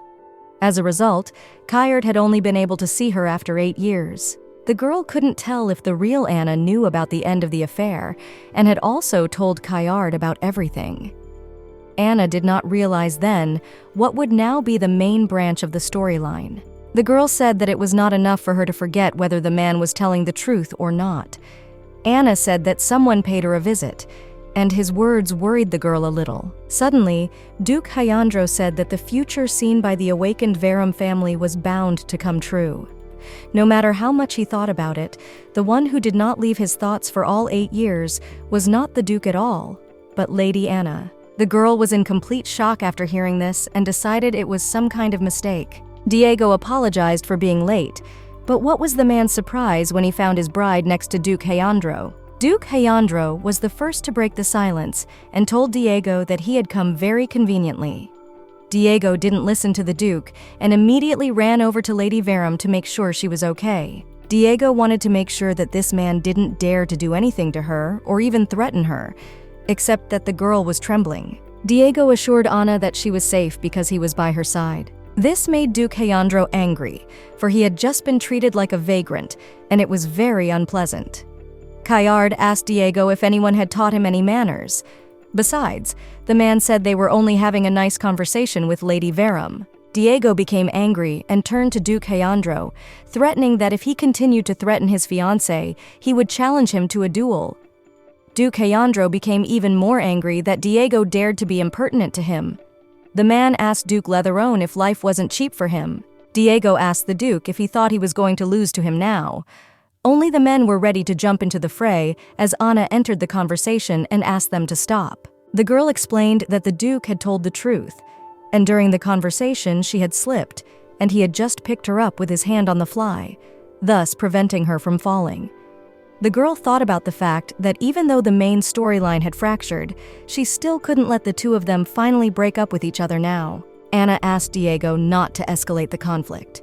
Duke Leandro turned to Lady Verum, warning her that she was trying in vain, because despite her best efforts, what she saw would never come true. Duke, how did I not notice that the girl had not told Diego, but for all that, she was betrothed to him? It seems to me so decided that she is truly an extraordinary woman. Duke Leandro did not understand whether to call her actions a deception. Ana stood and realized that she had to answer something, for if she stood and remained silent, Sir Diego would suspect something amiss. Her about what Caillard meant, then Ana would have to tell the truth or else lie. But before the girl could say anything, Diego had his back to her, turning to Duke Leandro and saying that he should leave, for Lady Verum was not feeling well, so she needed rest. Duke Leandro was not angry and asked Diego if he had not heard what he had just said. Duke Leandro repeated that Lady Verum was hiding something from him. The Duke inquired of Diego if he didn't want to know what it was to him. In response, Duke Leatherone said no. The man explained that if it put Lady Verum in a difficult position, he would prefer not to be interested in her secrets. She was at this point looking at Diego as if mesmerized. The man explained that there was no guarantee that what the Duke said was true. Duke Leandro noticed that Diego was extremely suspicious, for he wanted to reveal Lady Verum's secret out of the goodness of his heart. Caillard decided that there was nothing wrong with that, for he had plenty of time in reserve to do so. But now he would leave, somehow alas, and wish Diego away. The Duke warned Diego that he must try hard to please Lady Anne. As soon as the doors closed behind the Duke, the girl settled to the floor, glad that he was finally gone. Diego leaned over to the girl worriedly and inquired if she was feeling weak in her body again. Ana gave a negative answer and explained that just all of a sudden, her legs felt cotton-like. The girl assured him that she was fine, even though tears were streaming down her cheeks. Ana felt strange and didn't understand why she was suddenly having such a reaction. Diego realized that he was right, and Duke Leandro had indeed done something. The man suggested that if the girl wanted, he would go to him now and sort it out. But she refused, assuring him that nothing much had happened. Then Diego took the girl by the face, wiped her tear, and asked why she was crying. From such a gesture, more tears began to appear in Ana's eyes. After that, the girl could not stand it and buried her face in Diego's chest. The girl didn't realize at what exact moment everything went wrong. She assumed it was when she entered the place where they met, or when she decided to address Sir Diego instead of Dahlia. But Ana realized that it was all because she had known one simple truth from the beginning, namely, that it was dangerous for a trapped girl like her to get involved with the protagonist, so she shouldn't leave the walls of the ducal residence of Verum. But even realizing the consequences she might face the moment Diego took her with him, she was very happy. The girl kept making excuses to herself, saying that as long as she didn't cross the line, everything would be fine. She had planned to stay by Diego's side, but she ended up messing it up herself. Ana was sorry because she thought that she should not have done anything from the beginning. Therefore, the girl in tears began to apologize to Diego. In response, the man hugged Anna and asked her not to cry. The next day, Nadine explained to Sir Diego that since yesterday his sister Anna had not been feeling well, so it would be better if she stayed at the mansion today. Diego was worried that the girl's condition had deteriorated a lot, so he asked her brother if he could see her even for a moment. Nadine responded by assuring Duke Leatherone that it was nothing serious, so he could take it easy. But Nadine explained to Diego that he wasn't sure he could honor his request to see her, because Anna had been advised to rest for 24 hours. Nadine was extremely embarrassed that Diego had to waste the entire trip all the way to their mansion. The man exhaled and assured Nadine that everything was fine and there was no need to apologize. Diego asked him to tell Lady Verum that he too wished her a speedy recovery. Anna at this time watched Diego's wagon leave. Suddenly, her brother came into the girl's room and told her that Sir Diego had just left, so she should stay in today and get a good night's rest. Anna thanked her brother for his concern. Nadine was eerily curious about what happened yesterday, which is what he asked his sister. The one who was never known for her sophistication was finally spoiled. She assured her brother that everything was fine and nothing had happened. But Nadine kept up and wanted to know from his sister why her eyes were so badly swollen. The boy became worried that his sister was being harassed in the night corps, but the girl only gave negative answers to all the questions. Nadine looked at his sister and did not understand at all what he should do with that ugly face. Anna couldn't stand it and explained to her brother that sometimes she also wanted to be sentimental, because such an unfeeling numbskull like him couldn't understand it.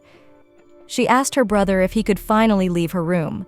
The boy replied that he understood and advised his sister to rest. Suddenly, before leaving, Nadine told her sister that if it wasn't too much trouble for her, she would have to see Sir Diego tomorrow, for he was very much worried about her. After her brother's departure, the girl threw herself on the bed again. Anna couldn't stop thinking about the fact that she was very embarrassed to see Sir Diego after that scene.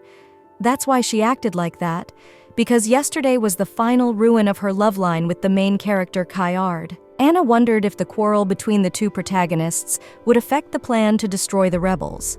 The girl assumed that if suddenly Sir Diego could not earn fame, she would not be able to get the title under the name Raniel. And perhaps, under such circumstances, she would have to live her whole life pretending to be a man. But despite this, Sir Diego, on the contrary, cares only for her. But the one who has brought discord into Sir Diego's peaceful life is her. At these thoughts, tears came to the girl's eyes again. She rubbed her cheeks and decided that she had to stop crying because she couldn't stay home tomorrow, which made her feel even worse. All the thoughts in Anna's head were confused, and she realized that she didn't want to think about anything now. The next day, she looked in the mirror and realized that her eyes didn't look puffy. The girl realized that she should definitely go to work today, but the problem was that her legs wouldn't obey her at all. Later, the girl met Diego. The man immediately rushed to ask the lady how she was feeling and whether she was really able to go with him. Anna gave a positive answer and explained that she was not that seriously ill. So now, after a little rest, she feels excellent. The girl admitted that on the contrary, she wanted to apologize for deciding to take yesterday off. Anna felt very awkward and could not look Sir Diego in the eyes, but he replied that there was nothing wrong with that, because if she needed time to improve her health, she could stay at home as long as she wanted and should not overstretch herself. Anna readily agreed in return, but her thoughts were only spinning about the fact that they would be working side by side all day, so she must not show that she felt uncomfortable around Sir Diego. But in the end, even in the carriage, the girl felt incredibly awkward. Anna avoided Diego in every possible way and did not even talk to him. Even after she arrived, she talked more with Calic than with her fiancé. Anna was sitting at work when suddenly Diego called out to her, suggesting that she take a break. The man also said that he would have Calic serve them tea. She completely forgot and said that there was a document she had to deliver to the main palace. Diego was surprised and informed the girl that she could entrust it to one of the knights. But Anna refused, explaining that it was a very urgent matter, so she should go to the palace immediately. After which the girl grabbed the papers and hurriedly left Sir Diego's company. Anna ran down the corridor and thought about the fact that a second ago, she thought she would die of embarrassment.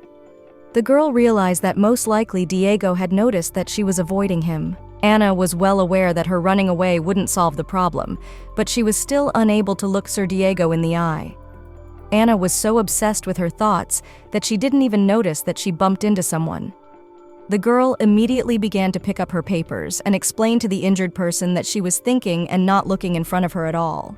Miss Dahlia assured Lady Anna that there was no need to apologize, as she herself had been extremely inattentive, and so she asked to be allowed to help her. Anna was slightly surprised to see Dahlia in front of her.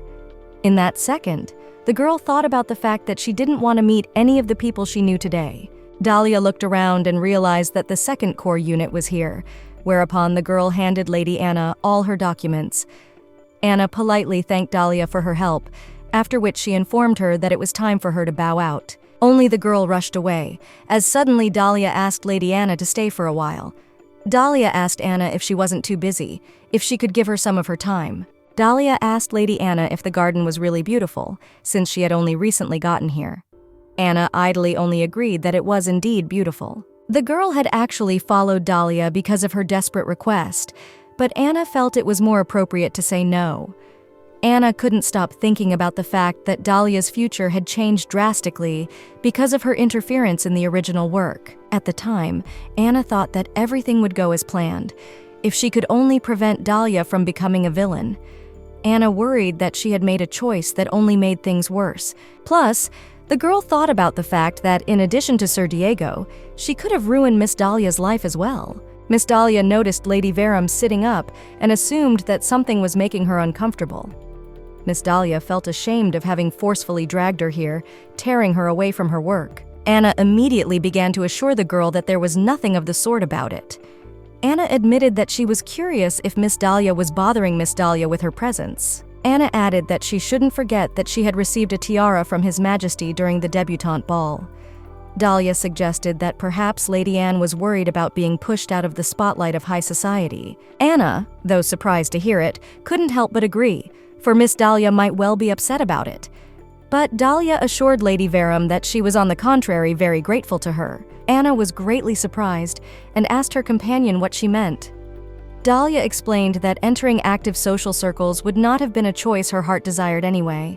Dahlia recalled how angry her father had gotten at her when he'd found out that she was going to help with domestic affairs. The man couldn't believe that he had raised such a naive girl. The father grabbed Dahlia's face and reminded her that he always reiterated that she shouldn't overstep her bounds. The man asked his daughter to listen carefully and explained that her job was to hook a worthy candidate using her good looks, because he had raised her, so now she had to show him her gratitude. The father decided that if his daughter had free time for such useless antics, it would be better spent on learning the techniques of flirting. The father threatened his daughter not to even dare to learn her own mind after all. Dahlia added that she had no choice but to think that she would gain some value in her father's eyes if she became the center of attraction of high society. Anna was shocked by what she'd heard and didn't understand how anyone could devalue a person in such a way, because it was completely wrong thinking. Dahlia laughed and admitted that she was thinking the exact same thing right now.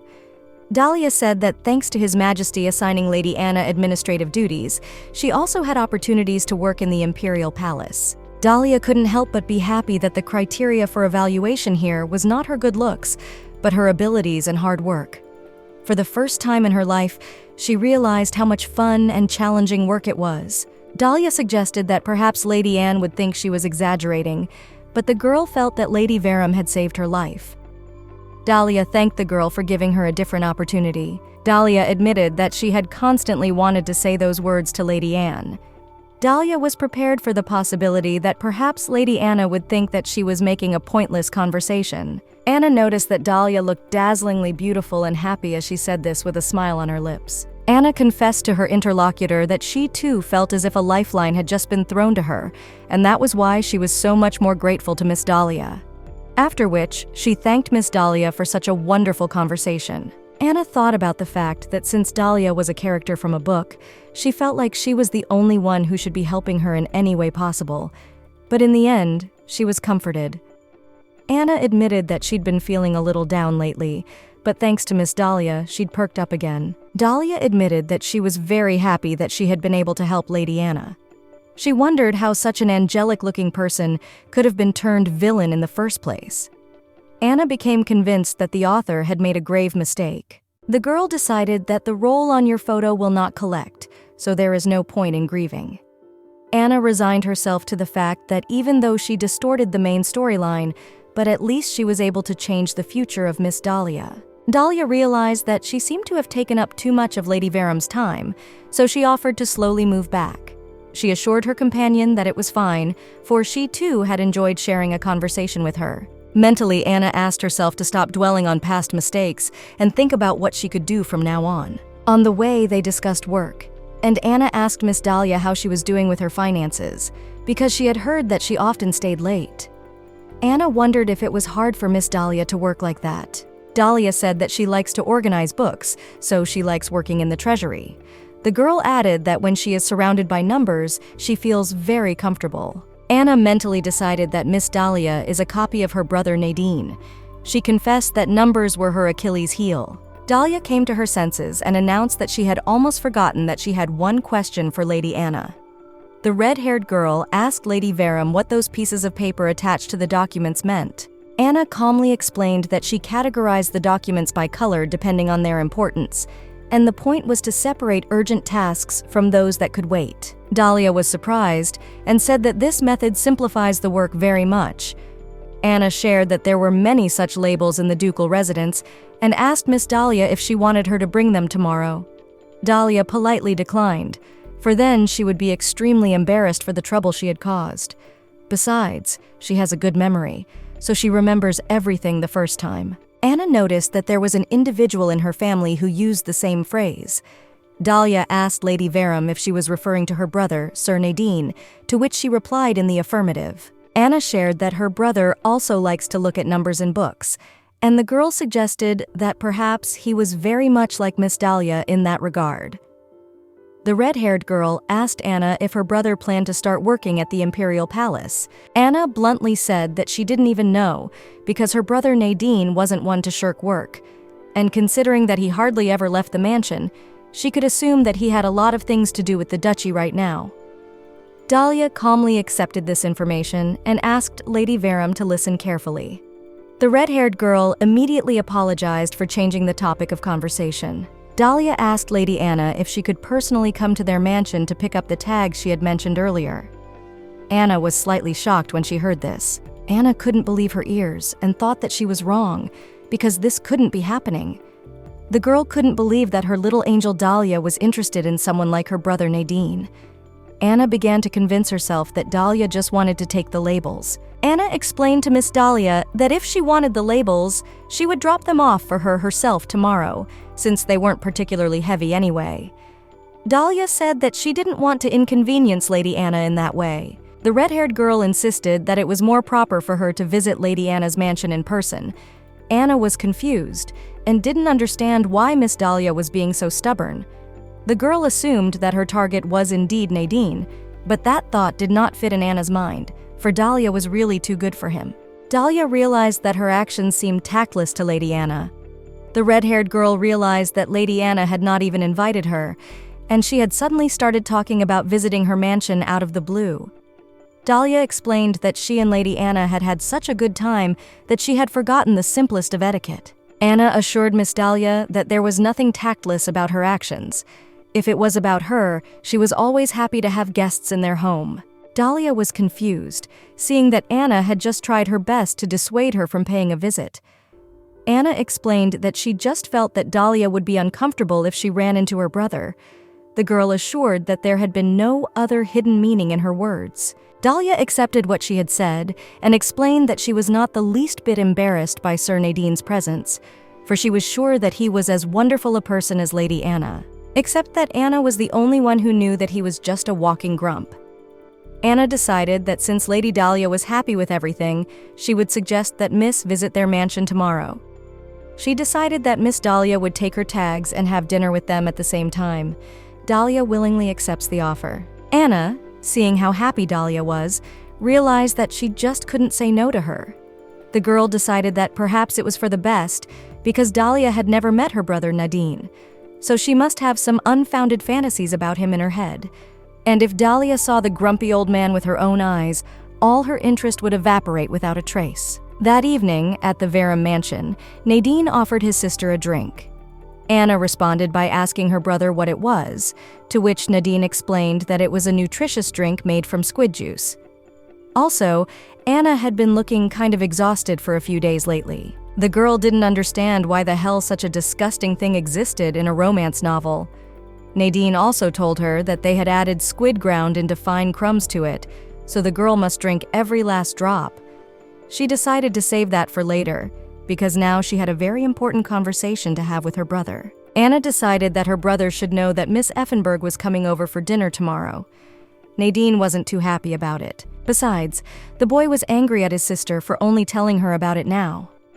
Nadine began to reprimand Anna, for she should have thought about how many preparations needed to be made for the arrival of the guests. Anna didn't see it as a problem, since she had already given her a day's notice before her visit. Anna explained that she was giving advance notice so that Nadine wouldn't even dream of having a casual chat with Miss Dahlia. Anna threatened her brother that if he started talking nonsense, he'd die by her hand. Nadine was surprised by his sister's tone and wondered who she even thought he was. The man assured his sister that the Marquis's daughter was still a minor lady, so he wouldn't go overboard. Anna thought about the fact that she and he didn't have such a big age difference. The girl didn't understand why her brother continued to act like an adult. Nevertheless, Nadine decided that until the lady came of age, she should be under the protection of her family. Anna realized that her brother was starting to ramble on again, so she got up from the couch and headed for the exit. Nadine didn't like this gesture of hers too much and asked Anna where she was going to go in the middle of the conversation. The girl explained that it was too noisy, so she decided to go back to her room, after which she slammed the door behind her. Only after the girl left the room did her brother remember that she was supposed to drink a nutritious drink before leaving. Moving down the hallway, Anna was glad that she never got to drink the squid juice. Anna had given her brother Nadine a warning, so now there was absolutely no need to worry about tomorrow's dinner. The girl remembered that the most urgent problem concerned Sir Diego. The girl realized that she could no longer touch upon matters relating to Kayard, because her interference would only aggravate the situation further. Anna thought that a love relationship was one thing, but right now, it was far more important to make sure that Raniel could get the title for her services in the finals, namely capturing the final boss and rebel leader. Anna hoped that at least that storyline shouldn't be distorted in any way. The girl thought about the unknown creature that had brought her to this world. It had told her that it wished that one who should live should not die.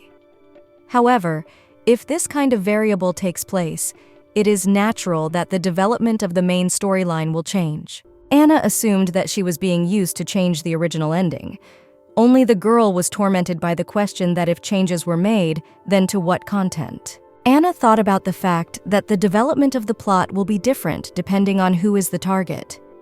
And she was never told such an important detail, so she thought it was about Miss Dahlia. But there is another person who is much more under suspicion, namely Anna Verum. The original owner of the body she found herself in was an awakened one from the Verum family with a special ability called the Eye of Truth. The girl didn't understand why such an important attunement ended up in the possession of a ducal daughter from a fringe empire who was one of the characters in the cast. And on top of that, her family couldn't have been unaware of the fact that she was an awakened one, but they had kept that fact from her for some reason. And if you add to this the reason why she was drawn into this book, she has a feeling that she will be able to grasp the guiding thread only by digging up Anna's secret. Except that the girl didn't understand at all how she should find out the truth. Anna didn't know what the Eye of Truth was and assumed it was a lie detector-like ability. The girl did not understand at all how she should be if a stop appeared that was not mentioned in the original work. After all, if a person was called here, they should have clearly indicated the purpose, but for some reason the most important information was overlooked. The girl decided that even if getting into the book is a rather extreme job, she still thought that someone up there was already overreacting. After all, it is already something like a union without support. Anna was pissed off, and so she flopped down on the bed, but she couldn't stop thinking about just asking her father or brother about everything. However, she refused to do so, because if the information could be easily shared, they wouldn't have hidden anything from her from the beginning. She remembered that there was someone else who knew about the awakened ones from the Verum family, namely Duke Hayandro. Except the girl didn't think that was a suitable option, so she quickly dismissed the idea. So she went back to the option of going to her brother Nadin. But lately he works day and night in his office, because of which it is quite difficult to cross paths with him. Anna had a brilliant idea. The girl decided that if she coped with the task at hand, she might be able to solve the problem. The girl went downstairs, and the maid informed her mistress that the Duke was already waiting for her downstairs. Anna was glad that she had made up her mind as to how she should proceed in the future, and so the brisk, cheerful Anna would be back again from today. The girl wished Diego a good morning, and noticed that he was in a sort of vague mood. She decided that today Diego did not look the same as usual, and there was a gloomy aura of gloom around him. So the girl began to recall the events of yesterday, when she had constantly avoided him. The girl realized that she had been completely oblivious to Sir Diego. Anna looked at Diego's pale and gaunt face, and suggested that perhaps he had been up all night. Anna blamed herself, and seeing such an attitude, she realized that anyone would be hurt to the core. So the girl turned to Sir Diego and asked him to listen. Anna asked the man if he wouldn't mind walking with her around the garden a bit. As they walked, Anna mustered up the courage to ask Diego to apologize for her behavior yesterday. The man asked the lady what she was talking about. Anna explained that she had acted as if she was extremely uncomfortable around him, so she assumed that it had puzzled Diego a lot. The girl assured him that it wasn't that she had taken a dislike to Diego. It was just that he'd recently seen her sobbing in 3 streams, and frankly, she'd been a little embarrassed. Even though Anna had other reasons, she couldn't take the fact that she was a fallen woman and lay it out. The girl felt that she should have dealt with her personal problems alone, but she felt guilty and apologized to Diego for making him uncomfortable. Anna promised that she would try to make sure something like that never happened again. Diego was angered by those words, and he asked the girl why she was saying that. Diego became upset, assuming that his concern for Lady Anna was so distasteful to her. The girl assured him that it wasn't at all. Diego explained to the girl that she didn't have to tell him what problem was eating her. However, Diego wanted to be there for her when she was having a hard time. Diego suggested that perhaps Lady Anna didn't think he could be relied on. The girl was surprised to hear all those words. Anna remembered the day she opened her eyes in the body of this heroine. Around her fussed parents and maids. The girl did not understand at all where she was and who these people were. The body that had died once and risen again was very weak. The girl could not even utter a word, and it seemed to her that every breath was difficult to take. Because of this, she was in great pain. For 6 months after waking up, she was bedridden, trying to cope with the disease. It wasn't until she was fully recovered that she had time to think about her new family. The girl's manner of speech and facial expressions were completely different from those of that Anna. All memories of the past were forgotten, and her family realized that she was not like the old Anna. But for all that, they continued to shower her with their love. Therefore, deep down, Anna always felt a sense of guilt. The girl held doubts whether their love was directed towards her, or if they loved the same Anna who had disappeared. Continuing to suffocate in this unrelenting anxiety and shortening days not dissimilar to each other, Anna met Sir Diego, a man who did not know the former Anna, and a man who saw her as she was. It was no surprise, therefore, that she wanted to be friends with him, and as their time together increased, Diego's pain and awkward kindness began to permeate her heart. So at some point, Anna began to sincerely wish Diego happiness, and for the sake of achieving that goal, she kept thinking about how to protect the ending of the novel. The girl assumed that in the very happiness that Sir Diego was pondering about, there was a tiny place for her as well. Therefore, the girl was insanely glad. Anna thanked Sir Diego for his concern. The girl assured the man that she never thought that he could not be relied on.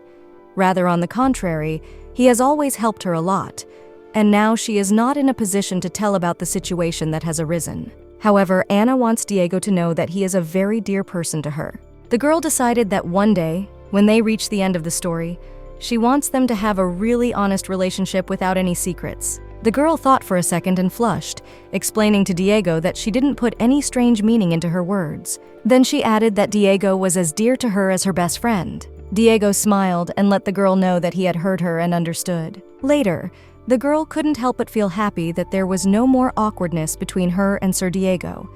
Anna informed Sir Calic that she had finished all the things she had planned for today, so she was leaving. Sir Diego was busy practicing at this time. The girl decided that she now needed to focus on uncovering Anna's identity, so she made her first visit to the finance department. Anna tentatively knocked on the door and called out to Lady Dahlia. What was the red-haired girl's surprise when she saw Lady Anna? Dahlia inquired of Lady Anna why she was here. Anna explained that she was here because of last night's dinner invitation. The girl asked Dahlia how she felt about going to the Verum mansion with her in the same carriage. Dahlia admitted that she would be only too happy to do so. For a moment, it seemed to Anna that Miss Dahlia paid more attention to her appearance today than usual. On the way out, Lady Effenberg asked Anna if she looked normal today, and if there was anything odd about her appearance. Anna thought not at all, because the halo outlining Miss Dahlia's silhouette made it impossible to take her eyes off of her at all. Anna asked Miss Effenberg not to worry, because she was so beautiful that her beauty was blinding. Anna assured the girl that she shouldn't be nervous about something like that, as she was only going to have dinner with them. Miss Effenberg apologized to Lady Anne and explained that she was just a very shy person, so she couldn't get rid of the idea that she might make a mistake in her conversation with Sir Nadine. Anna assured Miss Dahlia that there was nothing wrong with that, and explained that her shyness made her very sweet. Dahlia thought that word was much more appropriate for Miss Anna. The girl felt herself healing and calming down for a second. Looking out the window, Anna noticed that they were already in place. Nadine came out to meet his sister and informed her that she had arrived much earlier than he thought. Nadine noticed that Miss Effenberg was here as well. The man then extended his palm to help the lady out of the carriage. Nadine said that he was pleased to welcome her to the residence of the Verum family. Dahlia accepted Sir Nadine's help, but her face did not express any emotion. The girl admitted that she was honored to be invited to dinner at their residence. Suddenly, she noticed that the atmosphere was somewhat different from that which had recently prevailed in the carriage. The girl supposed that this mode of letting out the thorns of the rose was Miss Dahlia's so-called shyness. Anna realized that it was not even close to shyness. Nadine asked Miss Effenberg to allow her to be escorted inside. Anna apologized to her brother and explained that she would have to leave them alone for a while. She asked her brother if he could escort Miss Dahlia to the living room on his own, while she looked in the room briefly to get the labels for the documents. Nadine wasn't too keen on the idea, as he thought she could just give the order to the servants. She explained that her desk was chaotic, so it would be difficult for an outsider to find anything. Anna assured her brother that she would be right back, and they could stay in the parlor for the time being. Miss Effenberg calmly agreed. As she left, Anna mentally apologized to Dahlia, realizing that she was extremely uncomfortable being alone with Nadine. But it was the only way to sneak into her brother's study. During this time, Lady Dahlia and Nadine were having a conversation. The man decided that his sister would be back soon, so he asked the girl to have some desserts and tea for now. Dahlia emotionlessly agreed and thanked Sir Nadine. Nadine spoke first and admitted that he had heard that the girl also worked in the Imperial Palace administration. He wanted to know in which department exactly she served. At the same time, Miss Effenberg's mind was reeling with her father's words that if she had free time for such useless antics, it would be better spent on practicing flirting techniques. Therefore, she should never dare to boast about her intelligence. So the girl modestly explained that she was just sorting ledgers in the finance department. Dahlia decided to reply that she wasn't doing anything grand. But what was Nadine's delight when he learned that the girl worked in the Imperial Palace's finance department? After all, this is a place where not everyone can get in, because the work in this department is very painstaking and complicated. Nadine said that he thought Miss Effenberg was really great. The man wondered how the girl fills in the tables there, and whether there was some special method used only by the Imperial Palace administration. Nadine asked the girl if she could show him an example, but then realized that for security reasons it was probably impossible. Dahlia looked at Sir Nadine and smiled, saying that he was indeed a peculiar person. Those words made Nadine feel slightly uncomfortable. The man apologized to the girl and explained that he was just a little flustered.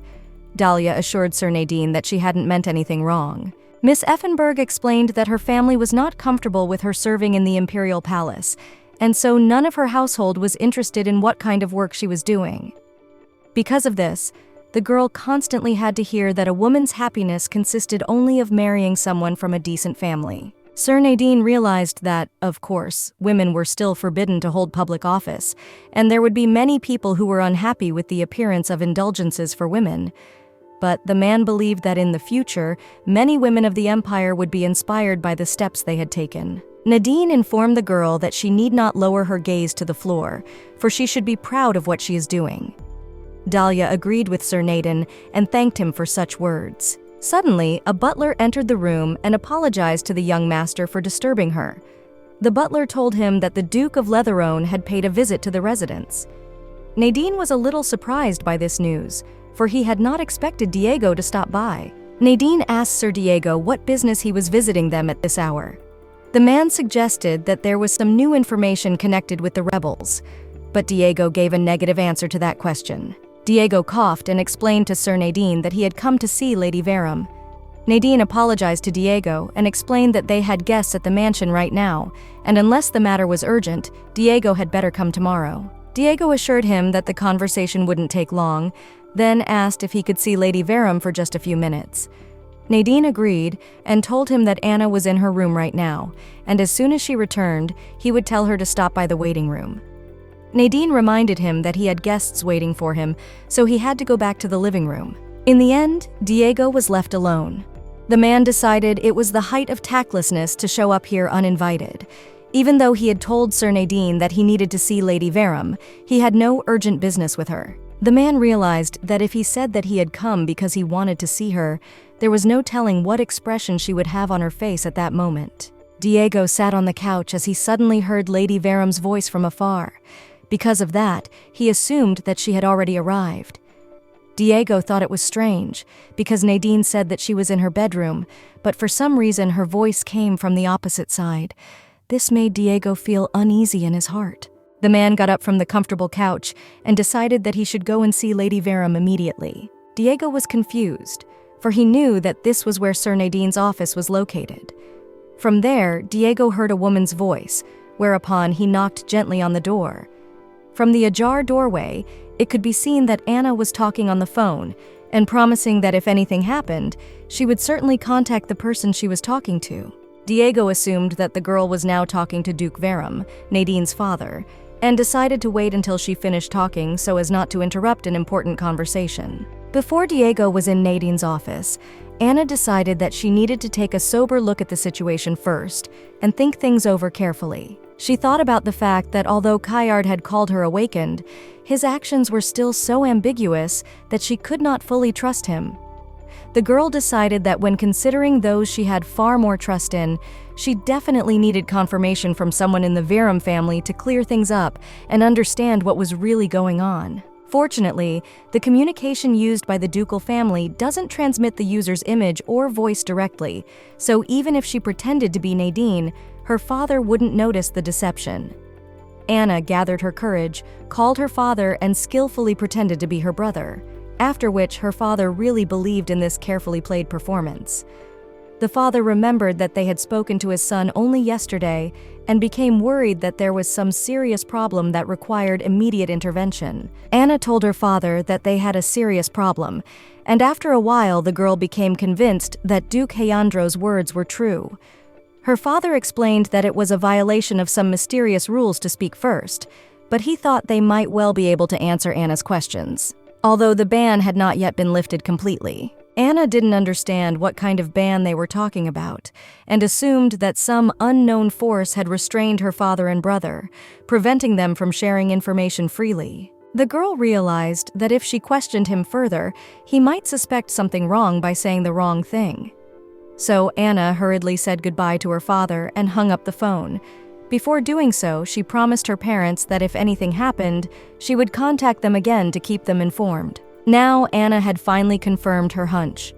The words spoken by the creature she met in the forest, and the settings that were too complex for a mere minor character, it all boiled down to the fact that the creature needed the ability of the Eye of Truth. So it placed her soul into the body of Anna, who had died, to use this unique ability for its own purposes. Even though Anna had figured some things out, she still had many questions that needed answers. The girl wondered that if the awakened Verum family had the ability to see the future, why the future she had seen had not come true. Anna was betrothed to Sir Diego, and the winner of the hunting tournament had changed, which contradicted her previous visions. For some reason, it seemed to Anna that all the settings were slightly out of sync, like puzzle pieces that didn't fit together, creating confusion in her mind and making her doubt the reality of what was happening. Suddenly, the girl felt bad. She had a headache and her mind became foggy, as if someone was trying to enter or manipulate her mind. The girl sat in front of the monitor and thought about the fact that no matter how much she guessed, this couldn't go on like this. She decided that nothing could be done, and a fourth family should be added to diversify the plot and add new intriguing elements. Plus, it was a closed area, so they hadn't been mentioned before, allowing them to be introduced without contradicting the already established story. Suddenly, some vague but vivid memories came over Anna, as if scraps of another life or reality. After that, the girl lost consciousness and almost fell down, losing contact with the surrounding world. But Diego, showing a lightning-fast reaction, picked her up in time, preventing Anna from meeting the hard floor and possibly getting injured. Meanwhile, the witch watching from the shadows was pleased that one of those annoying seals had finally been broken, opening the way for further changes to the fabric of reality. Suddenly, another mysterious girl approached.